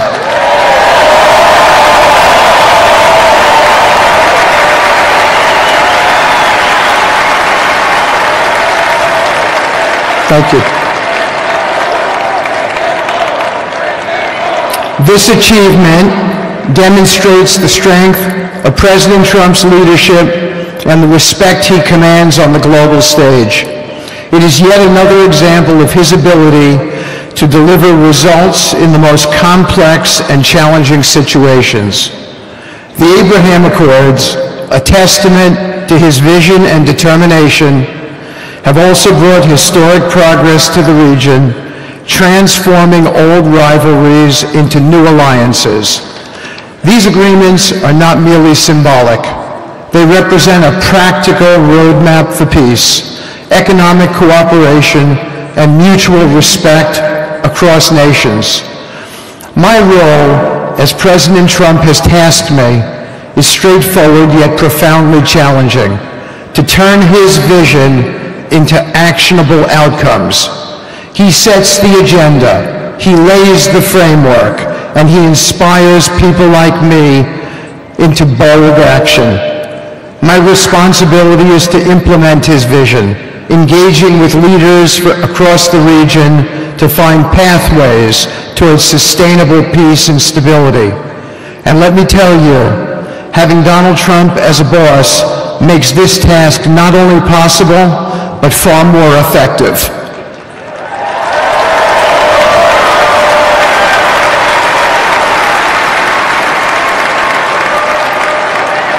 President Trump's reputation as a leader who delivers results resonates far beyond Washington. Leaders in the Middle East know he means what he says. His ability to cut through bureaucratic gridlock and focus on tangible results is the game changer. It allows me to approach delicate negotiations with the confidence that the full weight of the United States is behind me. The principles President Trump has laid out for our approach to the Middle East and foreign policy in general are fourfold, and they are clear. 1, respect for sovereignty. Every nation deserves the right to determine its own destiny, free from the interference of external powers. 2, economic prosperity as a bridge to stability. Through economic partnerships and investment, we can build a foundation for cooperation that transcends historical grievances. 3, courageous diplomacy. Real progress requires difficult conversations and bold decisions, and it is through these that trust is built and maintained. And finally, 4, reciprocity and accountability. The United States requires reciprocal actions from our partners. We are done carrying the financial burden for nations that are unwilling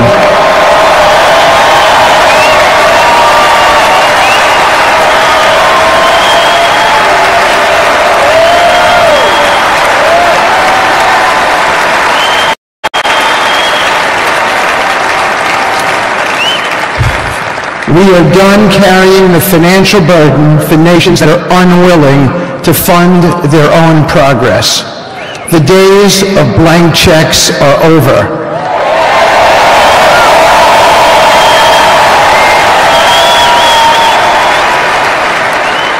Partnerships under President Trump's leadership must be equitable, and contributions must reflect shared commitments to our goals.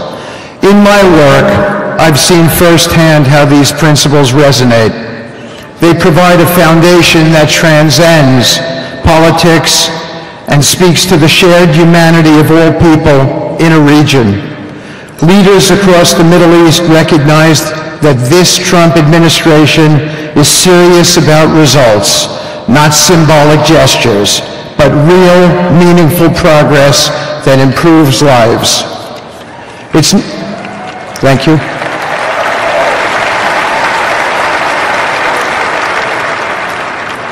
It's not always easy.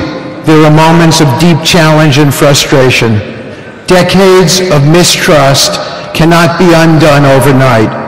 Yet I take comfort in knowing that I am not in this alone. President Trump's clarity of vision ensures that I never have to question what success looks like. His leadership provides the confidence and direction necessary to navigate these complexities. As we move forward, my commitment is to continue the work of advancing President Trump's vision for the Middle East. Whether through expanding the Abraham Peace Accords, fostering economic development, or facilitating dialogue between long-standing adversaries, my focus remains on actionable results. Let me close by saying this. A stable and prosperous Middle East is not an unattainable dream.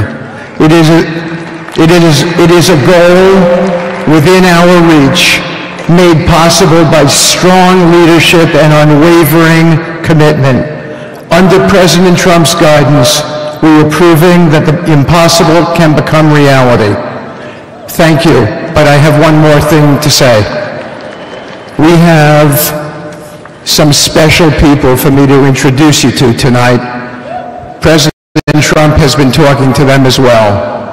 They are the families of hostages from Israel who have been in Gaza for the last year and a half.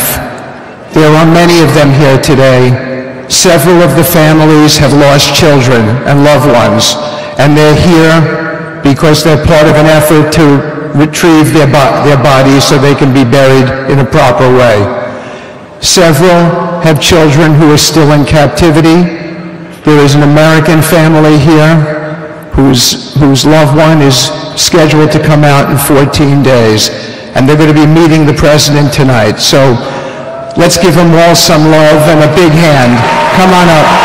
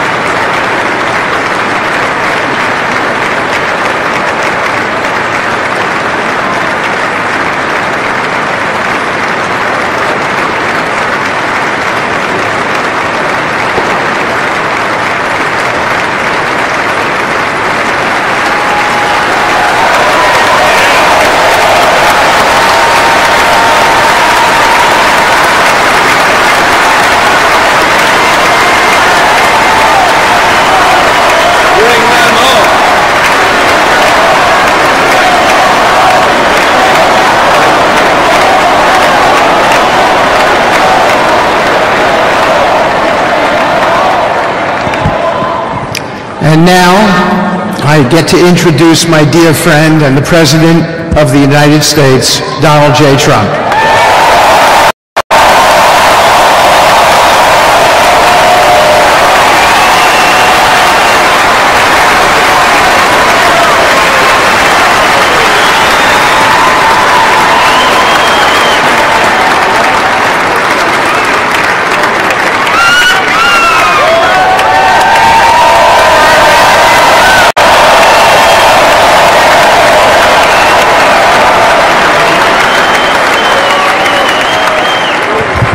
Thank you very much, everybody. Appreciate it. Thank you.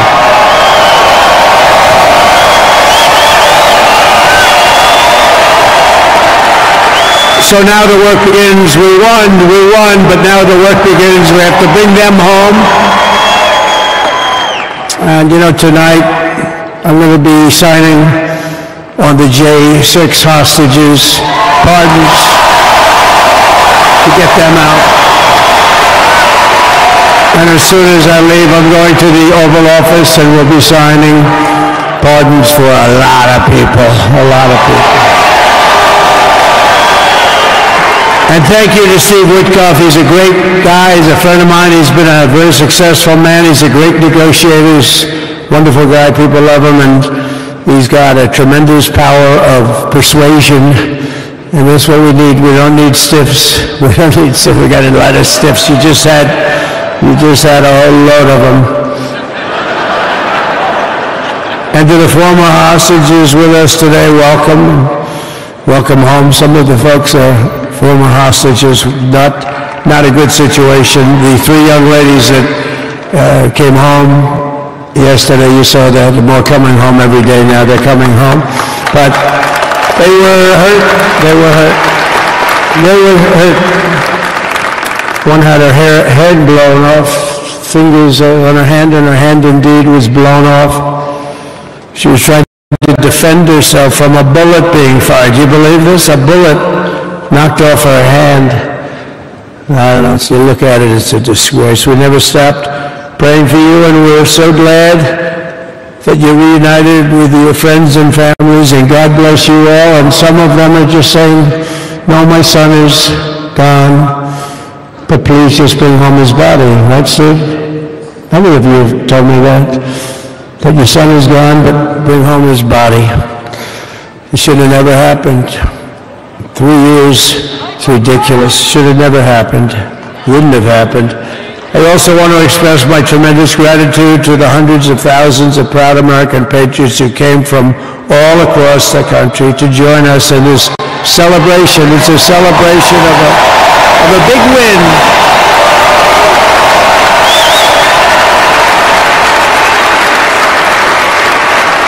And you're witnessing the dawn of the golden age of America. That's what it's going to be. We're bringing it back. We're going to bring it back fast. We're going to bring it back faster. Let us also thank the incredible service members, National Guardsmen, Police, Secret Service, and law enforcement personnel who are keeping us all safe. Even though, and they are great people. New York's finest. I grew up with New York's finest, and we got to give them their authority back. You won't have any crime. There'll be no crime. You give them little authority back. The whole way they run things in this country now, it's disgraceful. But it's going to change rapidly to make our cities safe again, too. Even though we're indoors, we've had a magnificent inaugural parade. And let's give a big round of applause. They were great. To all of the incredible performers and hardworking men and women who made it possible. Those people, really talented, amazing people. I also want to thank my wonderful family for being here, especially my beautiful wife, our First Lady, Melania.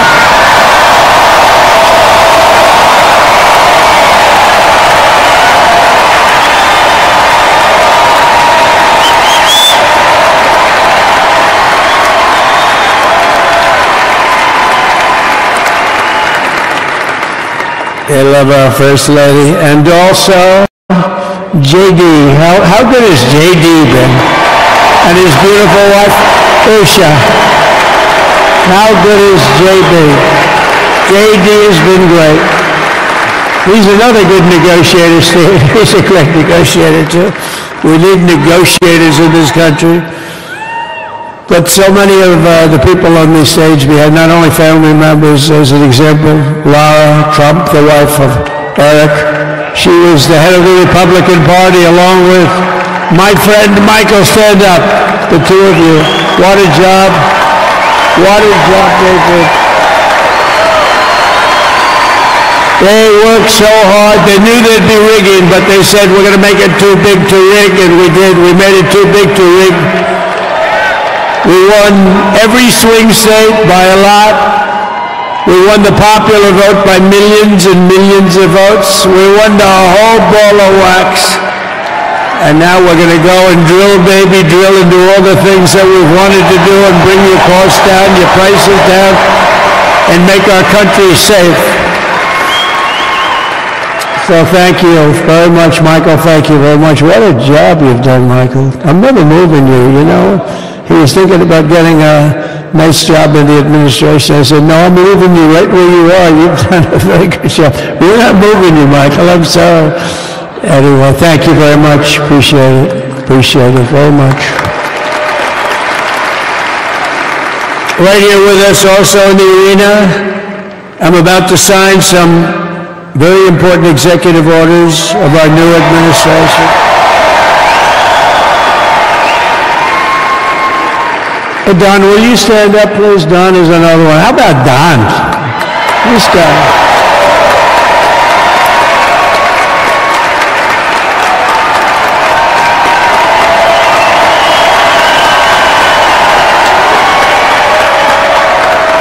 He's a popular one. He goes out and speaks. He gets a big crowd.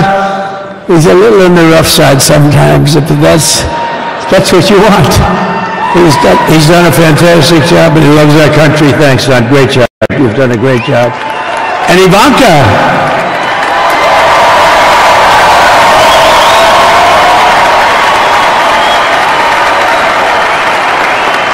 And you know, Jared negotiated the Abraham Accords, which are the biggest, it's the biggest deal made in the Middle East in many, many years, and it's really something. Jared, stand up, Jared. The Abraham Accords.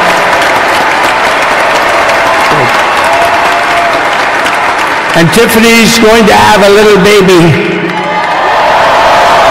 And Martha.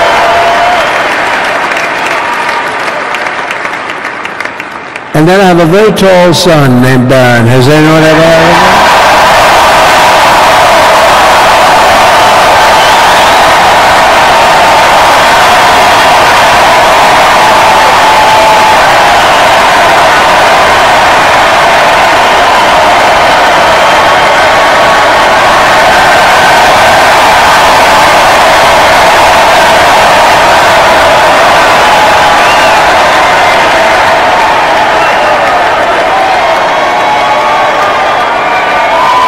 Thank you.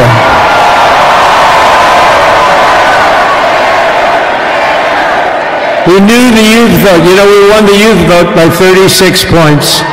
And he was saying, Dad, you got to go out and do this one or that one. And we did a lot of them. And he respects them all. He understood them very well. And he said, Dad, you got to go out, do Joe Rogan, do all these guys. So we did. We did, and Joe Rogan was great. They were all great, right? And they were all good. He understood the market. Another famous one, how about Kai? Stand up, Kai.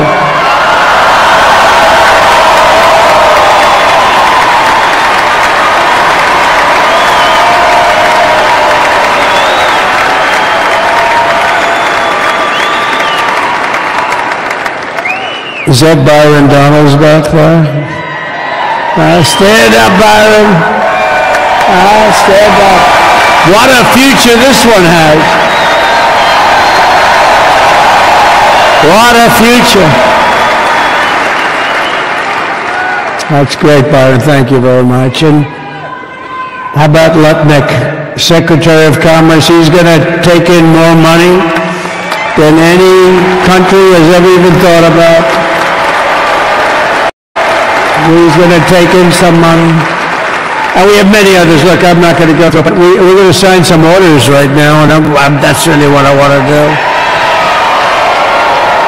So we're going to sign executive orders. First, I'll revoke nearly 80 destructive and radical executive actions of the previous administration, one of the worst administrations in history. Maybe not one of them, the worst. Anybody that would allow millions of people to pour through our borders from jails, prisons, mental institutions, insane asylums, gang members to be taken off the streets of Venezuela and deposited in our country, and many, not just Venezuela. You know, crime in Venezuela is down 74% because they took their criminals and gave them to us through an open border policy of the previous administration. All over the world, they're emptying their prisons into our country. They're emptying their mental institutions into our country. It stops as of 1 o'clock this afternoon, okay? It stops.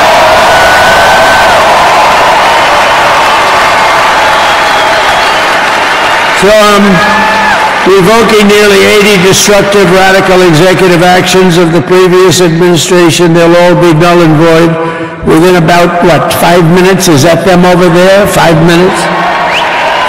And next, to gain immediate control of the vast federal, out-of-control bureaucracy, I will implement an immediate regulation freeze which will stop Biden bureaucrats from continuing to regulate. Most of those bureaucrats are being fired. They're gone.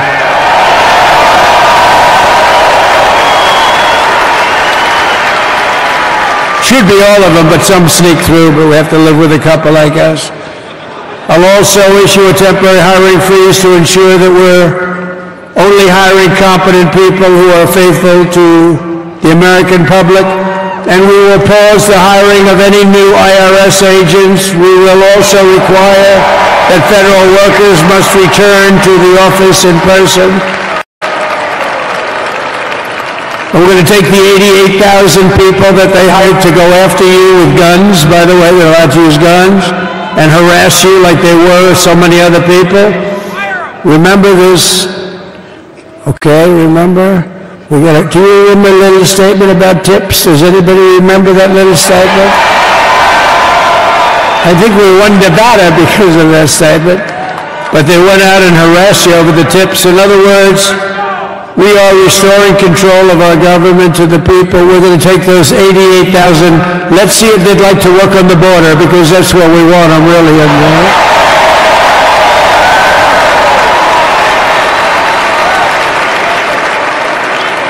So we're going to have no tax on tips, right? No tax on tips.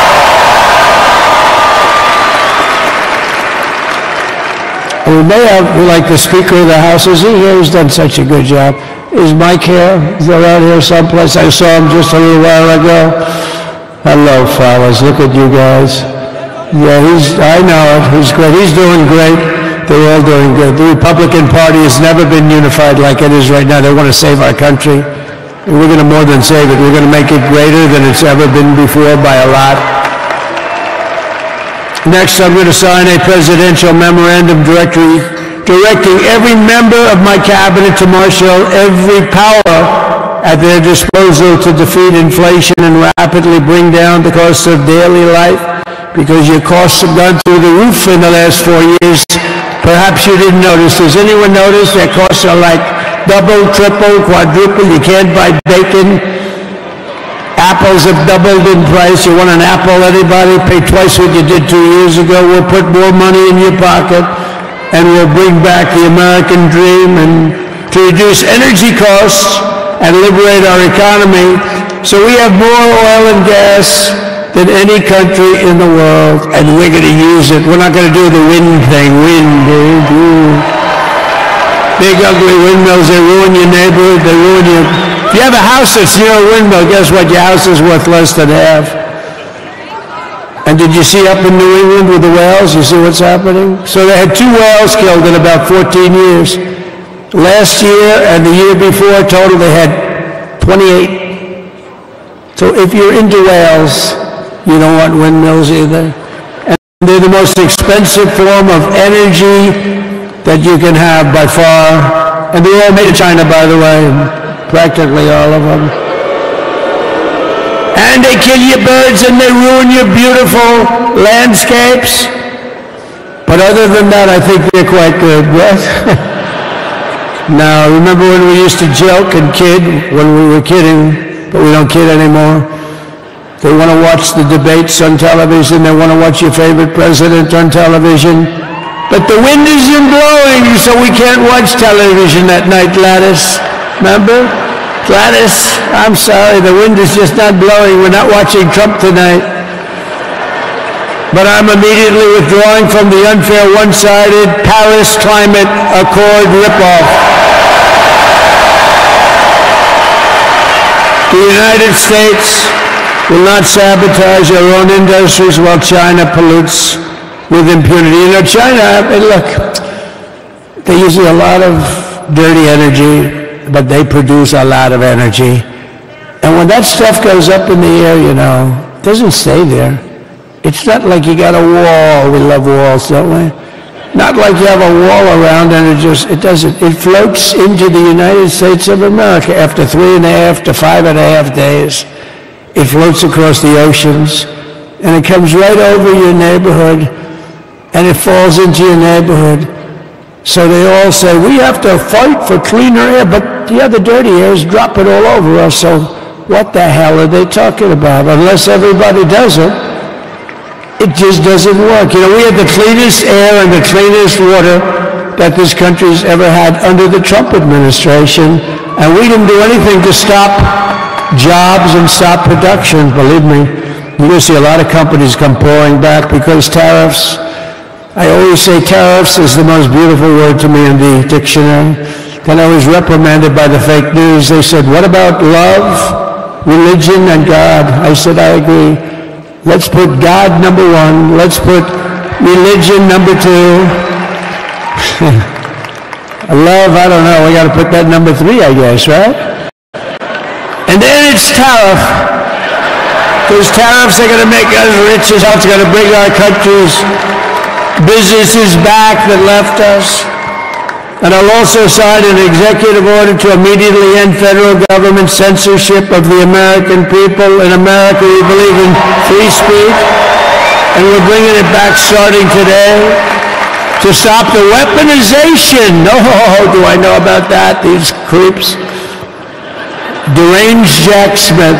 You ever hear of him? Deranged. He's a deranged prosecutor. He's sick. They suck him on me. He's now been reduced to getting in an airplane, going back to The Hague or wherever the hell he came from. We got to get rid of that guy. Hey, is he one of the many people that got a pardon today? Did they pardon Jack Smith? You know, did you know that Biden, while I was making my speech, pardoned his whole family?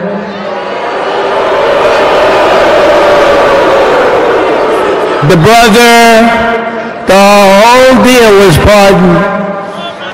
Can you imagine that?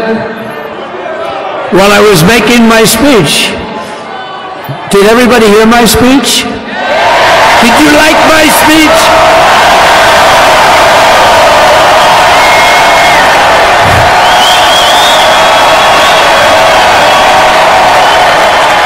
Thank you. I mean, the only thing wrong with it is I had a lot of tough things to say, and I have some great people that work for me. Sir, this is such a great speech. It's so unifying. Don't talk about Biden with his pardons of his family. We want a unified country. They said, don't talk about the J6 hostages that you're going to be releasing today. Sir, don't put that in your speech, please. I said, but I want to put it in my speech. They said, sir, it won't be unified like it is. It's so beautiful the way it is. And it is getting great reviews. You know, if I put things like that in, I'll get terrible reviews. One little paragraph that's a little bit wrong with the fake news goes crazy, right? So I said, all right, I won't put it in my speech, but you know what? I'm speaking in front of a hell of a lot of people. at a place called Capital One Arena, and I'll talk about it there. So we're going to be going over the beautiful Oval Office, one of the great offices in history. Even if it wasn't beautiful, it's the Oval Office, but it is beautiful. And we love the Oval Office. It all starts with the wars start and end there. Everything starts and ends at the Oval Office. We love it. But we're going to go to the Oval Office. We're going to decide we're going to release our great hostages that didn't do, for the most part, they didn't do stuff wrong. You take a look at what went on, and look what happens in other parts of the country. In Portland, where they kill people, they destroy the city, nothing happens to them.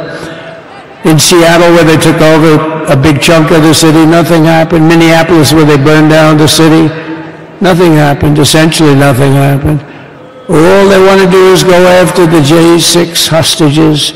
A 76-year-old grandmother was arrested the other day because she was looking, I think because she was looking at the Capitol or something like that. No, we're not going to put up with that crap anymore.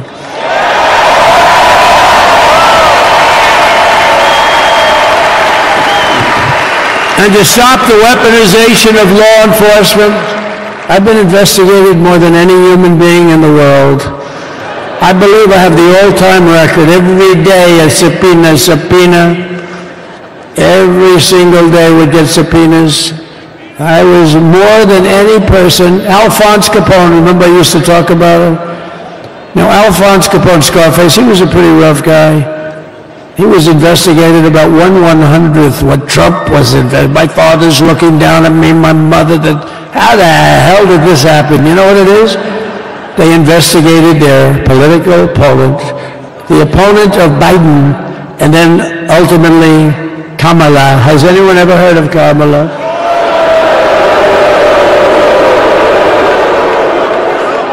We had to beat two opponents, you know? We had to beat Biden, and we beat him. Now he goes and tells the guy was like 39 points down. I think I could have beaten Trump. They should have left me and I would have beaten. Now his debate performance wasn't the best, right? That's what killed him. And then they had to change, and it's like you get into a fight. The great Dana White spoke last night. We love Dana White, right? UFC. That's like, he puts in two fighters, one of them's getting creamed, getting really beaten, and they say, oh, I take him out, let's put somebody else in to finish up the fight. That's what they did to us. They gave us somebody new, but we took care of both of them. So we beat actually two opponents. But to stop the weaponization of law enforcement and our government, I will also sign an order directing every federal agency to preserve all records pertaining to political persecutions under the last administration, of which there were many, and beginning the process of exposing any and all abuses of power, even though he's pardoned many of these people. Can you believe it? He's pardoned them. You know why he did it while I was speaking? Because that way I couldn't speak about it. I was speaking. I didn't know he did it. I finished my speech, and they said, sir, he pardoned his whole family. I said, ooh, can I go back out there and talk about it? Somehow that wouldn't be very elegant. Our First Lady would say, please don't do that. But we have plenty of time to talk about it, and we will. We're doing all of this on our very first day in office. You know, don't forget, we've been in this position, really, where we won the primaries in record time. We were the fastest win of a primary ever in political history, which is a very nice thing. It's nice to know. Well, the second election was rigged, so we knew we were doing well. And if it wasn't, you know what? If it wasn't, I would have never run. But the third one was just a monster. Boy, was that a big one, huh? That was a big one. On the second one, we got like 10 or 12 million votes more than the first one. How about that? We did great on the first one. We did much better on the second one. But bad did we do well on the third one. So we're gonna have some fun. It's very simple. We're gonna make our country great. We're gonna make our country great again. We're gonna make America great again. How good a name is MAGA, though, right? You know? I was going to say keep America great, but unfortunately it wasn't great. Can't say keep it great. It will be great again, but CAG, keep America great, CAG, I don't think it's ever going to replace MAGA. Does anybody like CAG? I don't think so. It's never replacing MAGA. Nothing will ever replace MAGA. MAGA was the most successful political operation, political movement in the history of our country, maybe in the history of the world. Let's see what happens, because we're not finished yet. We're not finished yet. We got a long way to go.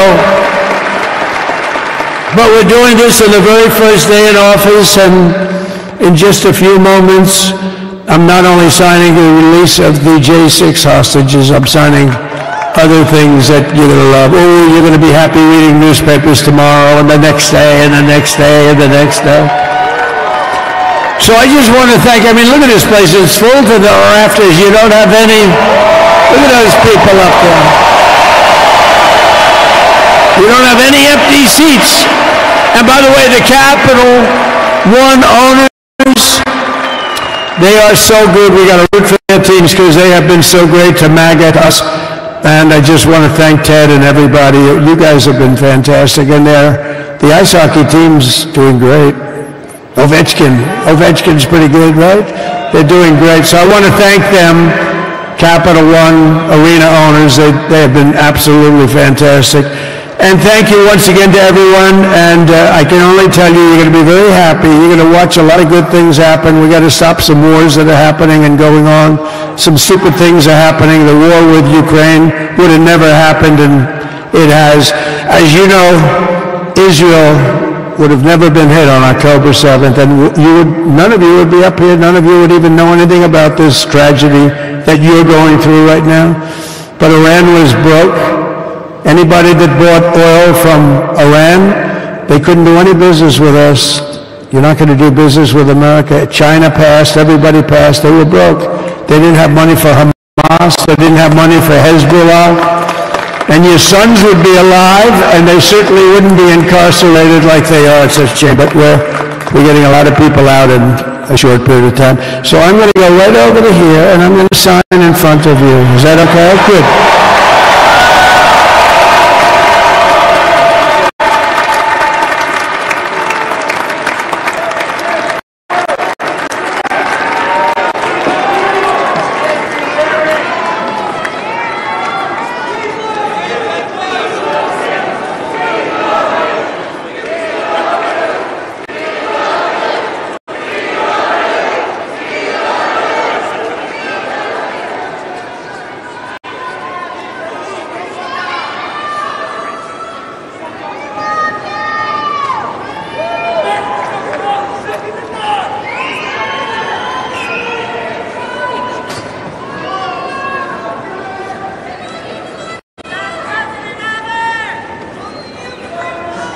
JD, why don't you come back?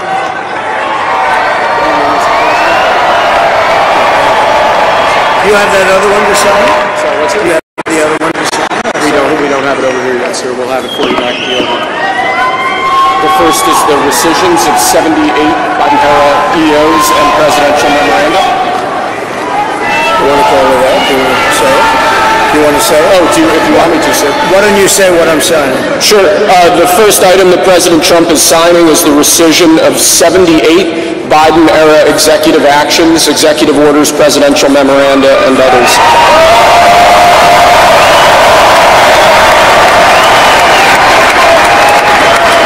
Thank you, sir.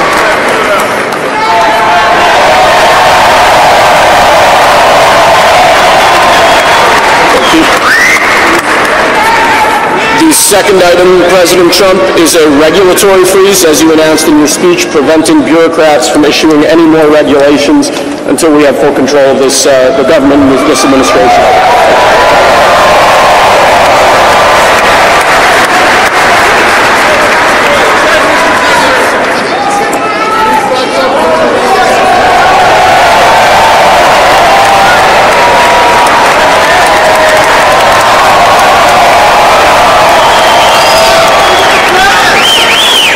Sir, can I have a pen?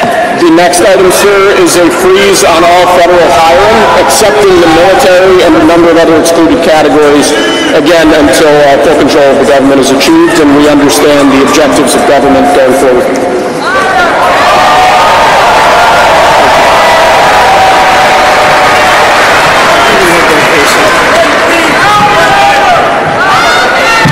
Could you imagine Biden doing this? I don't think so.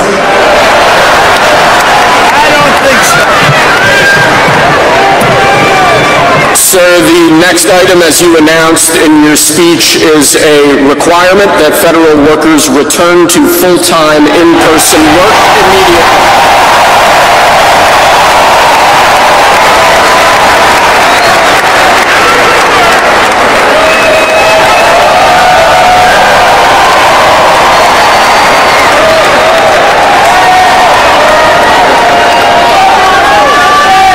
Thank you, sir. Next, we have a directive to every department and agency in the federal government to address the cost of living crisis that has cost Americans so dearly.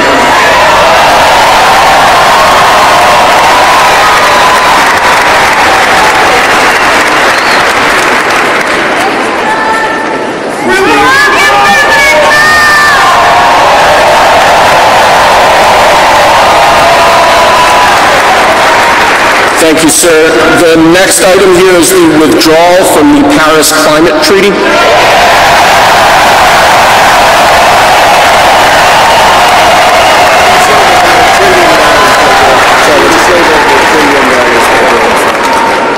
Yes, sir.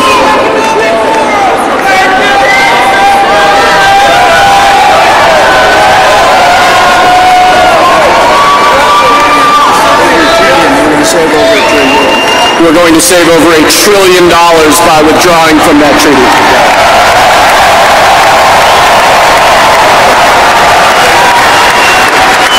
And the next item, sir, is a letter that will be transmitted to the United Nations explaining that we are withdrawing from the Paris Climate Treaty.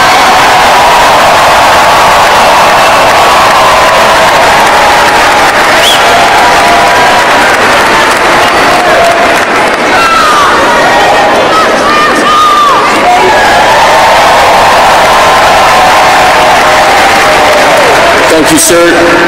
This next item is a directive to the federal government ordering the restoration of freedom of speech and preventing government censorship of free speech going forward.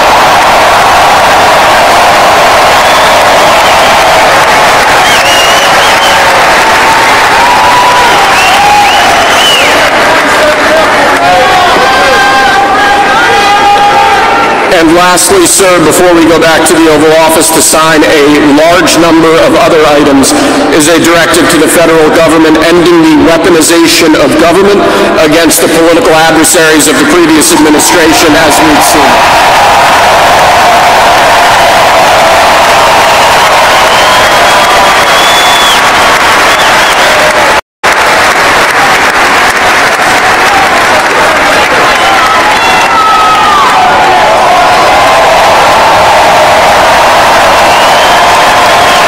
Very much, sir. Appreciate it.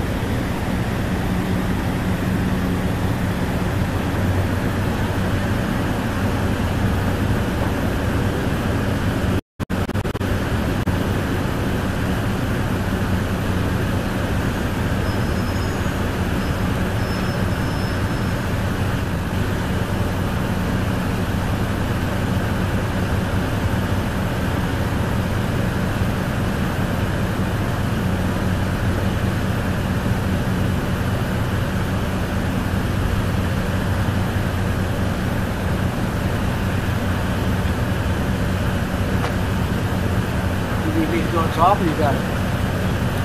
I should be able to just swing it in.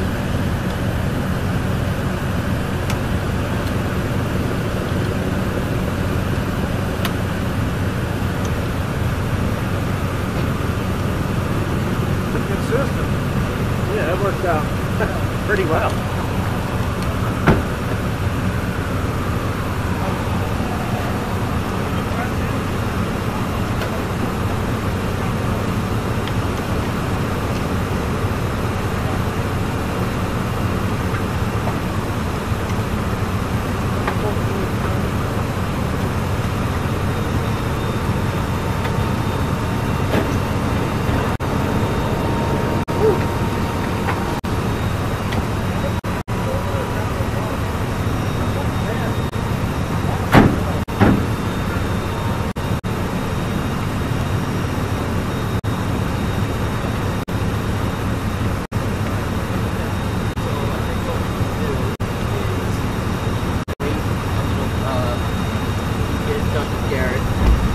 Sure, we're good to cut everyone.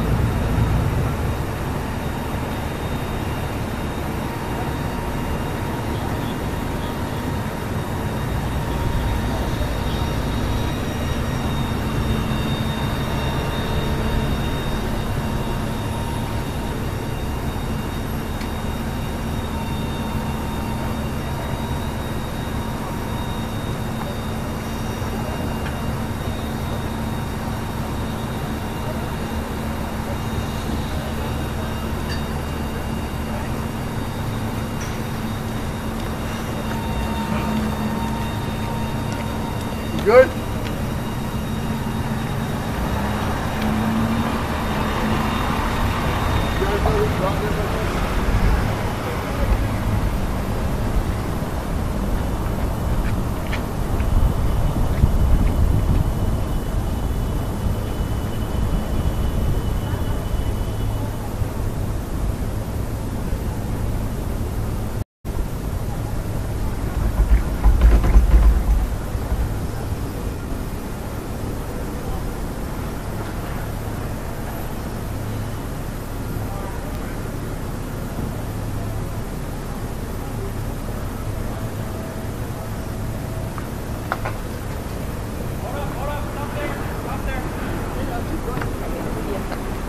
He was talking about the pedestrians. Oh.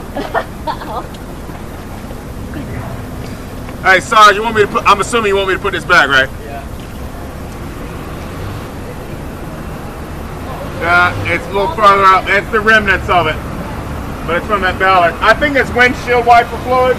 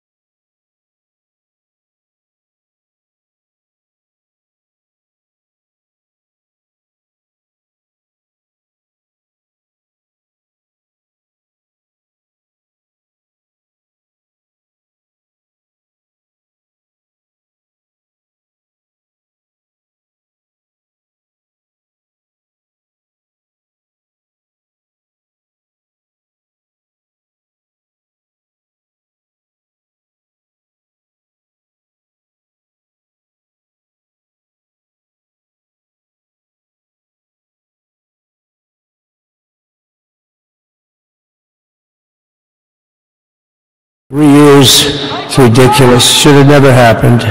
Wouldn't have happened. I also want to express my tremendous gratitude to the hundreds of thousands of proud American patriots who came from all across the country to join us in this celebration. It's a celebration of a big win.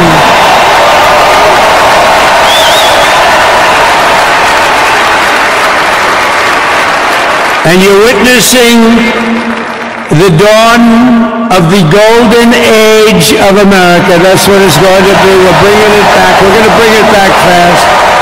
We're going to bring it back fast. Let us also thank the incredible service members, National Guardsmen, Police, Secret Service, and law enforcement personnel who are keeping us all safe. even though they are great people. New York's finest. I grew up with New York's finest, and we got to give them their authority back. You won't have any crime. There'll be no crime. You give them little authority back. The whole way they run things in this country now, it's disgraceful. But it's going to change rapidly to make our cities safe again, too. Even though we're indoors, we've had a magnificent inaugural parade. And let's give a big round of applause. They were great. To all of the incredible performers and hardworking men and women who made it possible. Those people, really talented, amazing people. I also want to thank my wonderful family for being here, especially my beautiful wife, our First Lady, Melania.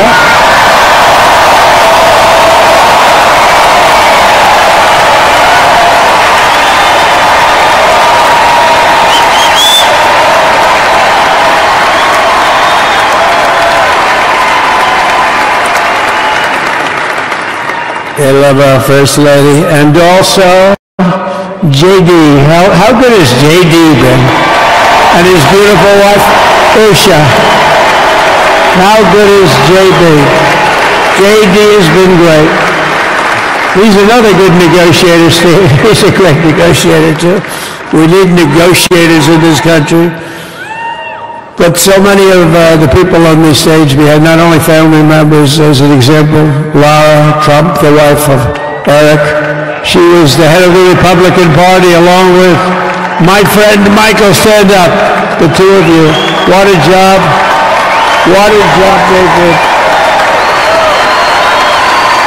They worked so hard. They knew there'd be rigging, but they said, we're going to make it too big to rig, and we did. We made it too big to rig.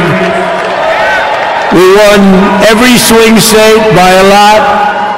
We won the popular vote by millions and millions of votes. We won the whole ball of wax. And now we're going to go and drill, baby, drill, and do all the things that we've wanted to do and bring your costs down, your prices down, and make our country safe. So thank you very much, Michael. Thank you very much. What a job you've done, Michael. I'm never moving you, you know. He was thinking about getting a nice job in the administration. I said, no, I'm moving you right where you are. You've done a very good job. We're not moving you, Michael. I'm sorry. Anyway, thank you very much. Appreciate it. Appreciate it very much. Right here with us also in the arena, I'm about to sign some very important executive orders of our new administration. Don, will you stand up, please? Don is another one. How about Don? This guy.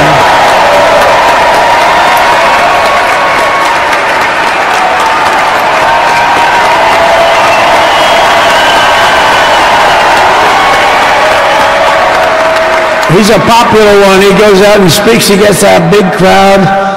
He's a little on the rough side sometimes, but that's what you want. He's done a fantastic job, and he loves our country. Thanks, Don. Great job. You've done a great job. And Ivanka.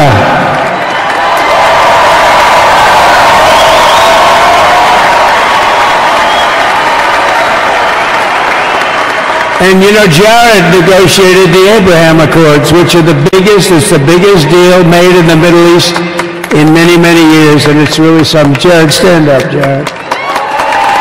The Abraham Accords.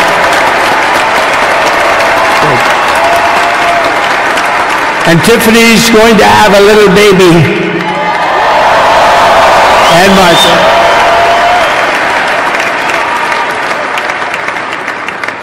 And then I have a very tall son named Barron. Has anyone ever heard of him?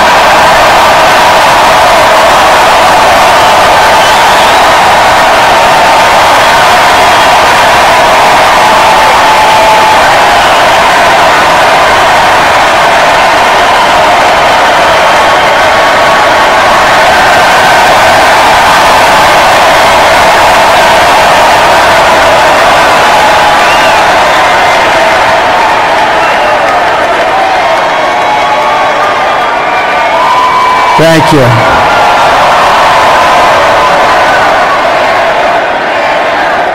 He he knew the youth vote. You know, we won the youth vote by 36 points. And he was saying, Dad, you got to go out and do this one or that one. And we did a lot of them. And he respects them all. He understood them very well. And he said, Dad, you got to go out, do Joe Rogan, do all these guys. So we did. We did, and Joe Rogan was great. They were all great, right? Yeah, they were all good. He understood the market. Another famous one, how about Kai? Stand up, Kai.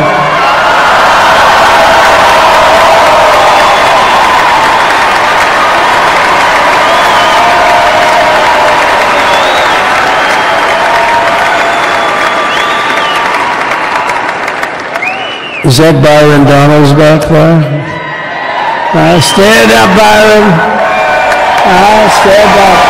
What a future this one has. What a future. That's great, Byron. Thank you very much. And how about Lutnick, Secretary of Commerce? He's going to take in more money than any country has ever even thought about. He's going to take in some money. And we have many others. Look, I'm not going to go through, but we're going to sign some orders right now, and that's really what I want to do. So we're going to sign executive orders. First, I'll revoke nearly 80 destructive and radical executive actions of the previous administration, one of the worst administrations in history. Maybe not one of them, the worst. Anybody that would allow millions of people to pour through our borders from jails, prisons, mental institutions, insane asylums, gang members to be taken off the streets of Venezuela and deposited in our country, and many, not just Venezuela. You know, crime in Venezuela is down 74% because they took their criminals and gave them to us through an open border policy.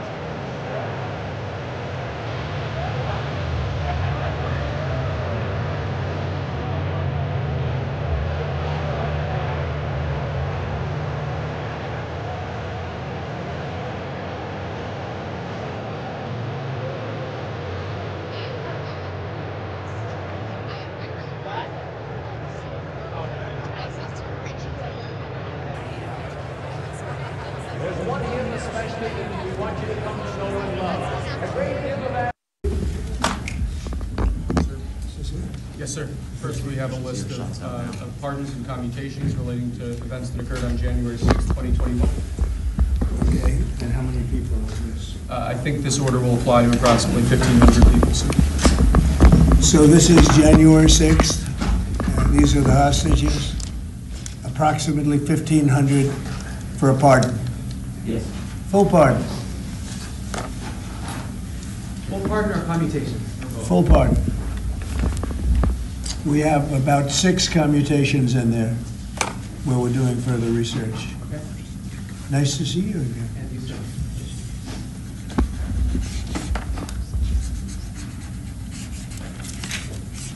So this is a big one. Anything you want to explain about this? We hope they get them. We hope they come out tonight, frankly. We're expecting it. Approximately 1,500 people. Six commutations. Were there any cases you did not commute or pardon of people? We're looking at different things, but the commutations would be the ones that we'll take a look, and maybe it'll stay that way, or it'll go to a full pardon. And the order does require the Bureau of Prisons to act immediately on receipt of the pardons and commutation orders. Sir, this is an Why don't we get that down so they can get them going right now? Yes, sir. Okay? Yep, absolutely. This is a proclamation guaranteeing the state's protection against invasion based on the current crisis at the southern border. It invokes various executive powers relating to the ongoing invasion at the southern border.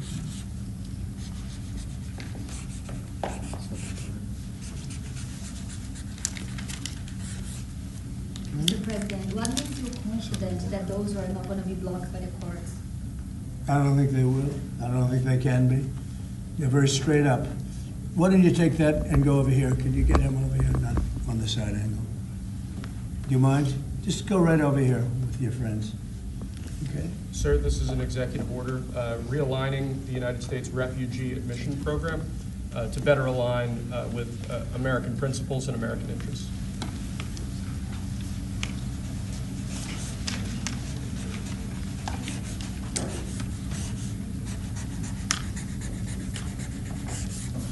Okay.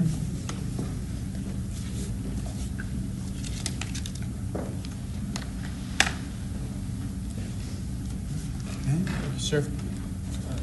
This next executive order is about protecting America from foreign terrorists and other national security and public safety threats. Again, crisis at the border, but it goes beyond that and it implicates other executive powers as well. Okay.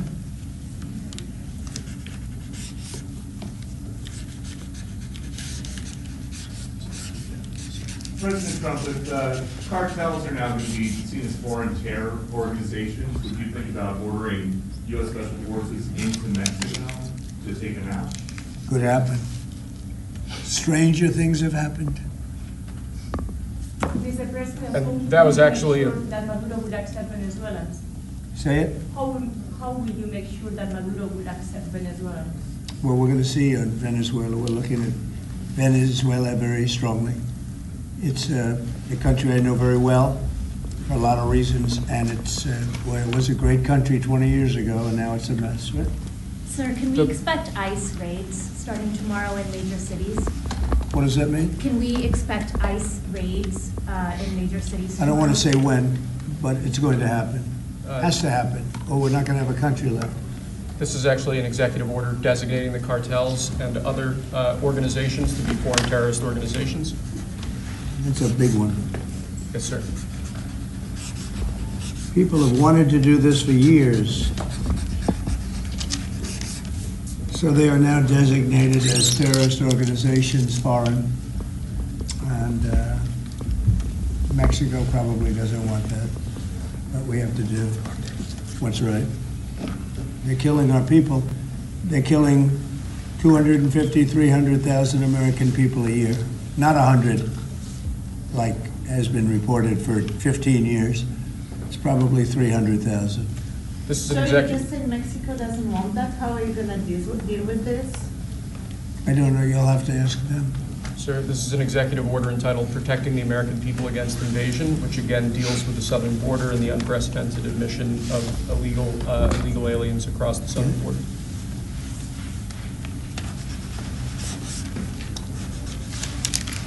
What do you see the biggest national security threat to the U.S., Mr. President? What's going to be your priority on foreign policy? Say? What's going to be your priority on foreign policy? What do you see as the biggest Well, national foreign security policy is a threat? big statement. I mean, my priority on foreign policy, it's going to be to keep America safe. Very simple. It's a big question, though. That's a very big question. Who is going to be the first foreign leader that you plan to meet, or who will you call tomorrow on your first day? I've already been meeting people. I've been meeting them. I've been talking to them. I met with Prime Minister Trudeau, like all Governor Trudeau. I met with numerous foreign leaders. Go ahead. Sir, what might be your first step? This next order relates to... Don't they leave it in the desk? I don't know. Oh! What's in there? Thank you, Peter. It could have been years before we got that. Wow. Thank you. Can you read that on the outside? Maybe we should all read it together. Let's read it. Well, maybe I'll read it first and then make that determination. That sounds great. Peter, thank you very much. I may not have seen this for months. Happy to help with the passing of the torch. I did. I left him one in the desk just like this. What are you talking about with him? Unification of our country. You know, I didn't know that he gave a pardon to his family because he did it during my speech. He didn't tell you in the limo? No, he didn't tell me. No. He did it. They released it during my speech. I mean, during my speech. So all I could do was say, excuse me, I'd like to come back and speak some more. So, no, we were surprised by that. It's bad precedent, obviously. Where are you thinking on tariffs on Mexico, given these actions you're signing on the border? Well, we're thinking in terms of 25% on Mexico and Canada because they're allowing vast numbers of people. Canada's a very bad abuser also. Vast numbers of people to come in and fentanyl to come in. When do you think you would enact those? I think February 1st. Are you planning on giving notice of that? I think we'll do it February 1st. 25% on both, sir? Sir, on each. On each, yeah. This is an executive order taking a large number of executive actions to secure our southern border. Okay. Sounds reasonable.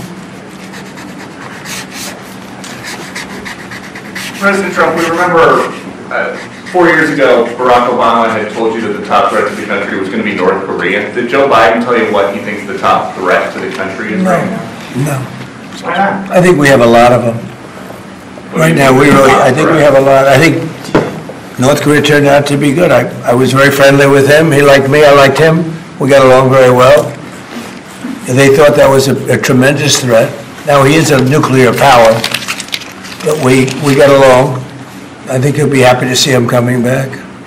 And I think he has tremendous condo capability. He's got a lot of shoreline. Thank you, sir. Are we going to work with countries from South America to coordinate on immigration?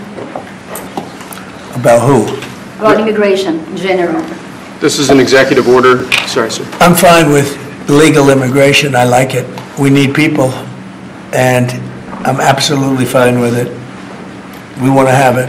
We need it because we're going to have a lot of companies coming in to avoid tariffs. You know, if you don't want tariffs, all you have to do is build your plant in the U.S. So we're going to have a lot of workers coming in, but we have to have legal immigration. Do you have a date in mind for when you want to put on the China tariffs that you talked about? Which one? 60%? No. You're talking about which? Say it again. The China tariffs, the Oh, broad China? tariffs.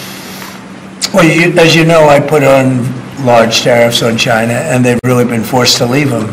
And if we didn't leave them, you wouldn't have one steel mill that's open in this country because they were dumping massive amounts of steel. We've taken in hundreds of billions of dollars from China because they were unable to terminate the tariffs I put on China because it was too much money and the budgets didn't work and other reasons too. No, I mean, we're going to have meetings and calls with President Xi. I spoke to President Xi last week, as you know. Did you know that? I had a very good phone call. Where do you stand with NATO at this moment? Are you planning to meet your NATO allies soon? No, NATO has to pay more money. NATO has to pay 5%. We're in the Ukraine war by $200 billion more than NATO. It's ridiculous because it affects them a lot more. We have an ocean in between. And we've spent $200 billion more on Ukraine than NATO has spent. And they've got to equalize. Did you talk to Xi about the Ukraine war? Yeah. Because China and Brazil together has a proposal to bring Russia and Ukraine to talk. Oh, that's good. That's fine. I'm ready. When are you going to talk with the Brazilian president? How did Brazil get involved? Brazil's involved. This is a new one. When are you going to talk to Lula? Are you from Brazil? I'm from Brazil. When are you talking? That's why they're involved, I guess. When are you going to talk with the Brazilian president? How do you see your relationship with Latin America and Brazil? Great. Should be great. They need us much more than we need them. We don't need them. They need us. Everybody needs us. It sounds like you will not receive an additional China tariff necessarily, depending on how talks go with President Xi. Is that correct? What does that define that? Well, we are asking, you pledged in the campaign potentially a 10% tariff on China or as much as Because of fentanyl. Right. So I'm asking where That's only because of fentanyl. There are other things too. Are additional And a very big thing is the Panama Canal. China controls the Panama Canal. What's that all about? They're not supposed to be good. When Jimmy Carter gave it, which was a terrible mistake, he didn't do it. He didn't give it to China. He gave it to Panama. And China controls the Panama Canal. So are China tariffs And we're not going to allow that to happen. Are they still on the table, or is that We're not going to allow that to happen. Thank you, sir. What can we expect of the countries in NATO that spend the least amount of money, like Spain, France, below the 5%? Spain is very low. And yet, are they a BRICS nation? What? They're a BRICS nation, Spain. You know what a BRICS nation is? You'll figure it out.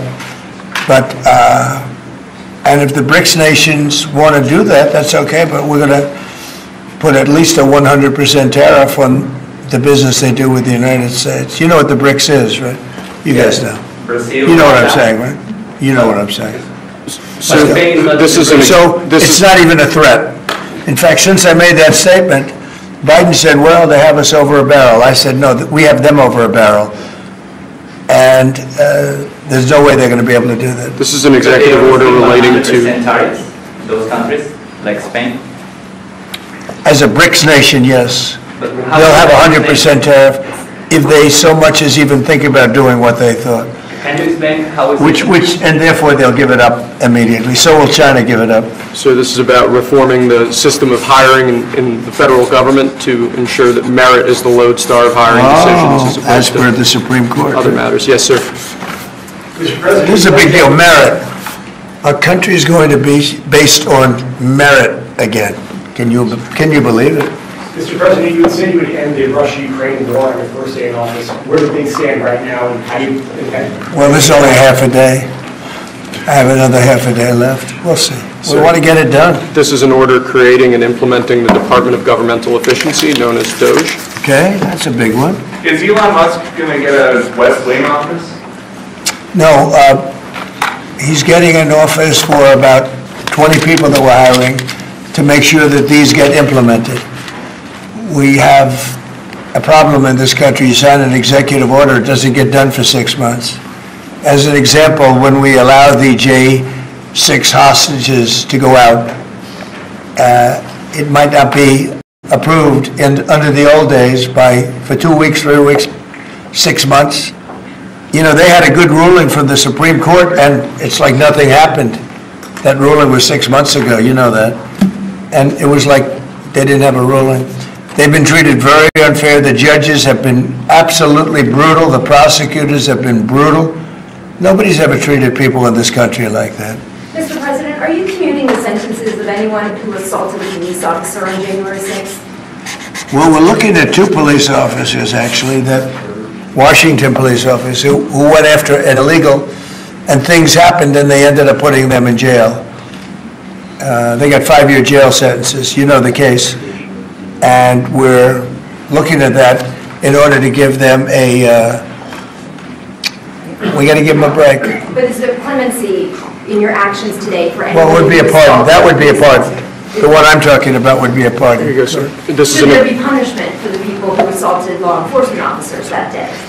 Well, I will say this. They've been in jail for a long time already. I see murderers in this country get 2 years, 1 year, and maybe no time. So they've already been in jail for a long time. These people have been destroyed.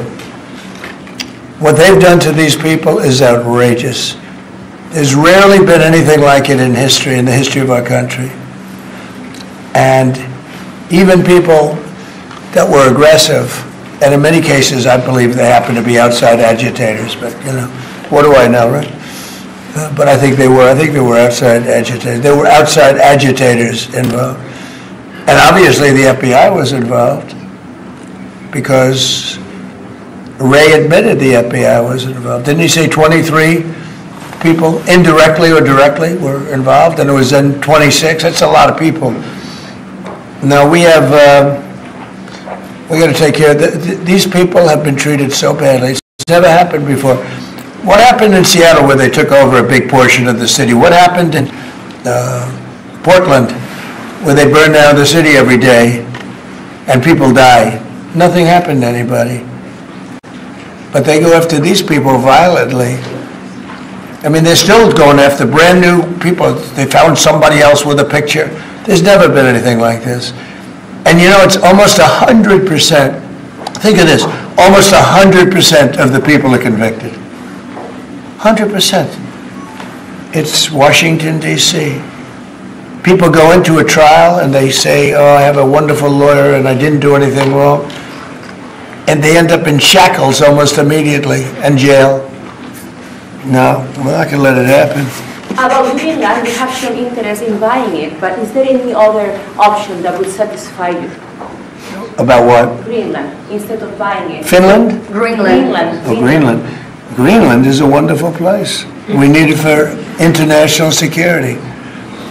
And I'm sure that Denmark will come along. I think it's costing them a lot of money to maintain it, to keep it. The people of Greenland are not happy with Denmark, as you know.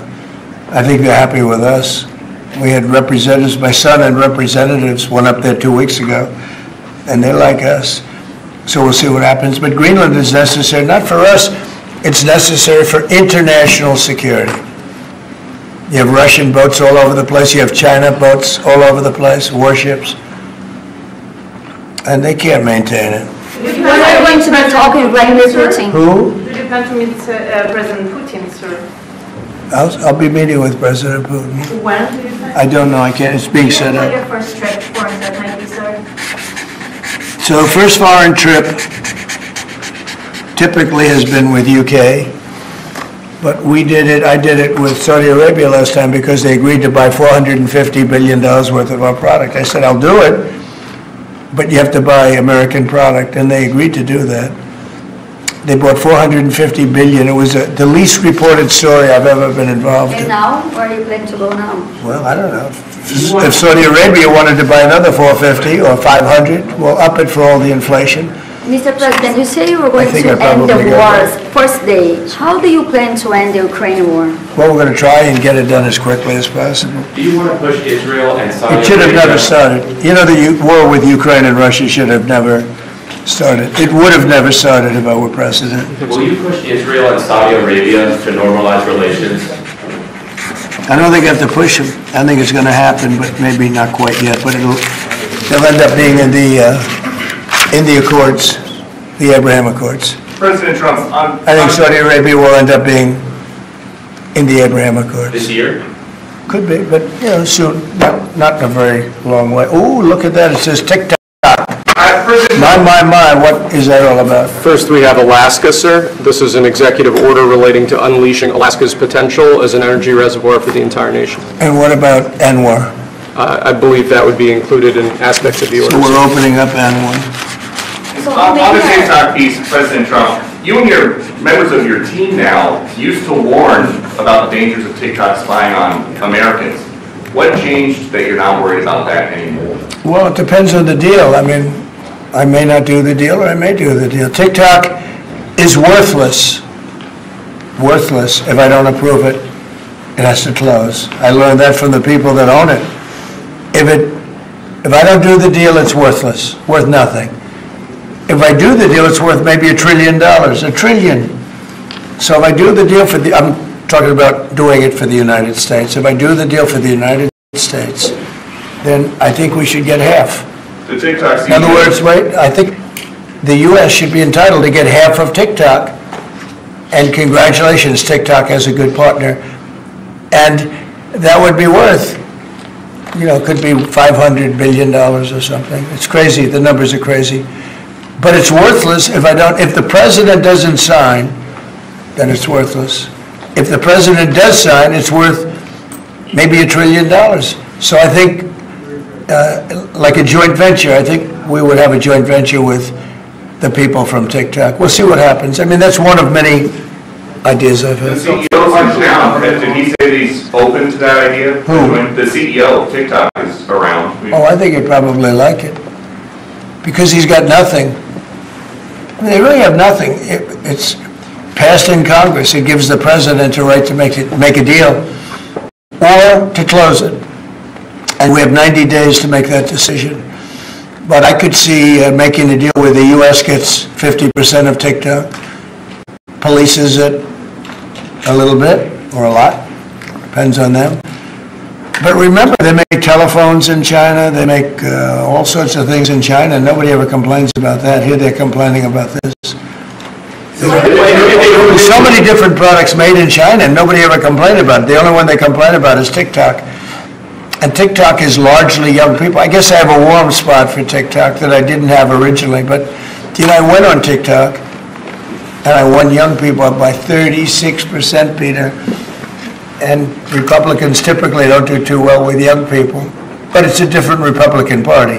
Would the U.S. government buy a portion of TikTok then, or how would it get that 50%? No, you'd take 50% of TikTok for the approval that TikTok can continue in business. And they'd have a great partner. The U.S. would be their partner. But the U.S. essentially would be paid for doing that half of the value of TikTok. Would there be a private sector owner as well? Could be, yeah, could be a lot. Tell you what, every rich person has called me about TikTok.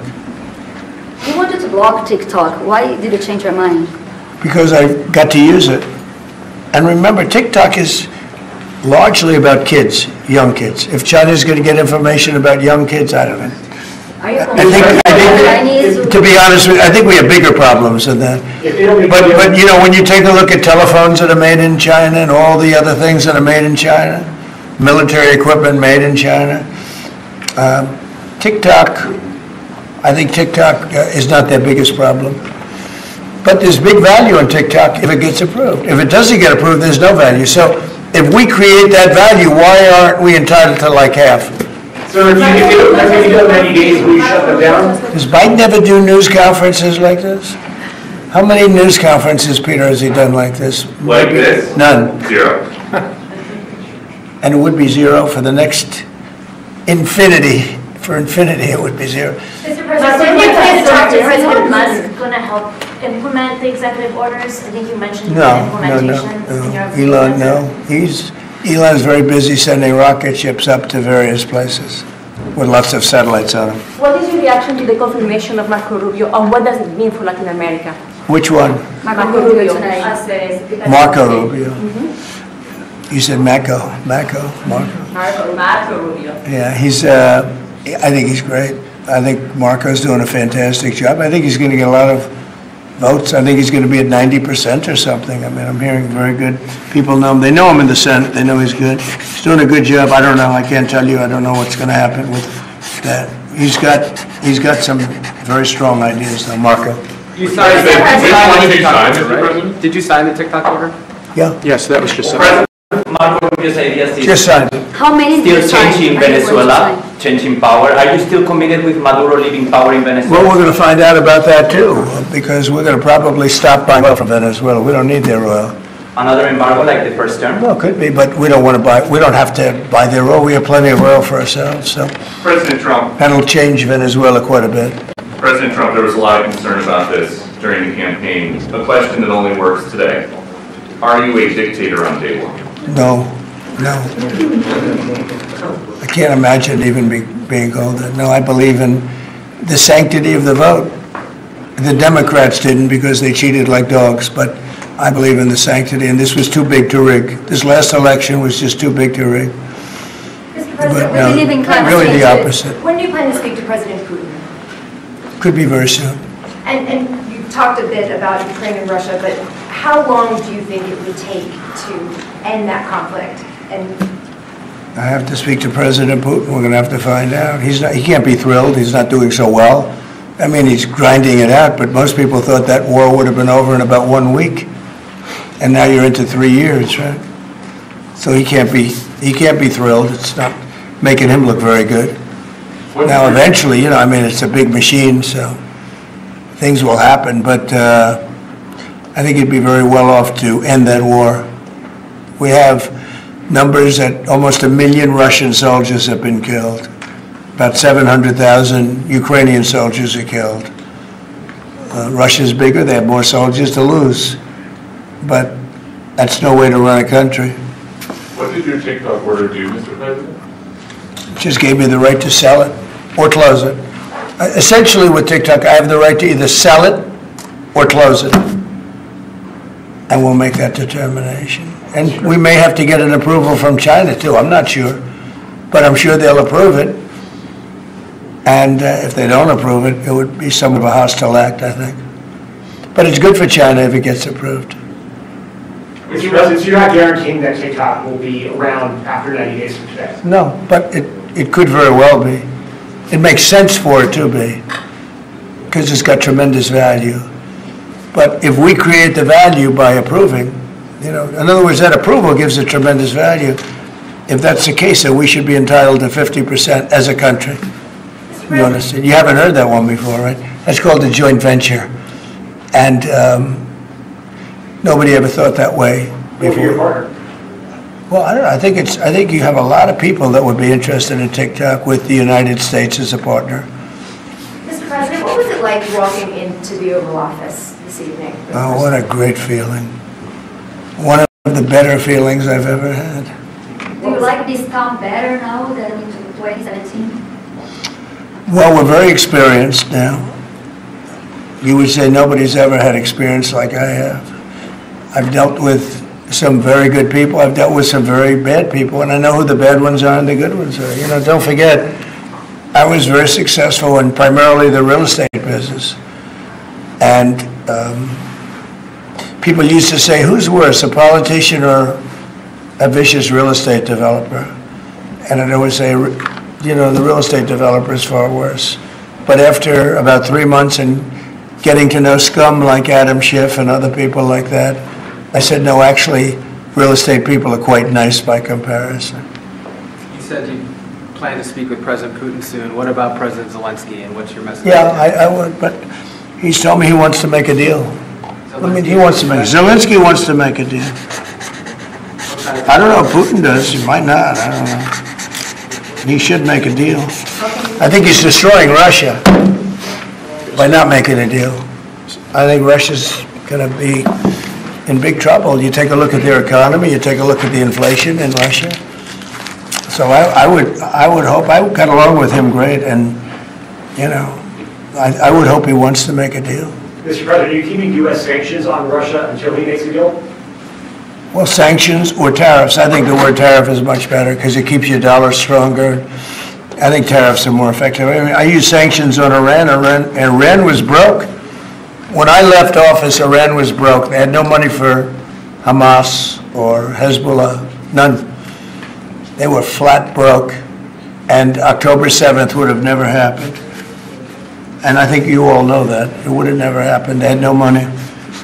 Now they're rich, but, you know, they're weakened in a different way. I would say that the one attack by Israel really set them back.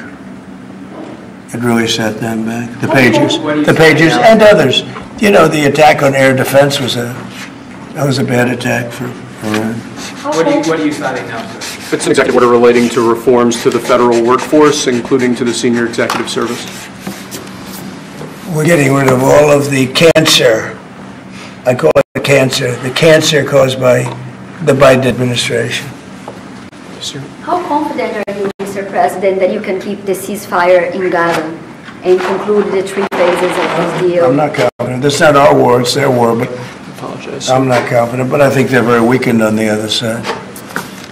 Do you support the 2-state Gaza, boy, I looked at a picture of Gaza. Gaza is like a massive demolition site. That place it's really, it's got to be rebuilt in a different way. Do you plan to help rebuilding Gaza? I might. You know, Gaza is interesting. It's a phenomenal location. On the sea, best weather. You know, everything's good. It's like some beautiful things could be done with it, but it's very interesting. But some fantastic things could be done with Gaza. How do you see the future in governance for Gaza? Well, it depends. I can't imagine you could have, well, you certainly can't have the people that were there. Most of them are dead, by the way, right? Most of them are dead. But they didn't exactly run it well. Run viciously and badly. So you can't have that. Mr. President, on TikTok, sir, do you pause any decision on Chinese tariffs until you know what the resolution on TikTok will be? No, if China didn't approve it, we could put tariffs on China. Don't forget, China charges us tariffs and we charge them very little, except for what I did. I put a lot of, we took in hundreds of billions of dollars. But until I came along, China never paid 10 cents to this country. They ripped us off and they never paid anything. But like if we wanted to make a deal with TikTok and it was a good deal and China wouldn't approve it, then I think ultimately they'd approve it because we'd put tariffs on China. Maybe. I'm not saying I would, but you certainly could do that. And if we said, well, if you're not going to approve it, then that's a certain hostility, and we'll put tariffs of 25, 30, 40, 50%, even 100%. And if we did that, I think they'd approve it. President Trump, you've seen the other living presidents a couple times in the last few months. If you ever had to call on one of them for advice about anything that's going on here, which one would you call? It's an interesting. Well, I thought Bill Clinton was a very good politician. I don't think he was used properly. I think they disrespected him. When Hillary was running, he came back and he said, you know, you better get up to Michigan and Wisconsin. You remember that, Peter. Every house has a Trump sign on it. And they all laughed at him because the Republicans hadn't won Michigan or Wisconsin for decades, long time. And they all laughed at Bill Clinton. Like, the hell does he know? And he turned out to be right because I won both of them. And then we just won both in this election, too. We won Wisconsin and Michigan and every other swing state. We won all the swing states, all 7. They talked about 7 swing states. We won them all. So, but Bill Clinton he had a great political sense, I think. You looked like you were having a good conversation with President Obama at President I Carter's was. funeral. And you'd like to know what it was? Oh. Everybody wants to know. I know, I wouldn't want to, but we were having some crazy conversations. Why do you asking a question like that? You don't. I don't think you want to know. You might not. You might be insulted. It's an executive order relating to holding former government officials accountable for unlawful disclosure of sensitive information. This next one, sir, is a declaration of a national energy emergency. So you also That's a big one. You know what that allows you to do? That means you can do whatever you have to do to get out of that problem. And we do have that kind of an emergency. President Trump, at some point will you use your powers of the presidency to tell Americans who are concerned about drones? Yeah. A few weeks ago, Yeah. what exactly I will. Can you tell us now? In fact, I'd like to know because I just got here. What do you think? I just came here. I've been here for what, 15 minutes now. Do people listening, because this is going out live. And I got to read this letter too because of you. I got the letter. I can read it for you. It's interesting. Yeah, I know you would. Your father would too. But is it anything these drones? Is it anything that people need to be worried about? No, I think it's terrible. I would like to find out what it is and tell the people. And can you commit to some kind of... In fact, I'd like to do that. Could we find out what that was, Susie? Okay? Yeah, why don't we find out immediately? I mean, I can't imagine it's an enemy, or there would have been, people would have gotten blown up all over. Maybe they were testing things. I don't know why they wouldn't have said what it was.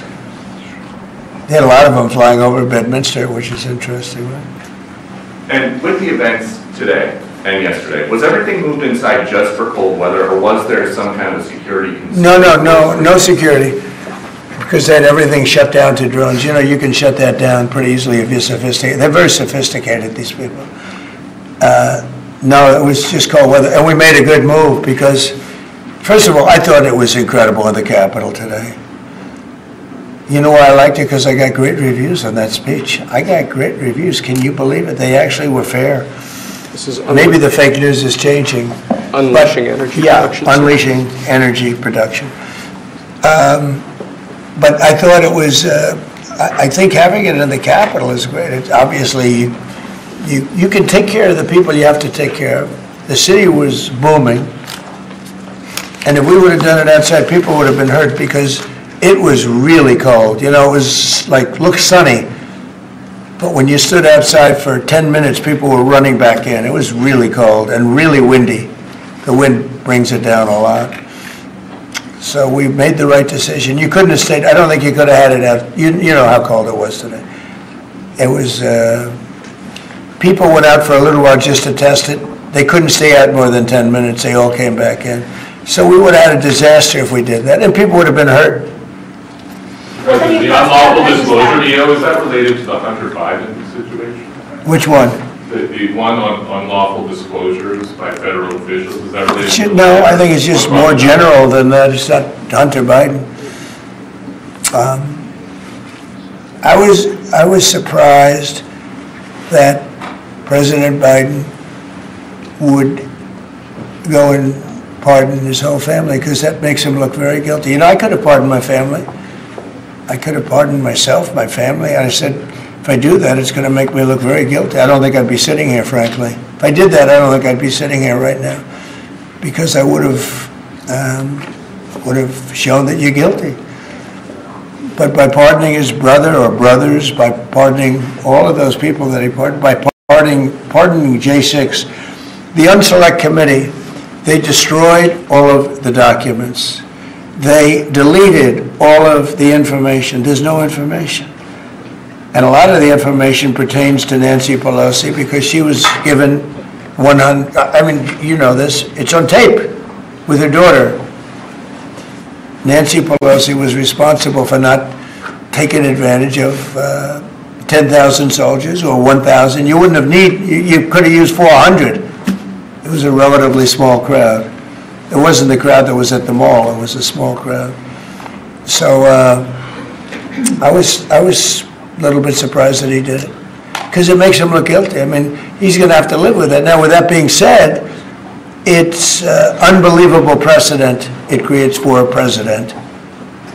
But the precedent is unbelievable. Now maybe every president that leaves office, they're going to pardon every person they ever met, so they don't have some lunatic like deranged Jack Smith, who's a total lunatic, by the way. Not a smart guy, he's a dummy. But we beat the hell out of him. And I helped my reputation. Do you think you'd have to do the same thing at the end of this term? Well, I guess now I have precedent to do it. I wouldn't want to do that, no. I think it makes you look very guilty. I think it makes Biden look very bad, very weak, and very guilty. And, I mean, he pardoned everybody. How about this J6 committee? Why is he pardoning them?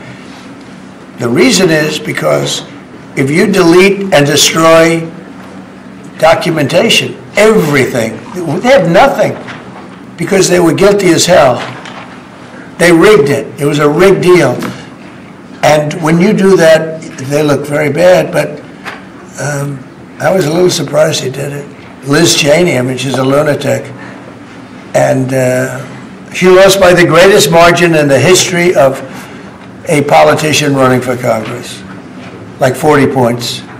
The reason it was the greatest is because anybody losing that badly is going to drop out. But she's a nut job. She doesn't drop out. You know, she just keeps chugging forward. And she lost by almost 40 points. That's the biggest number anybody's ever lost by. But why would Biden do that? He pardoned her and pardoned everybody. The reason is that they destroyed documents. And if you're even in a civil case, which this wouldn't be, I mean, people go to jail for a long time for doing that. What's this one? That's unleashing American energy, sir. It relates to easing permitting processes and other regulatory systems to ensure that we can produce energy efficiently to drive the American economy forward. President Trump, looking around the office, we noticed some changes from the way that Biden had it set up. Can you confirm that you have added back the Diet Coke play? I think this, first of all, I just got here. So my people came in. They have extraordinary decorator sense, right? Let me just see some of the pictures. That's a good one. I could live with him. I could live with George Washington, I can tell you. I could live with Thomas Jefferson. I could live with most of them. They took a very safe route. They don't have any bad ones up there. Withdrawing from what is this one? Withdrawing from the World Health Organization, sir. Ooh, that's a big one. So we paid $500 million to World Health when I was here, and I terminated it. China with 1.4 billion people. We have 350 to pay. We have, nobody knows what we have because so many people came in illegally, but let's say we have 325. They had 1.4 billion. They were paying 39 million, we were paying 500 million. It seemed a little unfair to me. So that wasn't the reason, but I dropped out. They offered me to come back for 39 million. In theory, it should be less than that, but, you know. And when Biden came back, they came back for 500 million. He knew that you could have come back for 39 million. They wanted us back so badly, so we'll see what happens. Mr. President, pretty sad to think of it. China pays 39 million and we pay 500 million.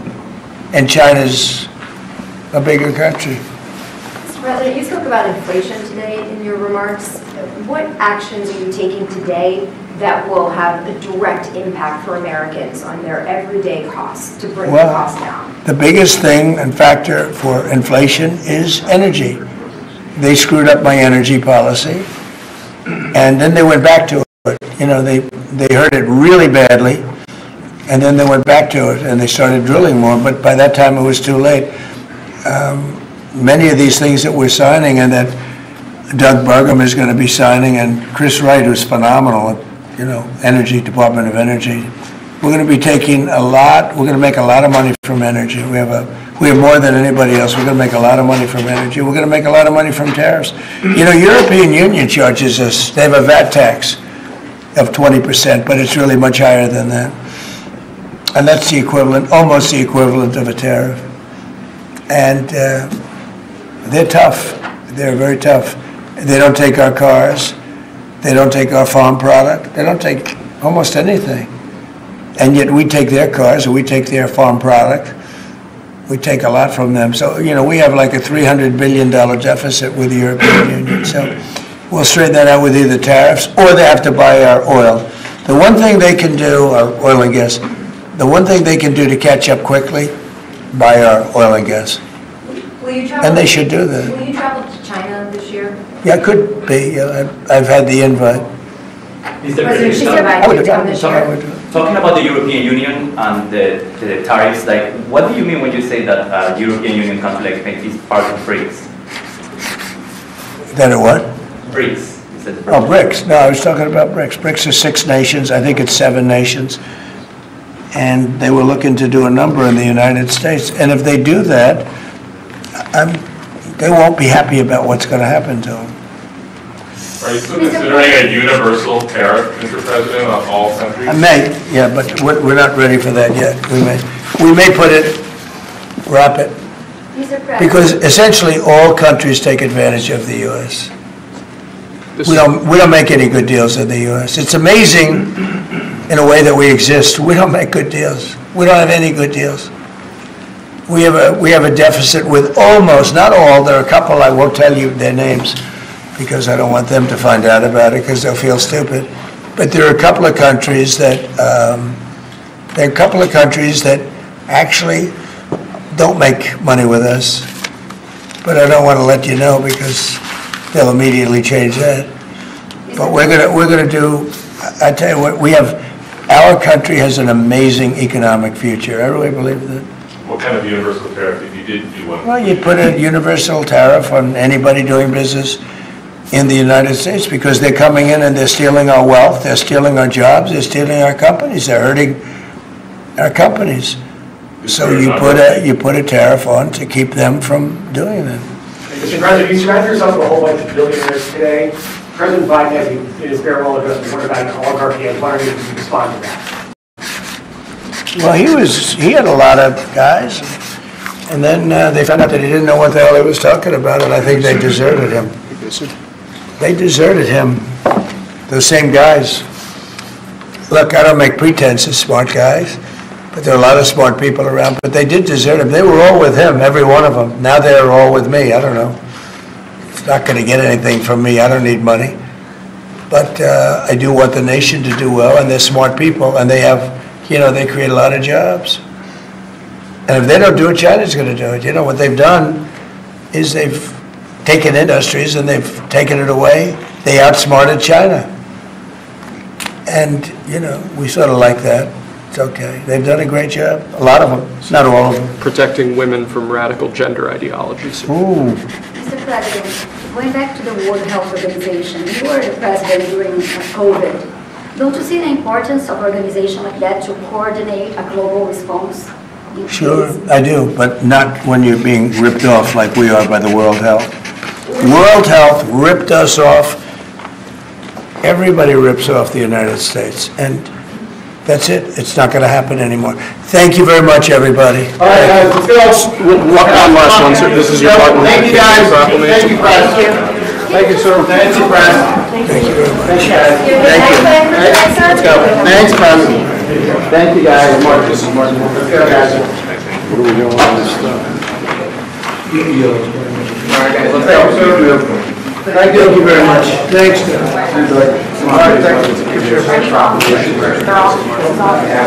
Yeah. Recording? Is this off? Recording? Don't do it. Let's go. Yeah, we'll come back. Let's come back. Make sure it's on. Yep.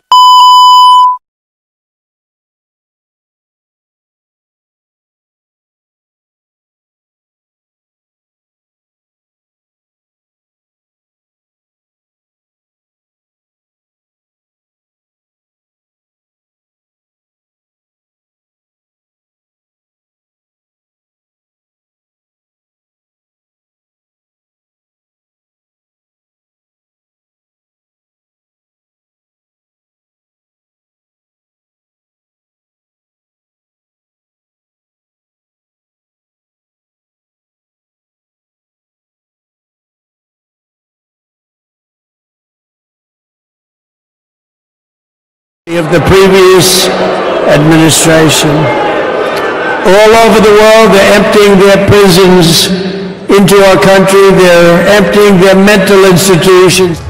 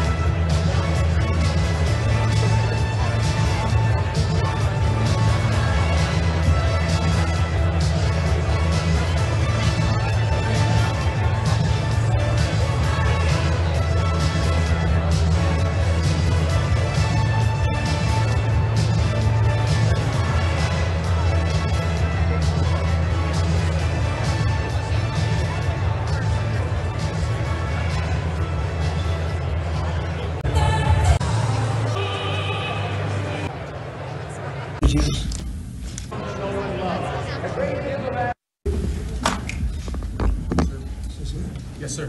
First, we have a list of pardons and commutations relating to events that occurred on January 6, 2021. Okay, and how many people is this? I think this order will apply to approximately 1,500 people, sir. So this is January 6th. These are the hostages. Approximately 1,500 for a pardon. Yes. Full pardon. Full pardon or commutation? Full pardon. We have about 6 commutations.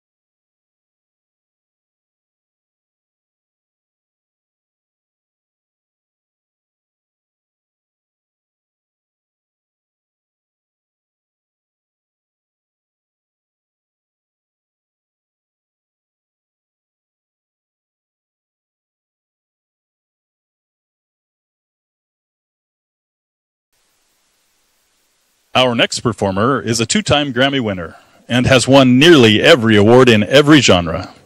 He holds the record for a debut album to debut at #1 and stayed there for a record-breaking 17 weeks with Some Gave All. Also holds the world record for the longest consecutive #1 song of all time with this song. I think y'all was just getting warmed up, to be honest. You want to do a little more of it?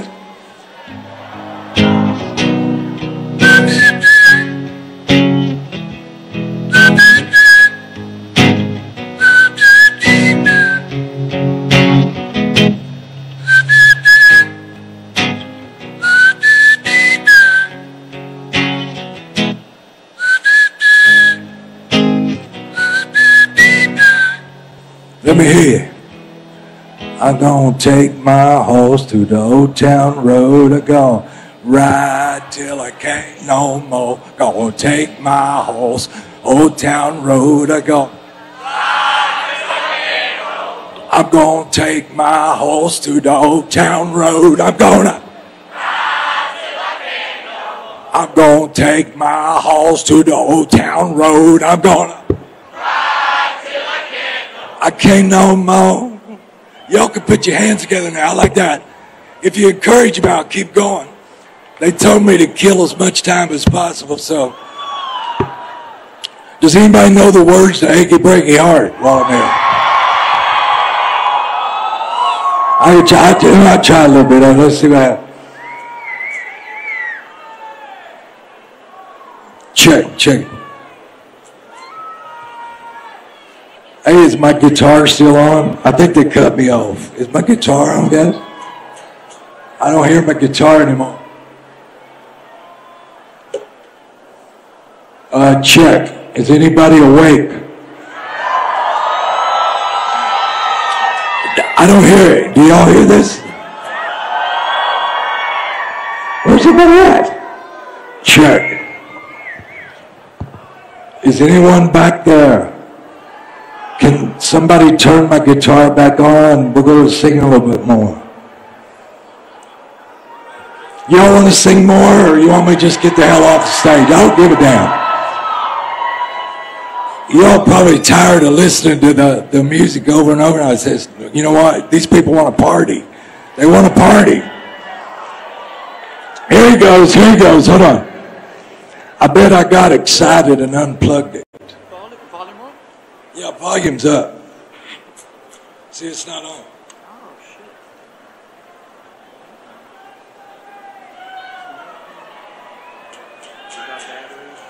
Yeah, battery's working, man.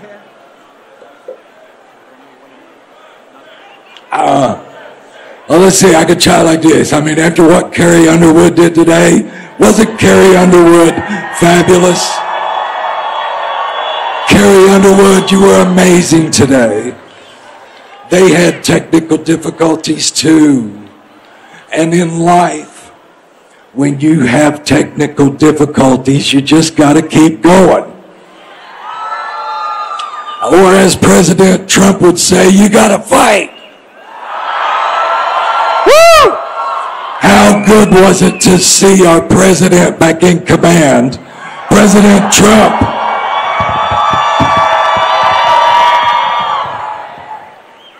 What do you think?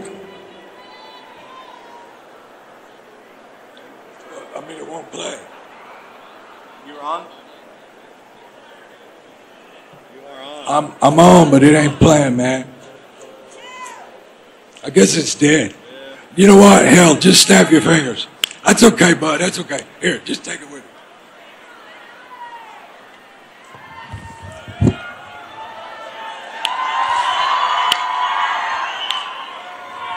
You can tell the world you never was my girl. You can burn my clothes up when I'm gone. Come on, like this. Or you can tell your friend just what a fool I've been and laugh and joke about me on the phone. There you go. You can tell my arm, go back to the farm. Or you can tell my feet to hit the floor. Or you can tell my lips to tell my fingertips they won't be reaching out for you no more. One time. Don't tell my heart, my achy breaky heart, I just don't think you'd understand. And if you tell my heart, my achy breaky heart, he might blow up and kill his band. Woo, woo. Thank you, good night.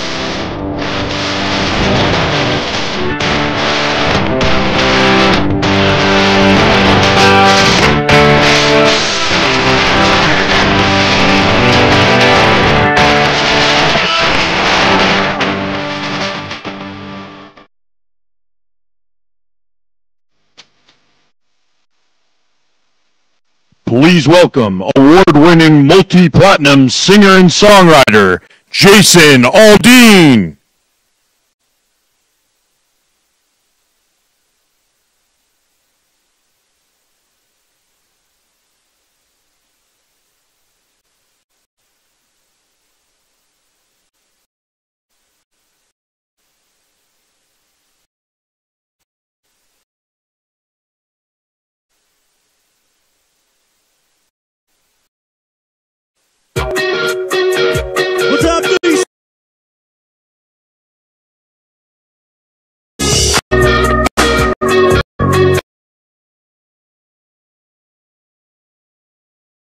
easy, still a beauty, back in my head.